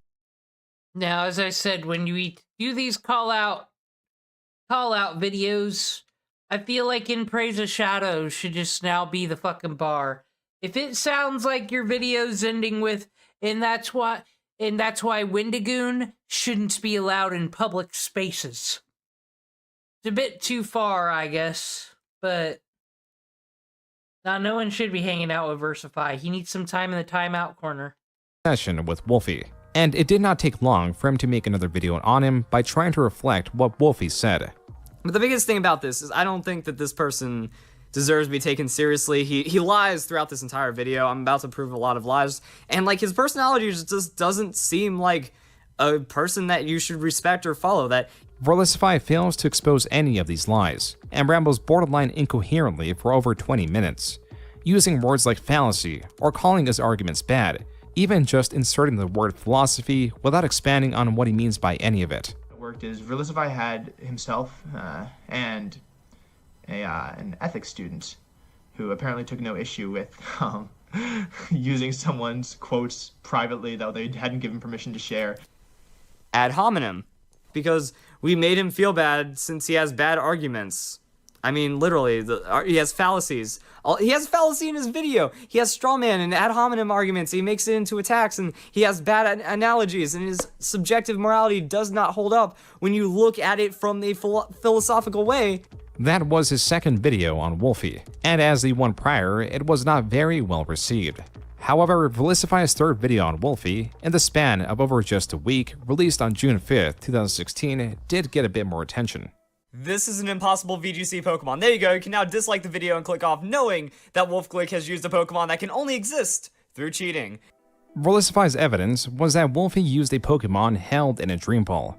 A Dream Ball is a Pokeball that was initially obtained through a lesser-utilized, browser-based Nintendo Online. Doesn't matter as long as it's not, the movesets don't break the rules and it's impossible to obtain. This is so fucking stupid. No one cares about the VGC. I'm sorry, Team Smoggin. Who cares about what the nerds at the convention say? Online game. So that's a Dream Ball Pikachu or Dream Ball Pikachu / Raichu. At some point, hacking had to have happened for this Raichu to exist, and he's using it. However unlikely, it is believed that this combination of Pokemon is possible. The one thing that is impossible that Felicify does not mention in the video is that it has an ability it should not be able to obtain known as Endeavor. There are events where a Pikachu was given out that did have Endeavor, but it was not won in a Dream Ball. And though the combination is impossible, the video Felicify displays shows that Wolfie was using it at a community-run event, not an official VGC event. But Felicify does cover some of that too. Now this right here is very suspicious, that at the Georgia Regionals, he's using a shiny Salamence and a shiny Bronzong. Now, I know that shiny Pokemon can exist without hacking, but it's just very low odds. Shiny Pokemon are extremely rare variants of their counterparts that have an alternate color palette. Besides a potentially faster animation, these have no advantage and are distinct in their rarity alone. There are more complex elements to it, like making sure it has the optimal hidden stats and more jargon that did not seem to really bring any effective movement against Wolfie. A reason for this is because people greatly disliked Felicify and his weak arguments. Another thing that I don't understand is just like blatant hypocrisy, you know? If I say that cheating is bad, that's drama. If Wolfie makes a video specifically about me, and that's not drama, you know? He's keeping this going, he's... You know, though, what's crazy about the Pokemon VGC drama is that you always expect it to be like 400-pound losers, like comic book guys, but nah. Usually guys look like this, indeed. This is their sports. We're not playing here. Trying to, like, this is going to cause problems with me. I got hundreds of dislikes, hundreds of negative comments, and he knows that that would probably be a result. Even though he doesn't encourage it, you still have to know it's going to happen, so... Lines like these in Felicify's videos expose far more about Felicify than they do about Wolfie. as he understands a result of his own videos are these hundreds of comments, yet he cannot accept the reciprocated action. Verlisify's hypocrisy and overall contrarian nature was the core of content creator Hoodlum Scrafty's video on him. You have 2 mid-roll. Oh, I know Hoodlum Scrafty. I used to watch his channel all the time. Not even he's got beef with Versify? Damn. In a 10-minute video with an end roll. Oh my goodness. That's unreal. And it's clearly just for drama. I don't know what else to say. It's clearly just a drama, and it is hypocritical because, first of all, he mentions that Jethro's video that's a top 10 is over 10 minutes long, which he's doing just for ad revenue. And then Verlis's video, where literally he's just attacking somebody's video, is literally just over 10 minutes. As unreasonable as this all seemed, there was an explanation as to why Verlisify was being more and more combative. We actually have screenshots from a Skype conversation that Verlis had with friends where he literally admits why he does this. And the reason he does this is for views and for publicity. So there is a screenshot here that talks about the smoke. Nah, I think that's some Patrick Tomlinson fucking cope right there. That's some stalker child. I knew you'd do that all along. Because you'd find something crazier and more fun. You'd be like the Silent Hill circumcision guy. You'd do something to stick out way more than just being a fucking, I think Jennings is cheating type person. Smogon drama, and how he admitted that the Smogon drama was a publicity stunt. Then we've got another screenshot from a personal Skype message he sent where he talks about somebody else doing something, and somebody suggests that he makes a video on it, and he says they don't have enough subs to make it worth it. And he's admitted before that he only really attacks people if they're a well-known VGC player, or if they have enough subs that it will generate enough drama that it will popularize him. Hoodlum Scrafty then brings up that Verlisify was levying accusations of cheating now because the Pokemon World Championships were coming up. The beauty of this is that Verlisify was guilty of jenning as well. But at the same time, this is another screenshot where he literally asks somebody who sent him a hacked mon if he can lie to his fans so that his fans will not realize that the mon he is using is hacked, because he doesn't want people to know that he's a hypocrite. Hoodlum Scrafty goes into the other, less likable elements of Verlisify, like his clickbaity videos, his art theft, and the fact that so many people dislike Verlisify and vice versa, that Verlisify does not even remember who he likes. He made a video about Mark McQuillan's team, right? Saying, oh, it's innovative, it's fantastic, it's great. And then Mark McQuillan disagreed with him once on Twitter, and he goes to Mark McQuillan, because he didn't know he was talking to Mark McQuillan. You know, though? Is this person, the clickbait, oh, I'm just doing it for the clout, and what Hassan Piker does that for the clout, too. And fights on fucking stupid hills, like, kind of the same thing in a different community, just not politics over here. Well, you don't know anything about VGC, that's why I ignore idiots like you. And Mark responded a bit pithy with, I thought you made videos about people like me, and then linked to the video about his team. This video was concise and put together masterfully. Verlisify's response video to it was anything but. At one point, he even catches himself in disbelief of his own contradiction. This was manipulated and out of context. Bullshit. You were saying that it was I already hypocritical, know. as you implied during the Jathertex video, that doing something just for views was bad, and yet you were doing it with your drama videos here and admitting to it yourself. So I'm not though. I'm not. So 2 minutes of my video. Wow, they are literally going through every single timestamp. Drunken Deep saying that I only make my videos for publicity, and I've even admitted to it. Well, let's go. Wait. What? Go find out. Literally admits why he does this, and the reason he does views, publicity, so there is. Well, I mean, literally every video. What the fuck? Verlisify's explanations and justifications could be comical due to how absurd his thought process was. This is one of my most liked videos in comparison, that 33,000 views, 1,600 likes, compared to 40,000 views and 1,300 likes. So this video is getting more support and more likes than my average video, and that's how I view my YouTube. If there was a theoretical graph showing how well Verlisify was received, then the inverse would represent how well Wolfie was received. This game was won by Wolf, and here's the water spout. Wolfie Glick is your 2016 Pokemon video game world champion in the Masters Division. Wolfie, in August of 2016, won the VGC World Championship. And to that, late 2016, That's true. All these VGC people, though, just should have just fucking ignored them. They're all too big to fucking fight with an autist like this. As far as big as you can be in this community. 2016 was a new pinnacle for Wolfie and the true pinnacle of Verlisify. December of this year was his most viewed month ever. Getting 16 million views, Verlisify will never see these heights again.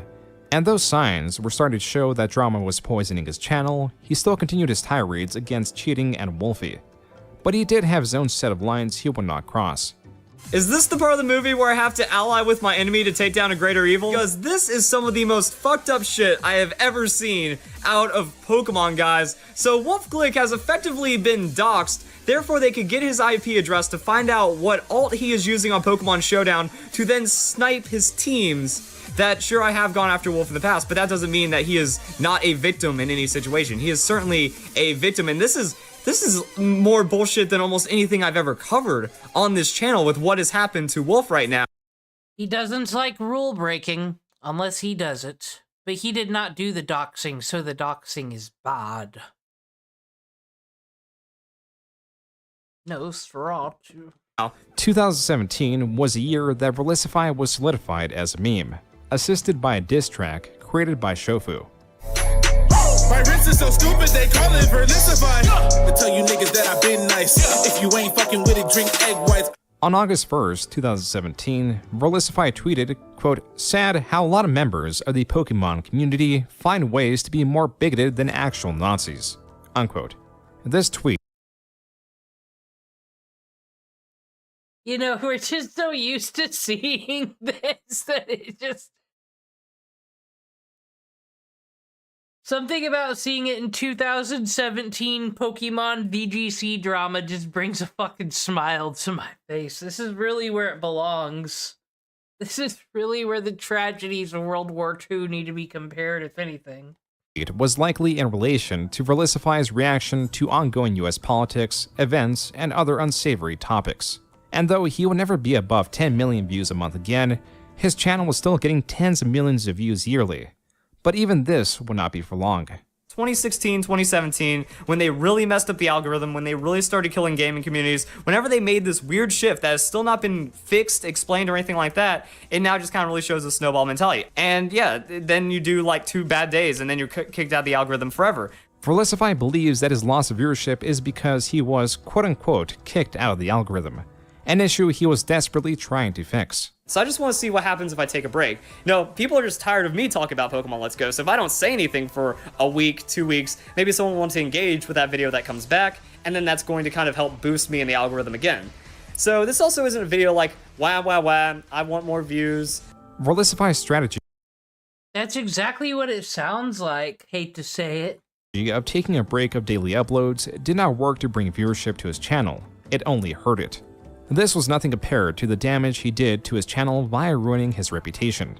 Perhaps Verlisify was unaware that within communities such as the one he resides in, viewers are shared. Rarely are these invested viewers subscribed to any one Pokemon channel. With their catalog being expansive, the more Verlisify attacked creators within his space, he is alienating himself to these viewers as he was denouncing their favorite creators for a cheating campaign very few cared about. There is a reason that altered ways of play like a randomizer or Nuzlocke challenge, where if you lose a Pokemon it is lost forever, is far more popular than the official Pokemon Championship. Additionally, Verlisify does not engage with these forms of play, which is twice as damaging to his channel because he avoids a highly popular style of series, and he lacks the potential for a series. He even gloated about a Japanese law that was passed that makes it illegal to modify your game save. You can't do anything to modify. My god, he really is. He's like, if anyone's... You know Michael Shannon? Like, if Michael Shannon, dare I say, was more animated, and this is like a Van Alden-like character. This guy. Fucking Randall from Recess, motherfucker. but he's doing it in like an exciting streamer voice. Oh my gosh, can you believe it? No more hacking and no more of this. Or change the game, or you go to jail. I love it. That's incredible. This means modifying save data of popular video games such as Splatoon 2, Pokemon Let's Go Pikachu Eevee, and Super Smash Bros. Could put you in jail. I mean, people are already doing like randomizers and stuff. Go to jail. Get out of here. I don't want to ever see your face again. Side note, Felicify has done this very thing. Be doing some kind of crazy Pokemon lock challenge like the world has never seen before. I've already started my game. I'm getting ready to type in my name. So we also randomized each other's games, like the games themselves and what's on the cartridge. This all ties back to one thing, and that is committed, or rather returning viewers. If you post a guide of any sort on YouTube, this will bring in new viewers, though they seek out knowledge and not so much entertainment. They will not likely be clicking on any of your videos as seen in the suggested bar, as they are looking for a particular piece of information. However, if you have a progressing series or challenge of any sort, something new viewers can hop from video to, these will be promoted more and more as they have a higher click-through rate and as such help retain returning viewers that are then more likely to not just click on the next episode in the series, but perhaps scour a channel for additional series.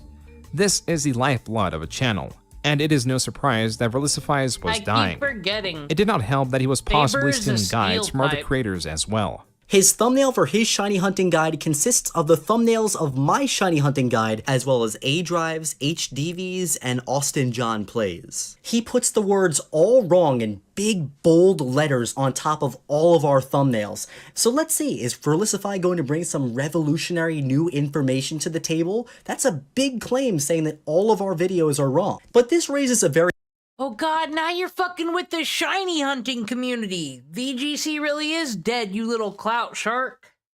interesting point. He says my content is trash, but then in the same video, he copies my content and tries to spin it like it's his own original invention. Creator Poketips provides examples of nearly similar things Felicify said in his guide.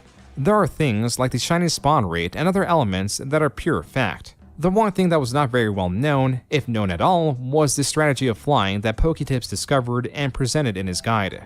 So I'll just go back over here, and since I was over there for a little while, all the Pokemon that were originally over here have despawned. They've gone away, and now when I come back, it gives us more chances for more new Pokemon to show up, and all those Pokemon can also be shiny. Flying with Pokemon is going to give you even better numbers than running, so now we can run back over here. Wait a second, that sounds familiar.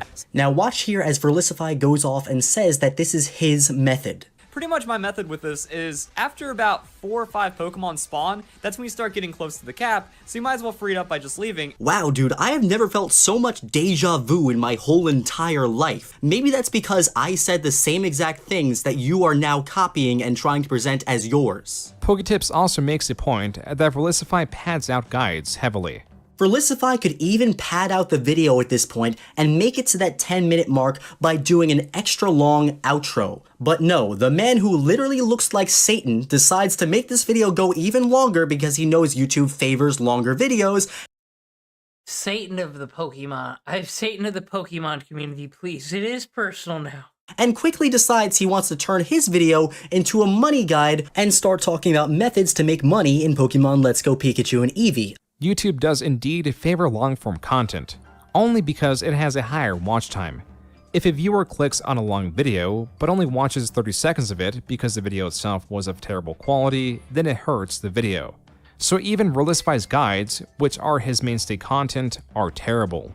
They are unfocused and do not stand up to the competition that gives viewers exactly what they clicked on the video for. The irony is that his inflating of guides to make them a minimum of 10 minutes long is the reason why they do not get promoted. As for Poketips, his video— What a fool. In that time period, he should have done the rice gum strategy and make a 3-minute video and then just have a black counter that says, I'm doing this for the algorithm, please don't click off. video on Felicify did well and prompted a response, only for Poketips to make a follow-up video that shows the poor state of Felicify's channel. Do you really think that I'm gonna sit through all of that? Your own subscribers don't want to sit through all of that. You have 430,000 subscribers and you could not get more than 10,000 views on any of those videos. In the middle of the drama with Poketips, Verlisify had his own spout with Shofu, the person who made the diss track on him. This drama escalated into a $1,000 money match using Super Smash Bros. Ultimate as a medium. But this was not fated to happen. Quote, Verlisify cancelled our money match and made a tweet longer explaining why. Since I know he has 99.7% of you blocked, I'll go ahead and link it so you can see how truly insane this man is. Unquote.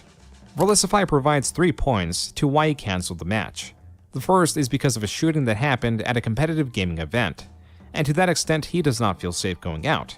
The second is that Verlisify believes Shofu was only acting in malice, stating, quote, Shofu is just turning this into an event of hate and negativity when I have just been wanting to have fun, unquote.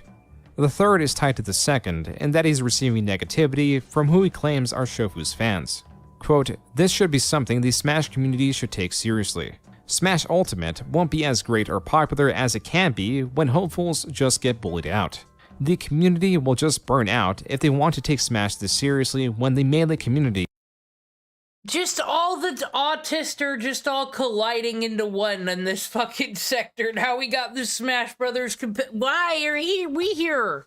No one expects a Spanish Inquisition indeed. is just much more welcoming and Must fun. be the South Bend unquote. part of Kanto. As it was turning out, it was not just the Smash community that thought poorly of Verlisify. His name and commentary across several games always seemed to have the same reaction. But in the least, these seemed to have some competitive nature to them. That's why his policing of Animal Crossing New Horizons was novel. Well, welcome back, Wolfpack. Verlis here, and today we're gonna go hunting for hacked dream islands in Animal Crossing New Horizons. Like, seriously, at this point, just make, like, a fucking anime version of Randall from Recess as your goddamn avatar, because that's what you are. There is much to unpack here. During 2020, shortly after Animal Crossing New Horizons released, there was the discovery process of the game. This is in terms of both gameplay and modification, to put it lightly. Being active in the multiplayer scene mostly amounted to visiting other players' islands. Here, you could come across a tree. Not a fruit tree, not a bell tree, or rather money tree, but a star fragment tree. Star fragments are rare resources, but what this tree that turned out to be a modification that was no longer so. One that did not require the user to mod their game, per se, even though that was the likely origin of these because these are just regular trees with their IDs set to star fragments, and so they could exist in the vanilla game after being modded in or otherwise glitched in. There is a bit of a rabbit hole surrounding these trees. From people paying others real-life money to be able to obtain the seed to plant these trees, to them breaking elements of the game such as causing dead tiles and where the fragments will land once shaken off the tree. They were a problem, but also gorgeous in their appearance. And to Verlisify, they were an opportunity. Like, all I have to do is look right here. Cheating. Nintendo.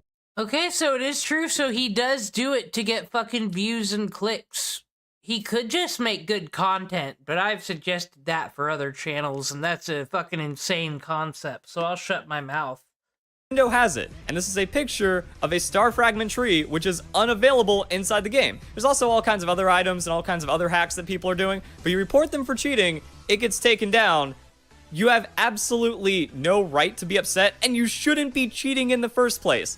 Being that Animal Crossing is not inherently a competitive game, and there have been copious vanilla methods, such as time traveling to get a desired result, Verlisify's policing in this case was not.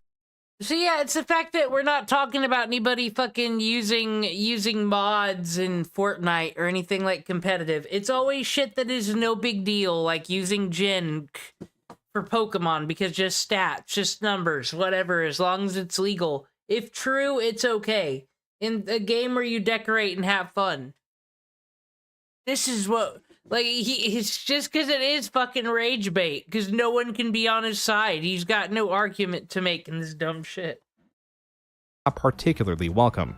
So to report, all I have to do is hit the minus button, and then says, do you want to report this dream? Yeah, I do.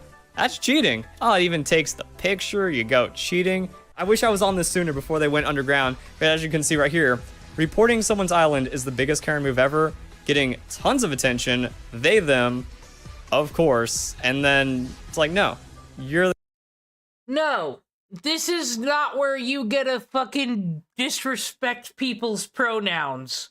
Not in this drama where you are clearly wrong. Go fall in a hole. The Karen, if you think that that's something that, like, if you think that being against cheating is a Karen thing, that makes you the Karen.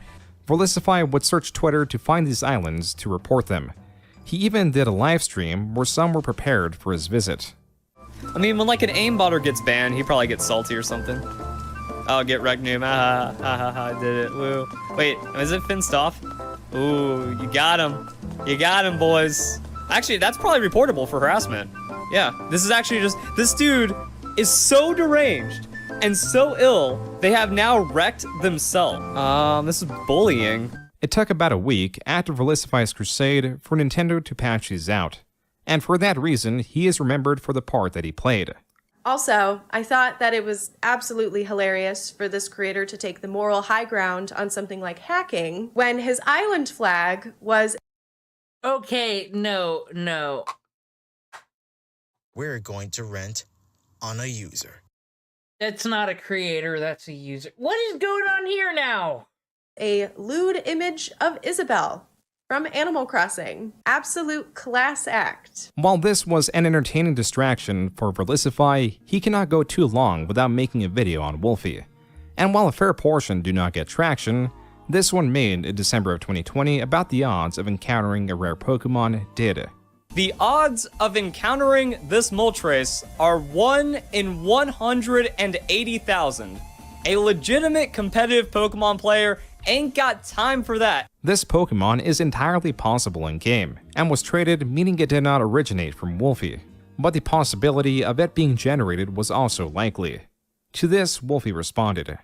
Long story short, there is another YouTuber out there who recently accused me of hacking my Mons in the Players' Cup 2 Global Finals. That's pretty bad, obviously. Did Wolfglick hack his Mons? Stay tuned to find out. I'll give you a brief answer to this. No, I didn't hack my Mons. Wolfie expands on this by explaining that he has fans willing to trade him Pokemon that are entirely legal. And with such a high number of fans, the chances of him getting legal Pokemon through trades are not that low. Additionally, he reflects on his and Verlisify's positions. When Verlisify first went after Wolfie, he had a sizable 170,000 subs and Wolfie had around 3,000. Now, Verlisify was declining at 460,000, and Wolfie had a really good year and was at 280,000 and growing. Because of the way that they've behaved, because of all this drama mongering, they actually, they kind of killed their channel.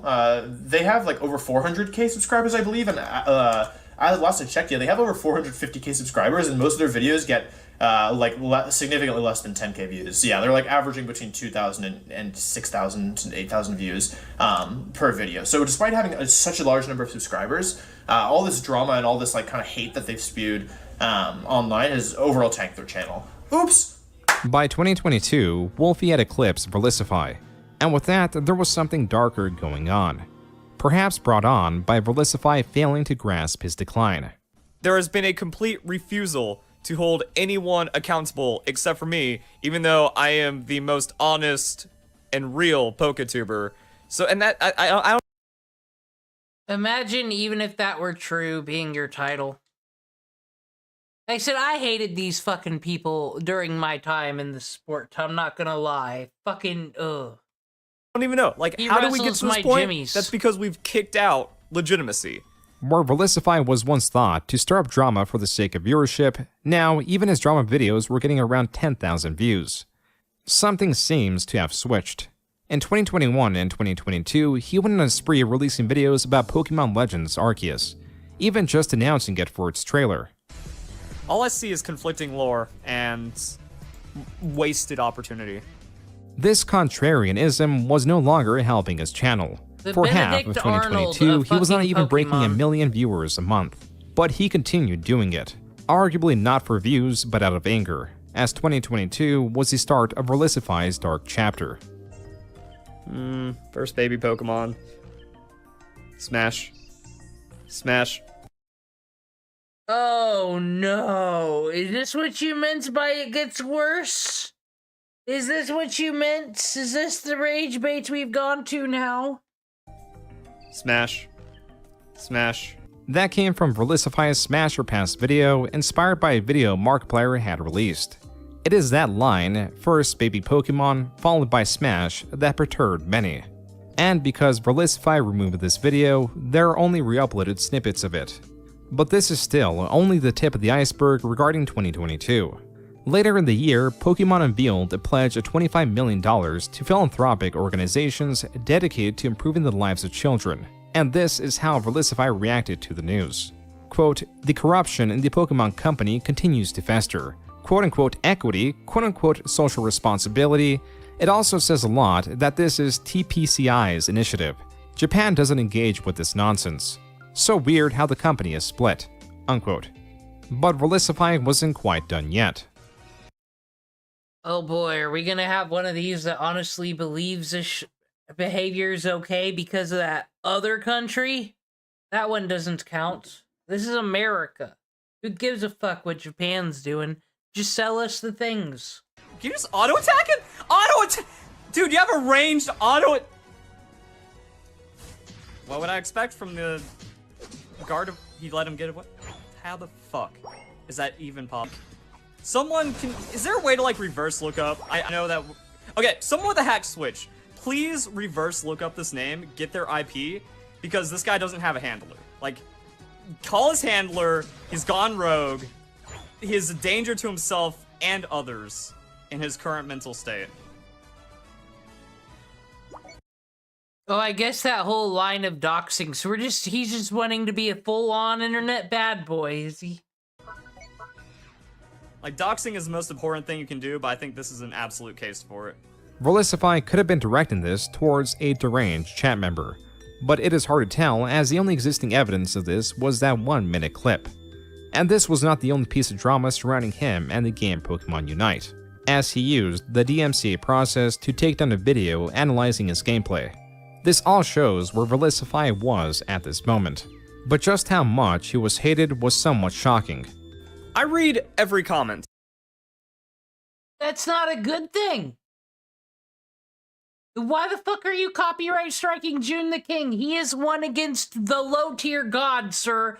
Do you think you're on the same level as low-tier god? You think your life matters, Versify?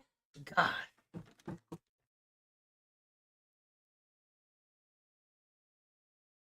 And for those of you who don't know, this is what the YouTube comments dashboard looks like, that I see every comment regardless of how old the video is, because it's based on when the comment was made. Also, we have just the filter for spam and hate comments and stuff, so it makes it pretty quick to moderate, just kind of like glance at the comments, see what people are talking about. And yeah, we're good to go right there. Oh, see?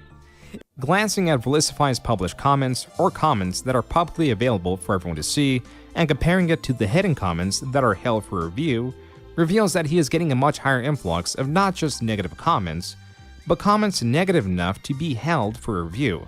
This plays into his dissent, not just in terms of views, but possibly motivation. Now with reading every comment and only approving select ones, his interest was largely in arguing with people regardless of their status. There is no benefit to this, but he could not let go of his convictions. That is a win, and that's the only way you get progress, by believing, or like by fighting for what you believe in. All these losers, they roll over and go, "Why are you doing this, Verlisify? Stop talking about it. You've been at it for how many years?" Like, no, you don't give up. That was from a video Verlisify uploaded in 2023. Still making videos not just on Wolfie, but also on Smogon now a decade in. Verlisify has gotten to the point where he has made a 27-minute long video on a single comment that got zero traction. What's more, his arguments against cheating and/or jenning have gotten even more insane. So this is the official Olympics website, and the Olympics have made a series called Day Jobs. Behind the glitz and glamour of the games, many world-class athletes must work around the clock to fund their Olympic dream, which even makes like the most exaggerated lie of entry or gate for Pokemon more accessible. My hand is on my head right now from all this.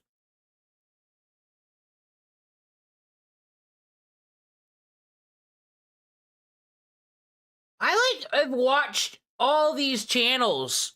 I know all these people. That's why this is more offensive. I've never heard of this guy, but just the fact that he's going after, like, is he going after Nappy too while we're at it? Than anything else. Verlisify in 2024 was now arguing that Pokemon players should have the same dedication of an Olympic-level athlete to compete in Pokemon. He also makes arguments about chess and that players sink tens of thousands of hours to the world-class sport, and draws that line of thinking to a children's game that the majority of players do not play competitively.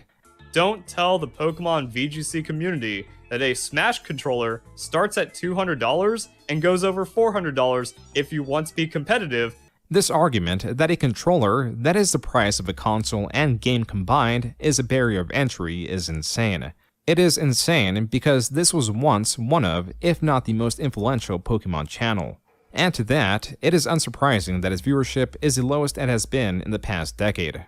Wolfie, however, is at a new peak. His current monthly viewership now surpasses Verlisify's most viewed months ever, as he sits at a sizable 1.46 million.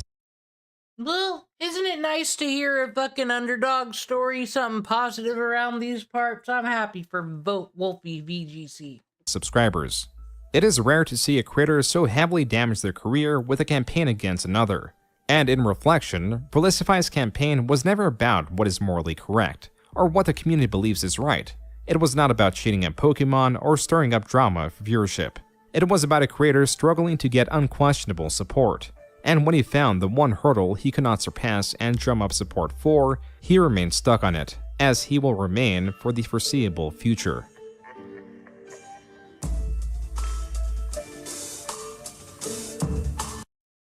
Thank you, June the King. Well, it seems it's almost time for me to try to make Whitney team again.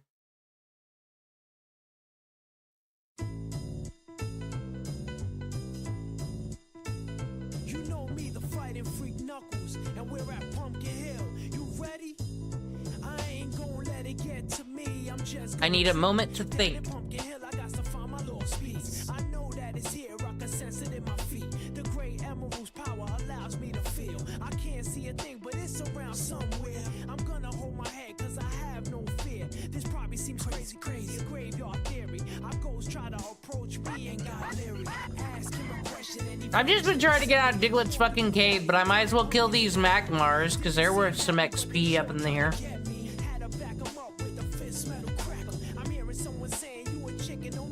I wish my Not 2 would evolve. I searched and I searched as I climbed up the wall. And then I started to fly, I went in deeper. Let it get to me, I'm just gonna creep. Down Pumpkin Hill, I got to find my lost piece. I know that it's here, I sense it in my feet. The great emerald's power allows me to feel. I can't see a thing, but it's around somewhere. I gotta hold my head, I have no fear. It probably seems crazy, a graveyard theory. A ghost try to approach me, he got leery. Grimer wouldn't be bad. I do have TMs. I could beat these people up a little.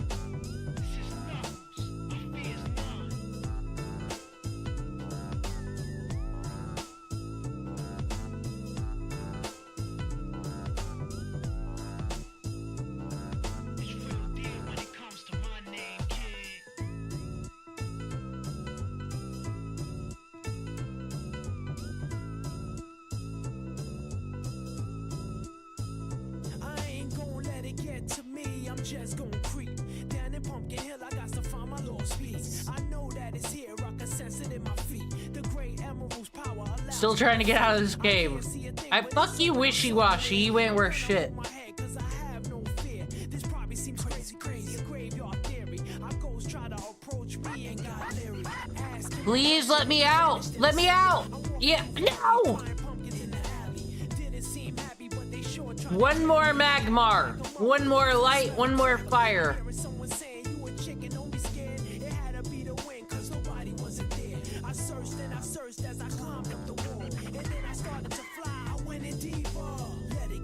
I'm sorry, I'm actually thinking about the video we just watched. That is quite the user. A user I didn't even know about. One of those ones that shouldn't exist because too unrealistic.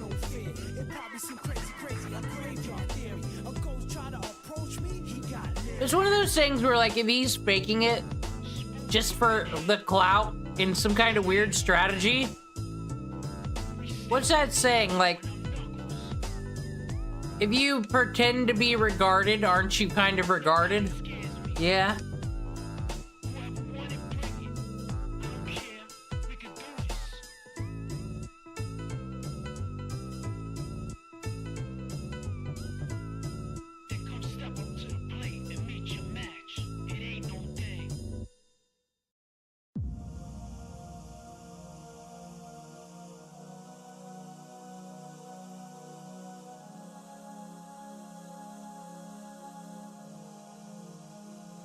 I made it! No evolutions yet. Maybe unlimited blade work should be our track against Whitney. Alright, let's see what the team's gonna be.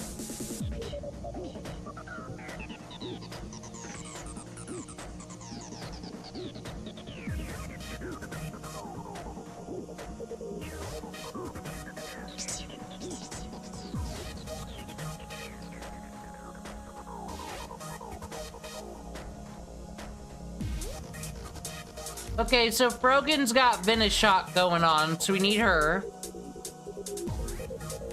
Not Nosferatu. War Turtle's got the fake out.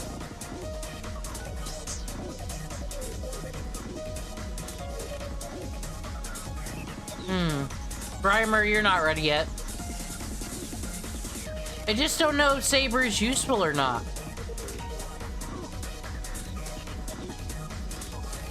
Oshawott, always cool.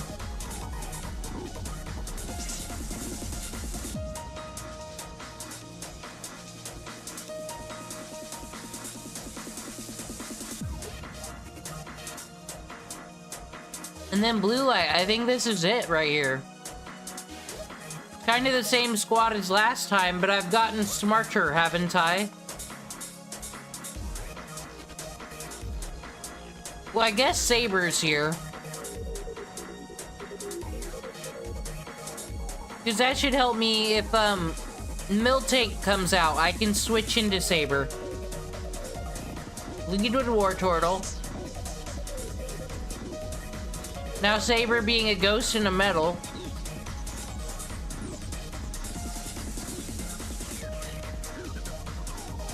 I pretty much only got berries. That's lame.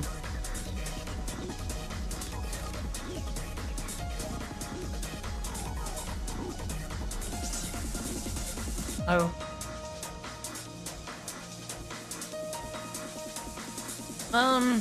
Fuck, I don't know what to give it.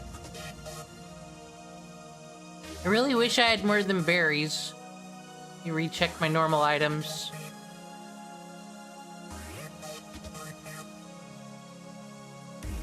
Yeah, there's nothing here of use.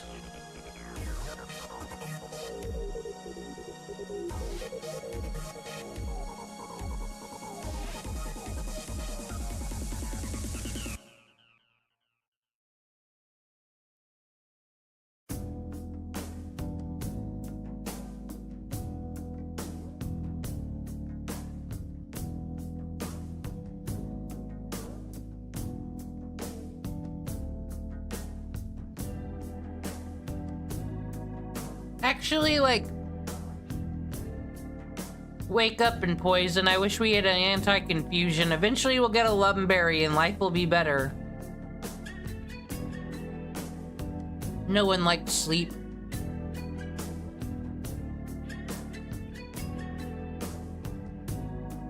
But now ground type moves.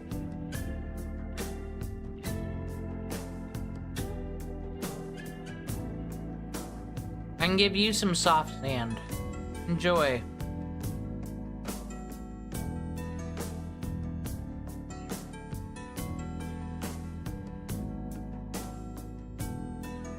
Alright. We're gonna lose again, and I'm gonna have to get high again, and we're gonna continue to lose. That's how that's gonna keep going. There will be no winning here. Let's make that clear.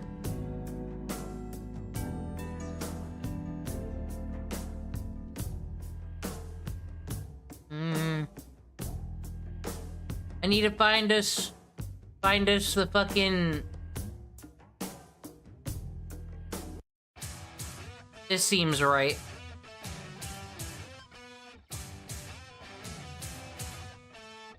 Whitney! Oh, I'll win, you believe in me? Okay. I got my cassette piece music going, I got this. I've been trying to fight the same gym leader all night. But some of my evolutions have screwed us. We've lost some good abilities. There'll be new ones one day.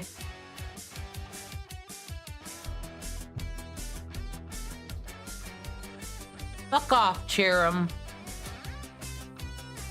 I got a Whitney to fight.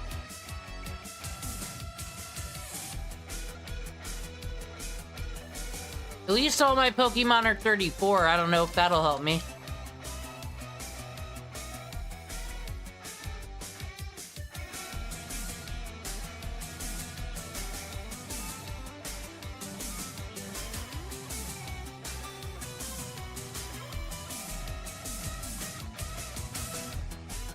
Okay, you're really gonna get it this time, Whitney. Fucking Wigglytuff.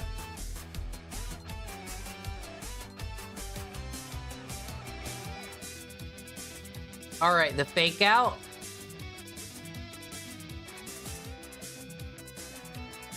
Now, hitting the Wartortle is kind of nice because then it gets gooeyed. So I'm gonna try to flip turn. Okay, I can escape.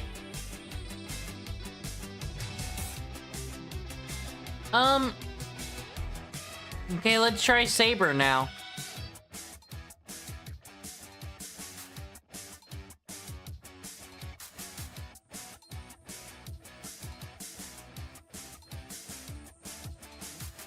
Oh, did we? Yes! It was a Gesto Berry. That was the right one.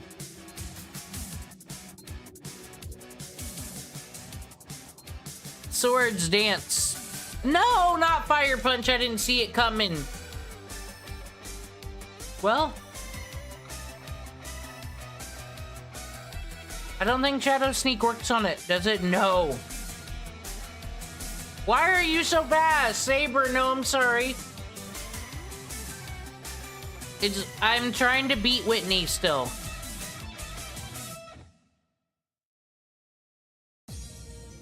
Dude.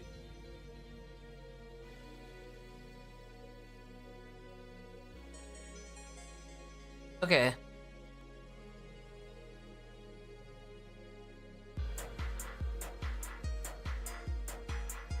Brogan should scare her off.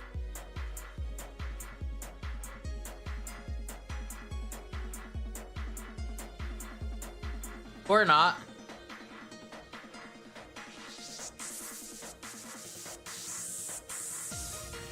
Leave her alone!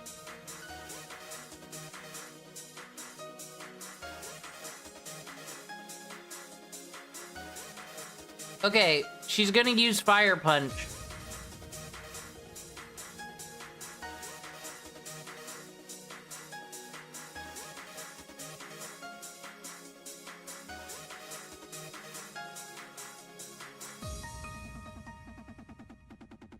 Okay, do you think you're gonna switch?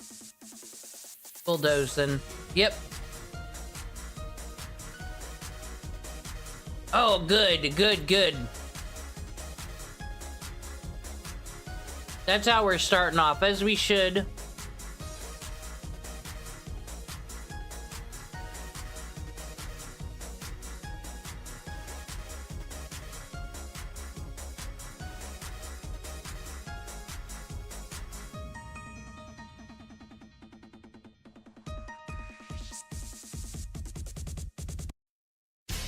Oh, fucker is still fast.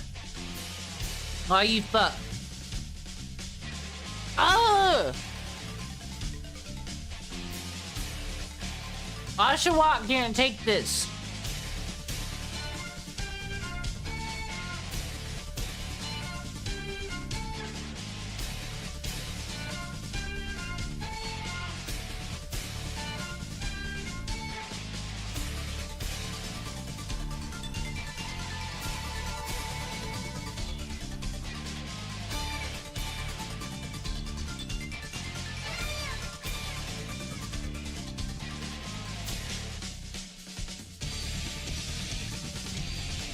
I haven't killed one.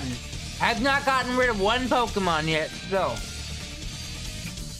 Everyone here is as leveled up high as they can get. I also don't know why fucking Miltank's still so fast. It got bulldozed. It's bullshit.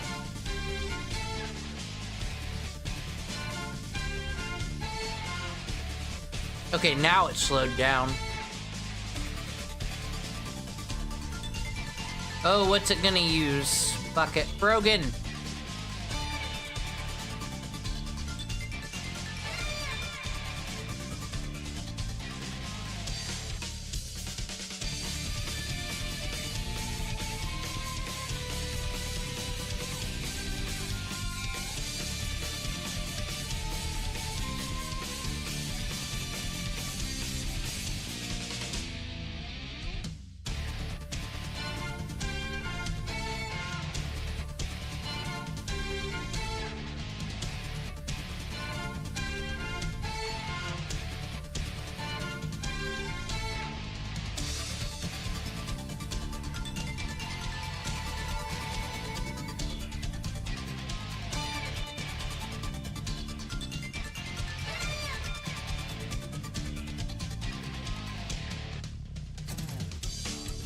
Alright.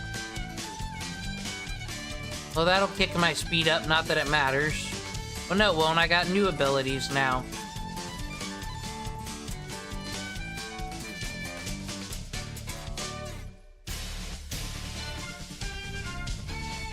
Why is it so fat?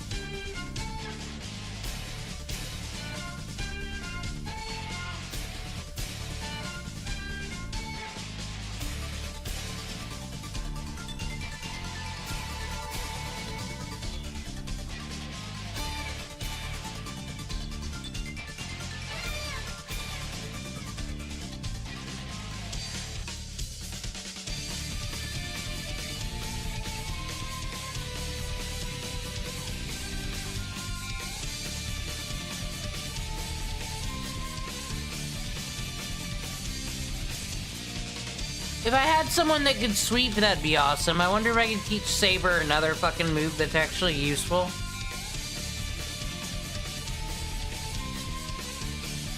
Fuck you, Whitney. I've not touched a single one of her fucking mons. It's so annoying.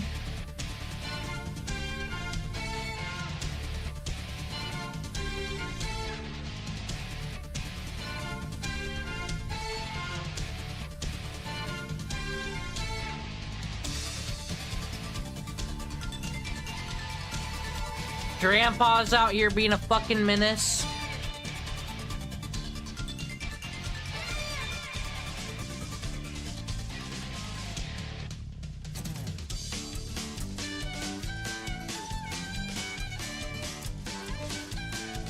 It's just none of my mons have anything that fucking hit enough, and I think Vigoroth has a goddamn Eviolite though.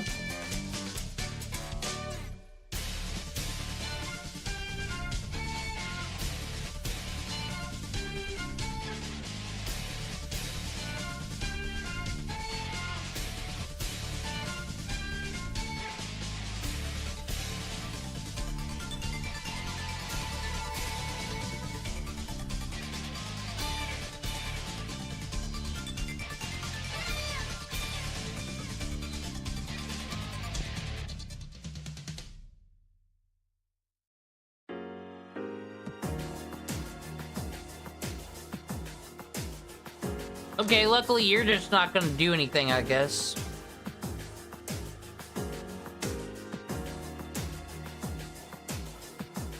Air cutter. Woo! Woo! One Pokemon down with my two that are left.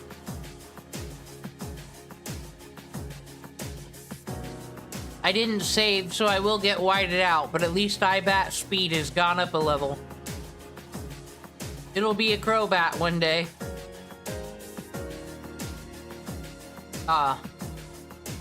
Drampa. Everyone's friend. Let's just bite it until it's sick. Yes, bite it until it's sick!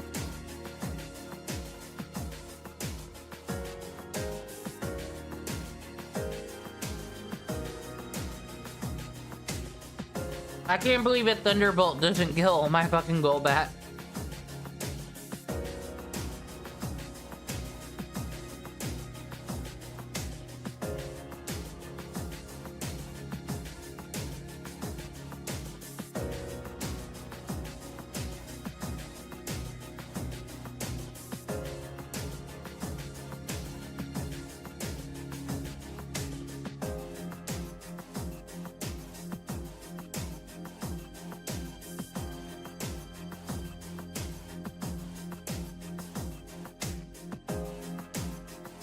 If only I'd woken up, I would have hit it with the Veno Shock. But now I am just flamed and throned.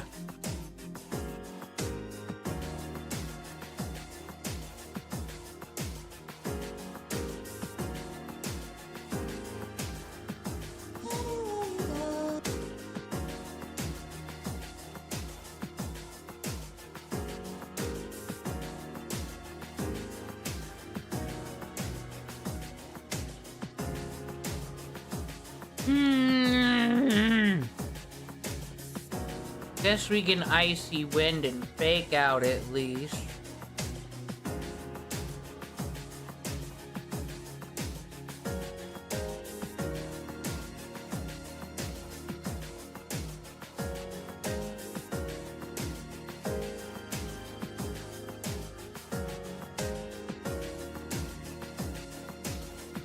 Whoa, could this possibly be number 2? It does know Thunderbolt.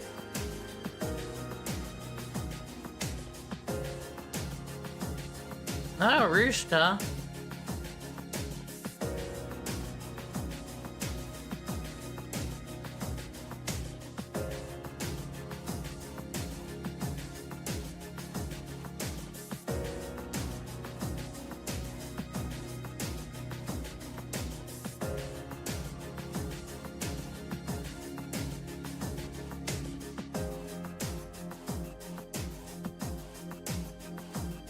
Go out like a hero!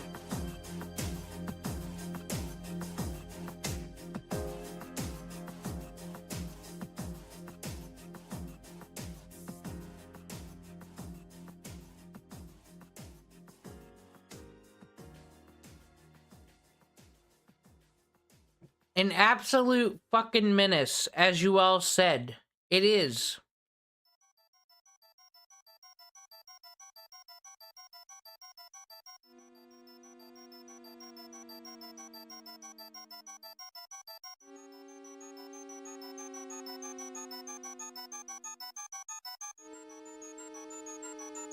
This is our death song.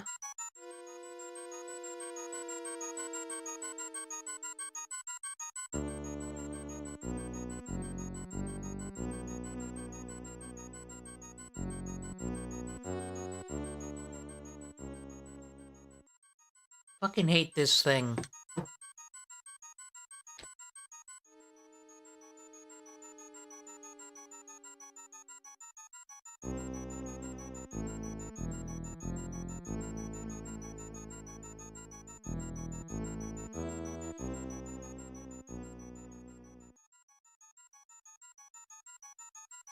Well, I guess I'm smoking again. What should be the plan, I wonder? Saber wasn't very helpful. Oh, you stop your ways. I'm just gonna go at her again. I'm gonna smoke and go at her again.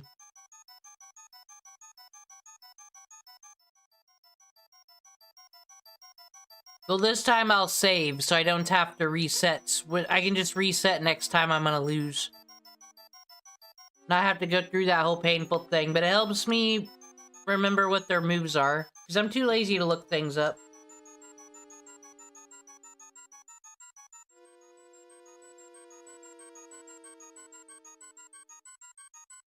I can't believe beating Whitney. We're not even gonna be able to do Surge tonight.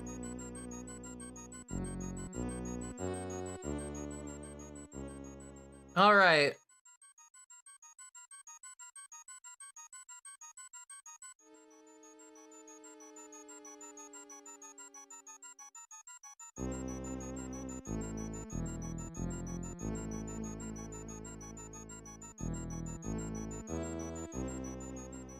Well, actually, let me see if I can teach anybody any fucking moves. I got some TMs. You get to think strategically here.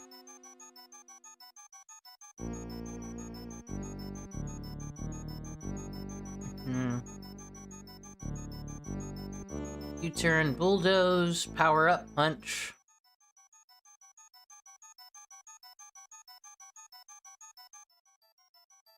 Okay, maybe we don't have anything very useful here. Rock Tomb. No.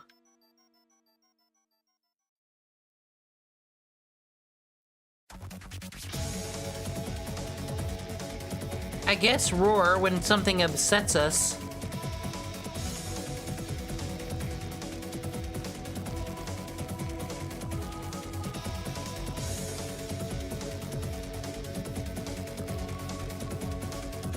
Okay, let me see what I can do with the team.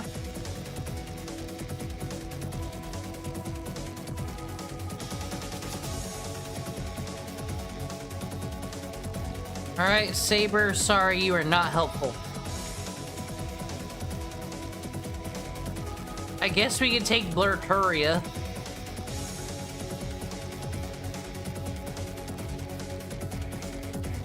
None of these people are ready for the big leagues. Especially Grimer.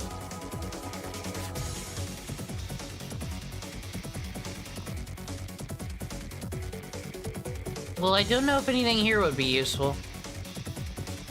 Maybe. Rolling up with all these poisons and then saving everybody else for indemnity, I guess.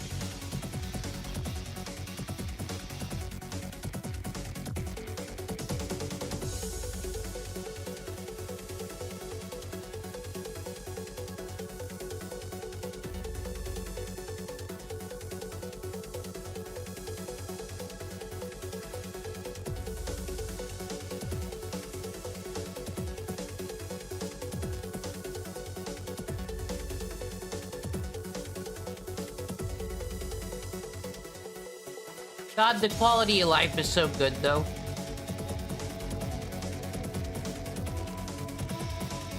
Alright, I don't know if Grimer needs Venom Shot, because it knows Acid Spray already.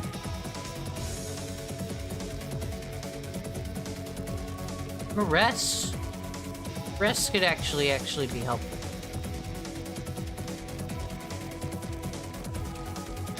I forgot what LSU stands for.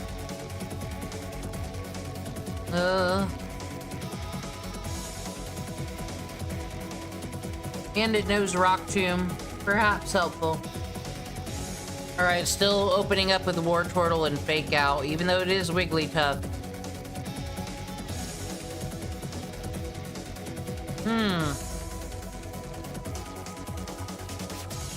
Wigglytuff knows a lot of moves. Hi, Banzag. I don't know what to do. I'm gonna lose again. I haven't even taken my toke yet.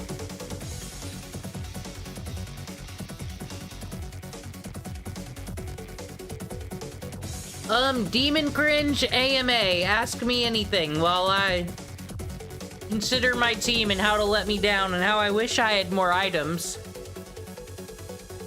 But I can't use the care package sheet. That'd just be too much, man.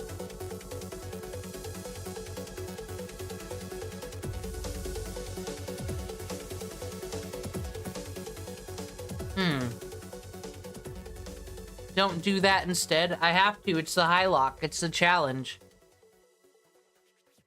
I think Grimer will be helpful. I'm hoping.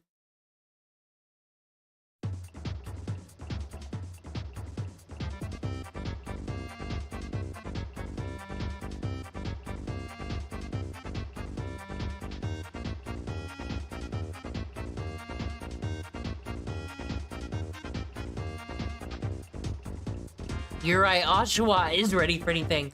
And it's got a high flying attack move. Okay, Whitney, you're really gonna get it this time. I've taken Vapor Courage. You won't ever walk into my town and treat me like this ever again. Alright, we need a hop and battle theme though.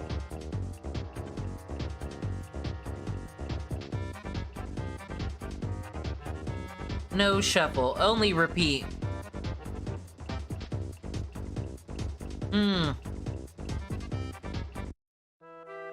No.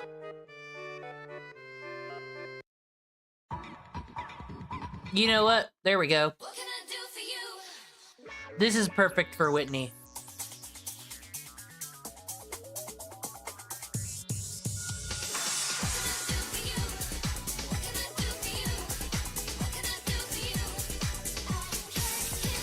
For the last time!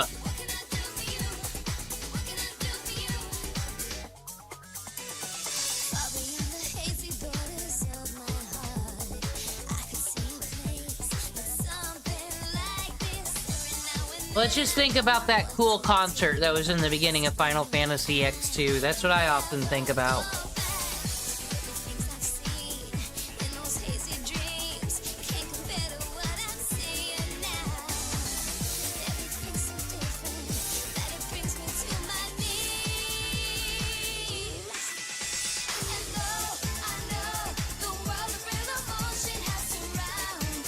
Alright, it's gonna use something that hurts a poor water type. So we would go into the grass type.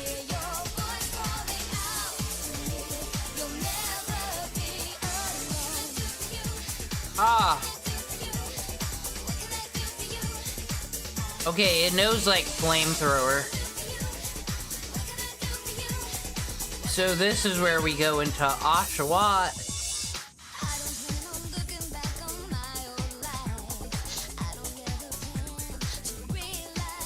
Oh no, you were gonna use Lovely Kiss again. That's fine. Oshawott could use a nap. It's had a difficult day. Ooh, give me a free turn, please, to recover.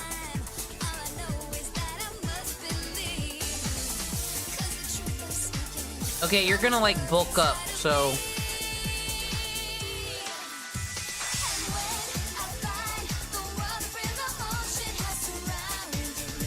Ooh, bulldoze, bitch.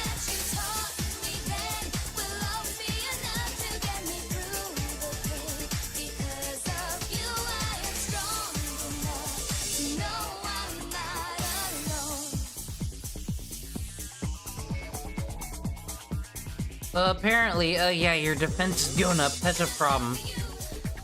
But criticals, you know what's fun about criticals in Pokemon? They don't give a shit.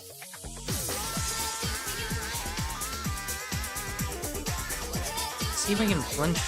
Flinchax? Question mark. Flinchax? Dude, does Rock Slide not fucking flinch anymore? Whatever.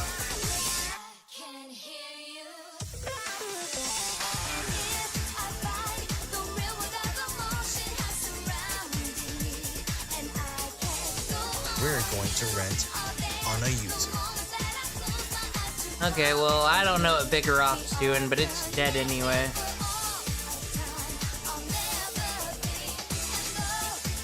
We got one down and we haven't lost one of ours yet.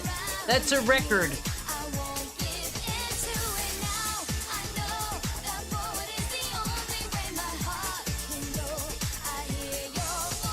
Okay. What is it gonna do, the Miltank? I don't remember.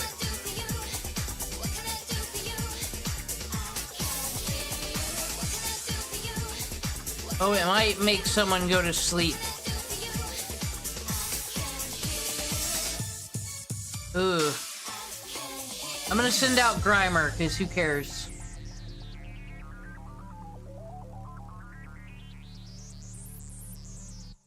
My special attack's up.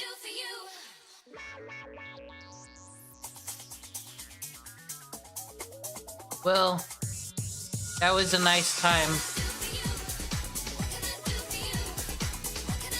Oh!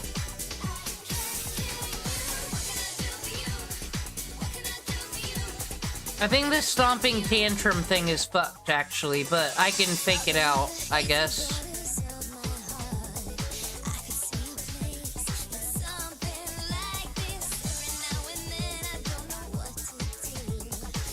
Come on, the spirit of Final Fantasy X2 and Yuna. Okay, you're stomping tantrum.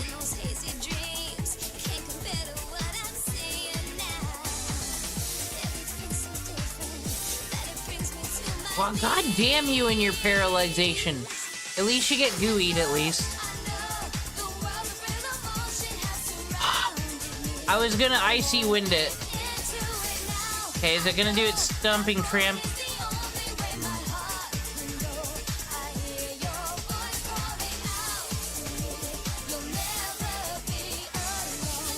Thank you for doing the work for me. Good! Good!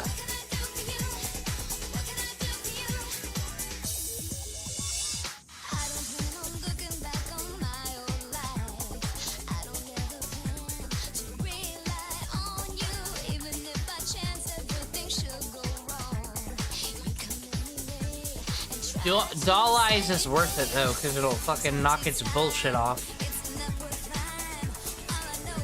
Speed down, attack down.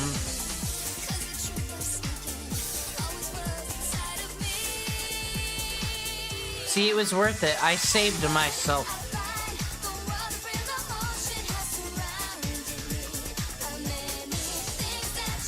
Maybe Saber would have been useful for switching with Miltank and whatnot.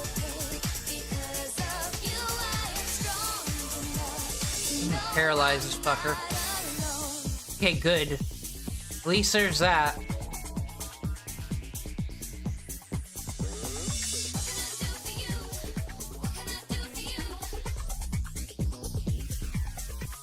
Eat the steak.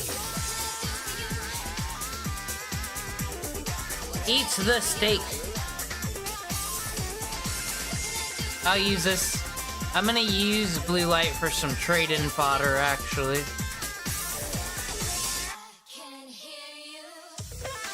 Two fodders.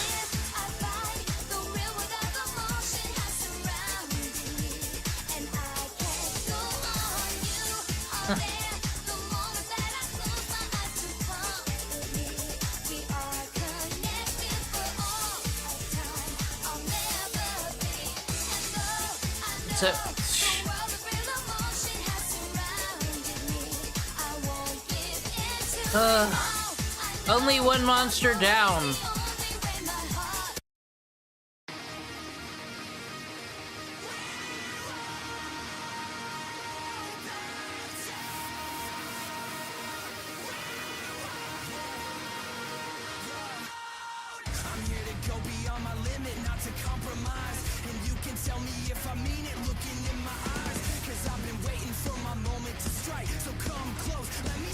Fuck off. Okay, you're fucked now. You are not a threat to Oshawott.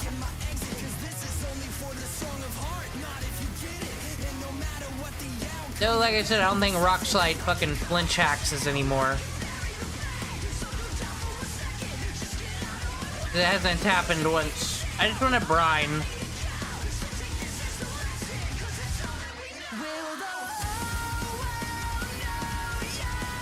Thank you.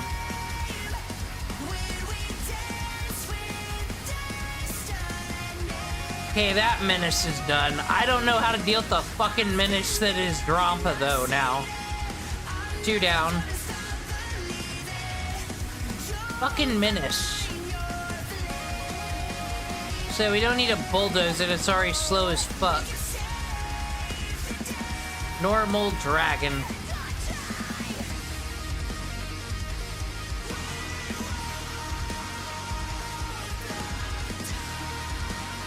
I am feeling menaced.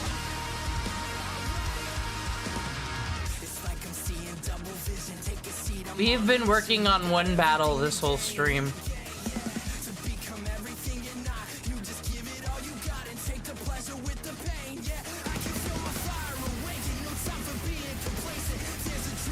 Alright.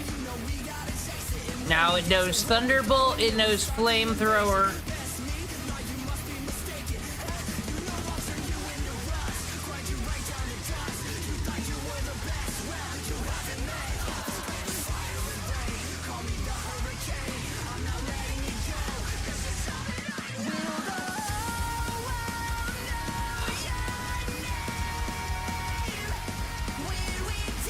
This said, fuck it, fine, whatever. Okay, then we can hit Fake Out with the turtle.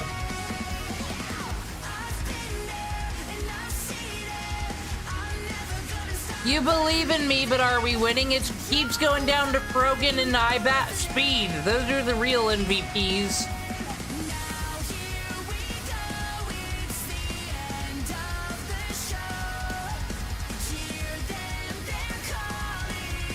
Fake Out doesn't work.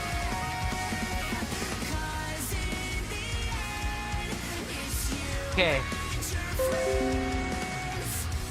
My Xbox wireless controller is low. No! It's still working though.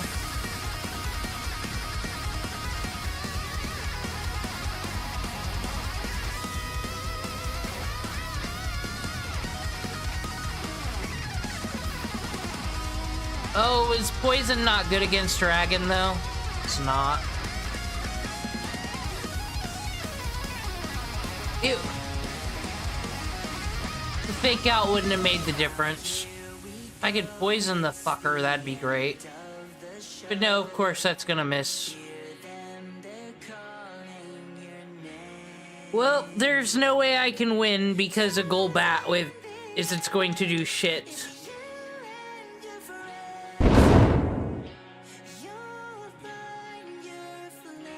I didn't find my flame. It's 1 a.m. I'm sad. I came here for a cozy cozy Pokemon playthrough with you all, and I'm not allowed to win. They won't let me win with the arbitrary rules that I created. That's not even a real Nuzlocke. And all I got is fucking Frogan. Frogan? I'm glad I saved this time.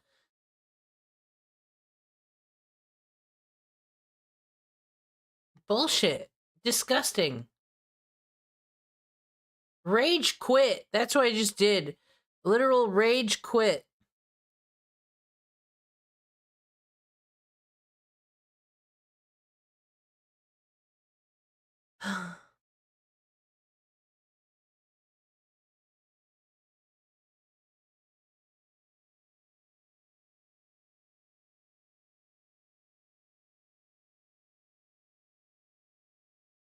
I want to watch this. This will set me free, surely.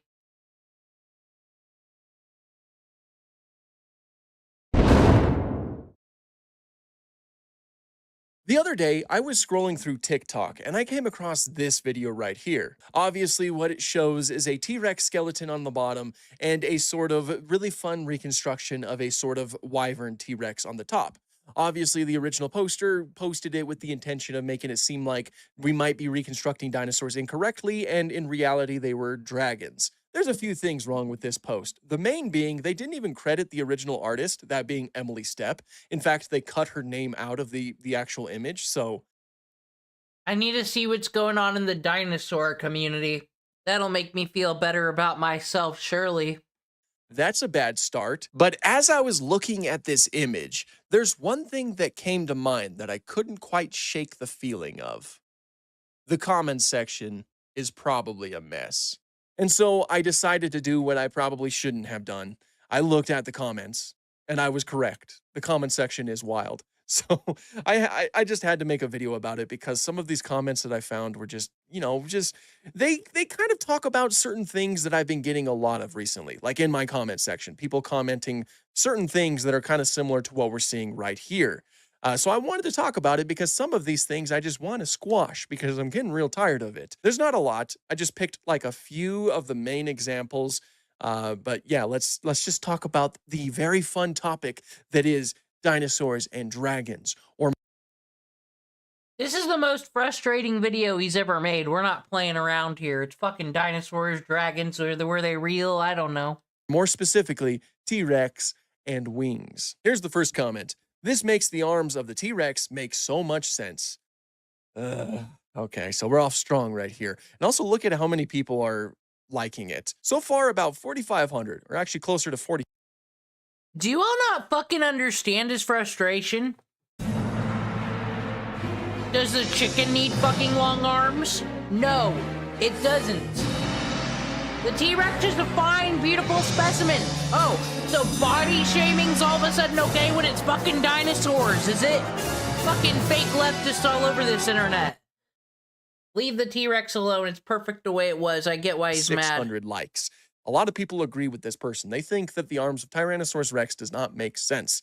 And obviously, a lot of people think that because the arms are proportionally small, which is true. Like, those are very small arms for such a large dinosaur, such a large animal. Those are very small. If humans had arms that were, like, proportionally the same as Tyrannosaurus Rex's arms, we would have arms that were about 5 inches long. So yeah, I agree. They are short. But, you know, people who typically think that it's weird and doesn't make sense don't really look too much into it, I've found. The reason why it's thought the T-Rex and some other large theropod dinosaurs had arms like that is because it seems like they were prioritizing their bite over their arms. T-Rex had one of the most powerful bite forces of any animal to ever exist, which is just absolutely insane. It's insane that it had a bite force like that. But when you have a bite force like that, why would you really need to spend energy on your arms? You know, it kind of feels like it's a little bit unnecessary by that point. And the same could potentially be said for other large theropods, like even Carcharodontosaurids, who had bites that were fairly specialized, you know, very good at tearing through flesh. So it just seems likely that they didn't really need their arms. And so over time, their lineages were just slowly starting to lose them to the point where they were almost becoming vestigial. And vestigial structures do exist. That is just something that happens sometimes in nature. Sometimes you'll have a structure that's kind of like a leftover in a way. So it's really not too crazy to think that T-Rex just had small arms. You know, again, it probably just didn't need too large of arms. But what I don't understand is why giving them wings would make more sense. Because again, I don't think that you're really thinking about it too much by that point. T-Rex was around 8 to 10 tons in weight. That is not a small animal, okay? Some of them might have been larger than that. Some individuals might have surpassed that size. That is a huge animal. In order to be able to properly lift itself up to fly. I cannot believe this guy has to prove to you all dragons aren't real. To the next one. Oh, this one. Hold on one second, guys. Just get ready. This one is a doozy. In Ancient Aliens, they said that an archaeologist changed the name from dragons to dinosaurs in 1845. Oh, well, I'm with you, Dino Guy. If Ancient fucking Aliens said, then what? What? Those people have the same degree as the fucking chick that was telling us that took 3 times to watch fucking Strain Addiction to get the point. My dude, you're using Ancient Aliens as your source? You decided to use Ancient Aliens as your main talking point to help support the idea that T-Rex had large wings, or to help support the idea that T-Rex was actually a... Clearly, Mike, the heretics in the dinosaur community are fucking losing. They think T-Rexes are dinosaurs, are dragons now. Dragon. Ancient Aliens... Oh.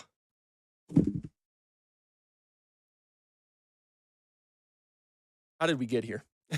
How did we get here? How did we get to the point where you can look into a comment section about dinosaurs? This is a crash out, you see. And you can see somebody using Ancient Aliens as their source. How did we reach that point? That actually might showcase how damaging a show like Ancient Aliens was, or, some, other History Channel shows. Because of the fact that History Channel was intended to be an educational channel. It was intended to be a place for you to learn. We were making fun of Quentin reviews just yesterday, but I think his History Channel video is pretty fucking good. Something, because they're the ones that are showing you something that's kind of structured like a documentary. A lot of people might look at that and say, huh, yeah, I could see it. When I can't even begin to tell you how much of a problem that is. Ancient Aliens is not a good source for practically anything. There is so many issues with that show. The whole idea that so many of these ancient civilizations that weren't European, mind you, were unable to build these extravagant structures and they needed the help from extraterrestrials. It's just insulting in a lot of ways. There's so many issues with that show. And I know that they did an episode that was dedicated to showing you how aliens wiped out the dinosaurs, which is a problem in and of itself. No, do not use Ancient Aliens as your source. And secondly, archaeologists, paleontologists are the ones who deal with dinosaurs, okay? Paleontologists discuss life in the past, like your Paleozoic, your Mesozoic, and a good chunk of your Cenozoic. And this whole idea that they changed the name of dragons to dinosaurs, I don't even know where that would come from. We've never officially called dinosaurs dragons. And maybe they're referring... The people on Ancient Aliens are a whole bunch of Taylor Lorenzes that they're all experts in their bullshit field they have a doctorate in. And like I said, this is what you get these useless degrees for, so you can be experts in shows, and then they just quote their own books. It's shitty tinfoil hat things. But because it's in a book, now they're an authority figure on it, on the goddamn Ancient Aliens. It's all it takes. To the idea that some ancient cultures found dinosaur fossils and possibly interpreted them as dragon bones. And, that might be somewhat possible, but I think that the jury's still out on that. I don't think we really have a lot of substantial evidence that supports the idea that, they were basing these mythical creatures off of dinosaur fossils. Like China, for example, I know that China, their dragons are mainly based off of a lot of their local fauna, as well as like some of the in some aspects, a lot of the weather that is experienced over there. That's not to say that fossils never had an influence on cultures. Quite clearly it did. Oftentimes fossils have been ground into medicine, for example, but in like a scientific manner, they were recognized as dinosaurs. Like that was just the official scientific term that was assigned to them. Because it was in the 1800s, it was noted that these animals we were discovering are completely different from animals that we have today. You know, your Hylaeosaurus, Iguanodon. I'll have you know that we opened up this stream learning about bugs and how big they could grow. We've done a lot of learning and a lot of knowledge on this Radical Red Let's Smoke Weed and Lose Against Whitney stream. A lot of knowledge today. And Megalosaurus, it was noted that they were different on a skeletal level. So it was only natural to categorize them into their own taxonomical group, that being Dinosauria. It wasn't created to erase a pre-established name because, again, there really was no pre-established name that existed. Like, there's really no conspiracy that's going on with that. Scientists are not, like, trying to hide anything. You know, I can tell that many people who...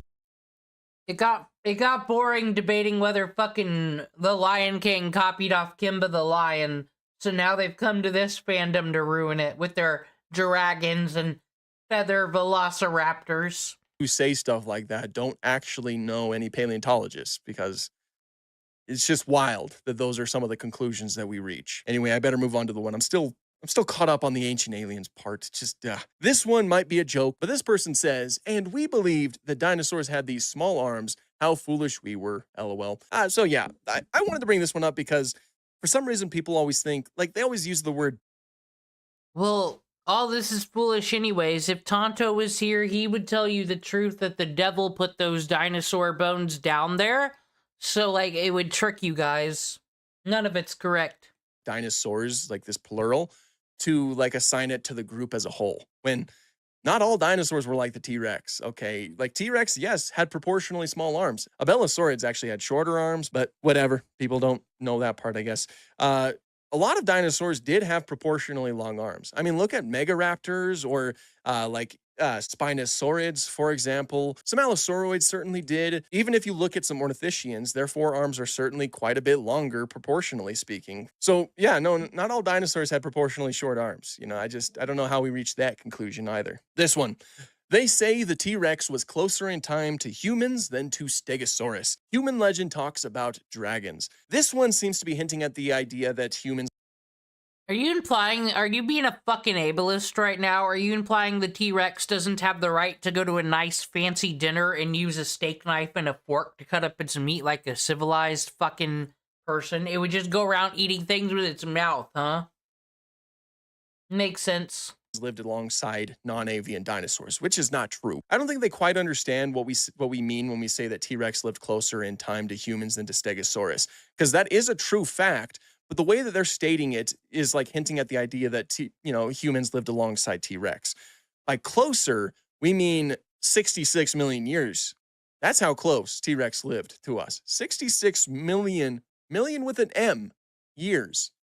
Whereas the time in between T-Rex and Stegosaurus was around 80 million years.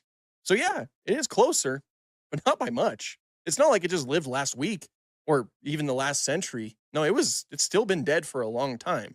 It's just a closer span of time in the grand scheme of things, but it's still a very long time. This is one I had to talk about. I just had to talk about this one. Ostriches and emus have similar arms. I'm sure they don't have arms, I don't think. I think they just have the wings. Sure, you all heard that one. Now, I know that there's a lot of science communicators who have covered this exact topic before, and a lot of them probably went into way more detail than what I'm going to cover right here, but it's just, this is such an annoying misconception because it's simply just a misconception that wastes time. As far as I can tell, this misconception stemmed from a TikToker a few years ago who, I don't know who it was, and I'm not going to try to find out either because, I don't want to start any problems, but a TikToker who decided... It is sad, isn't it? And you even heard me say earlier, I'm not going to look that up, I'm too lazy. It is the future. There is no excuse for this bad telephone game created by bird-handing fucking TikTokers. We shouldn't... Why is everybody watching these? Just don't. You should only use social media to watch Adventure Time clips. That's it. Decided that they were going to look at a T-Rex skeletal and compare it to an ostrich skeletal. And they noticed that there was some striking similarities between an ostrich arm and a T-Rex arm. And they reached the conclusion that T-Rex likely had wings, ostrich-like wings, as opposed to the arms that they're often reconstructed with. And stating that in a TikTok video did a lot of harm because a lot of people saw that video. And then they watched the video and they decided to start parroting everything that they heard in that video and started spreading it across the internet, so much so that we're still getting comments to this very day. And did you hear that T-Rex Tiffany thinks she's so special, but actually, Taylor told me on TikTok that its wings are just plagiarism from the internet anarchist. It's just ridiculous because there are so many problems with their analysis between the two arms. Because, yeah, if you're just eyeballing them from those small images, then yeah, they vaguely look similar. But they messed up the way that the arm is. Like, I know that they got the shoulder mixed up with the humerus on the ostrich. You know, they kind of they mixed up a few bones. They didn't know exactly what they were looking at, and so they looked. All right. And now with that, it's time to leave because we can't talk about the devil and what he does with the dinosaur bones.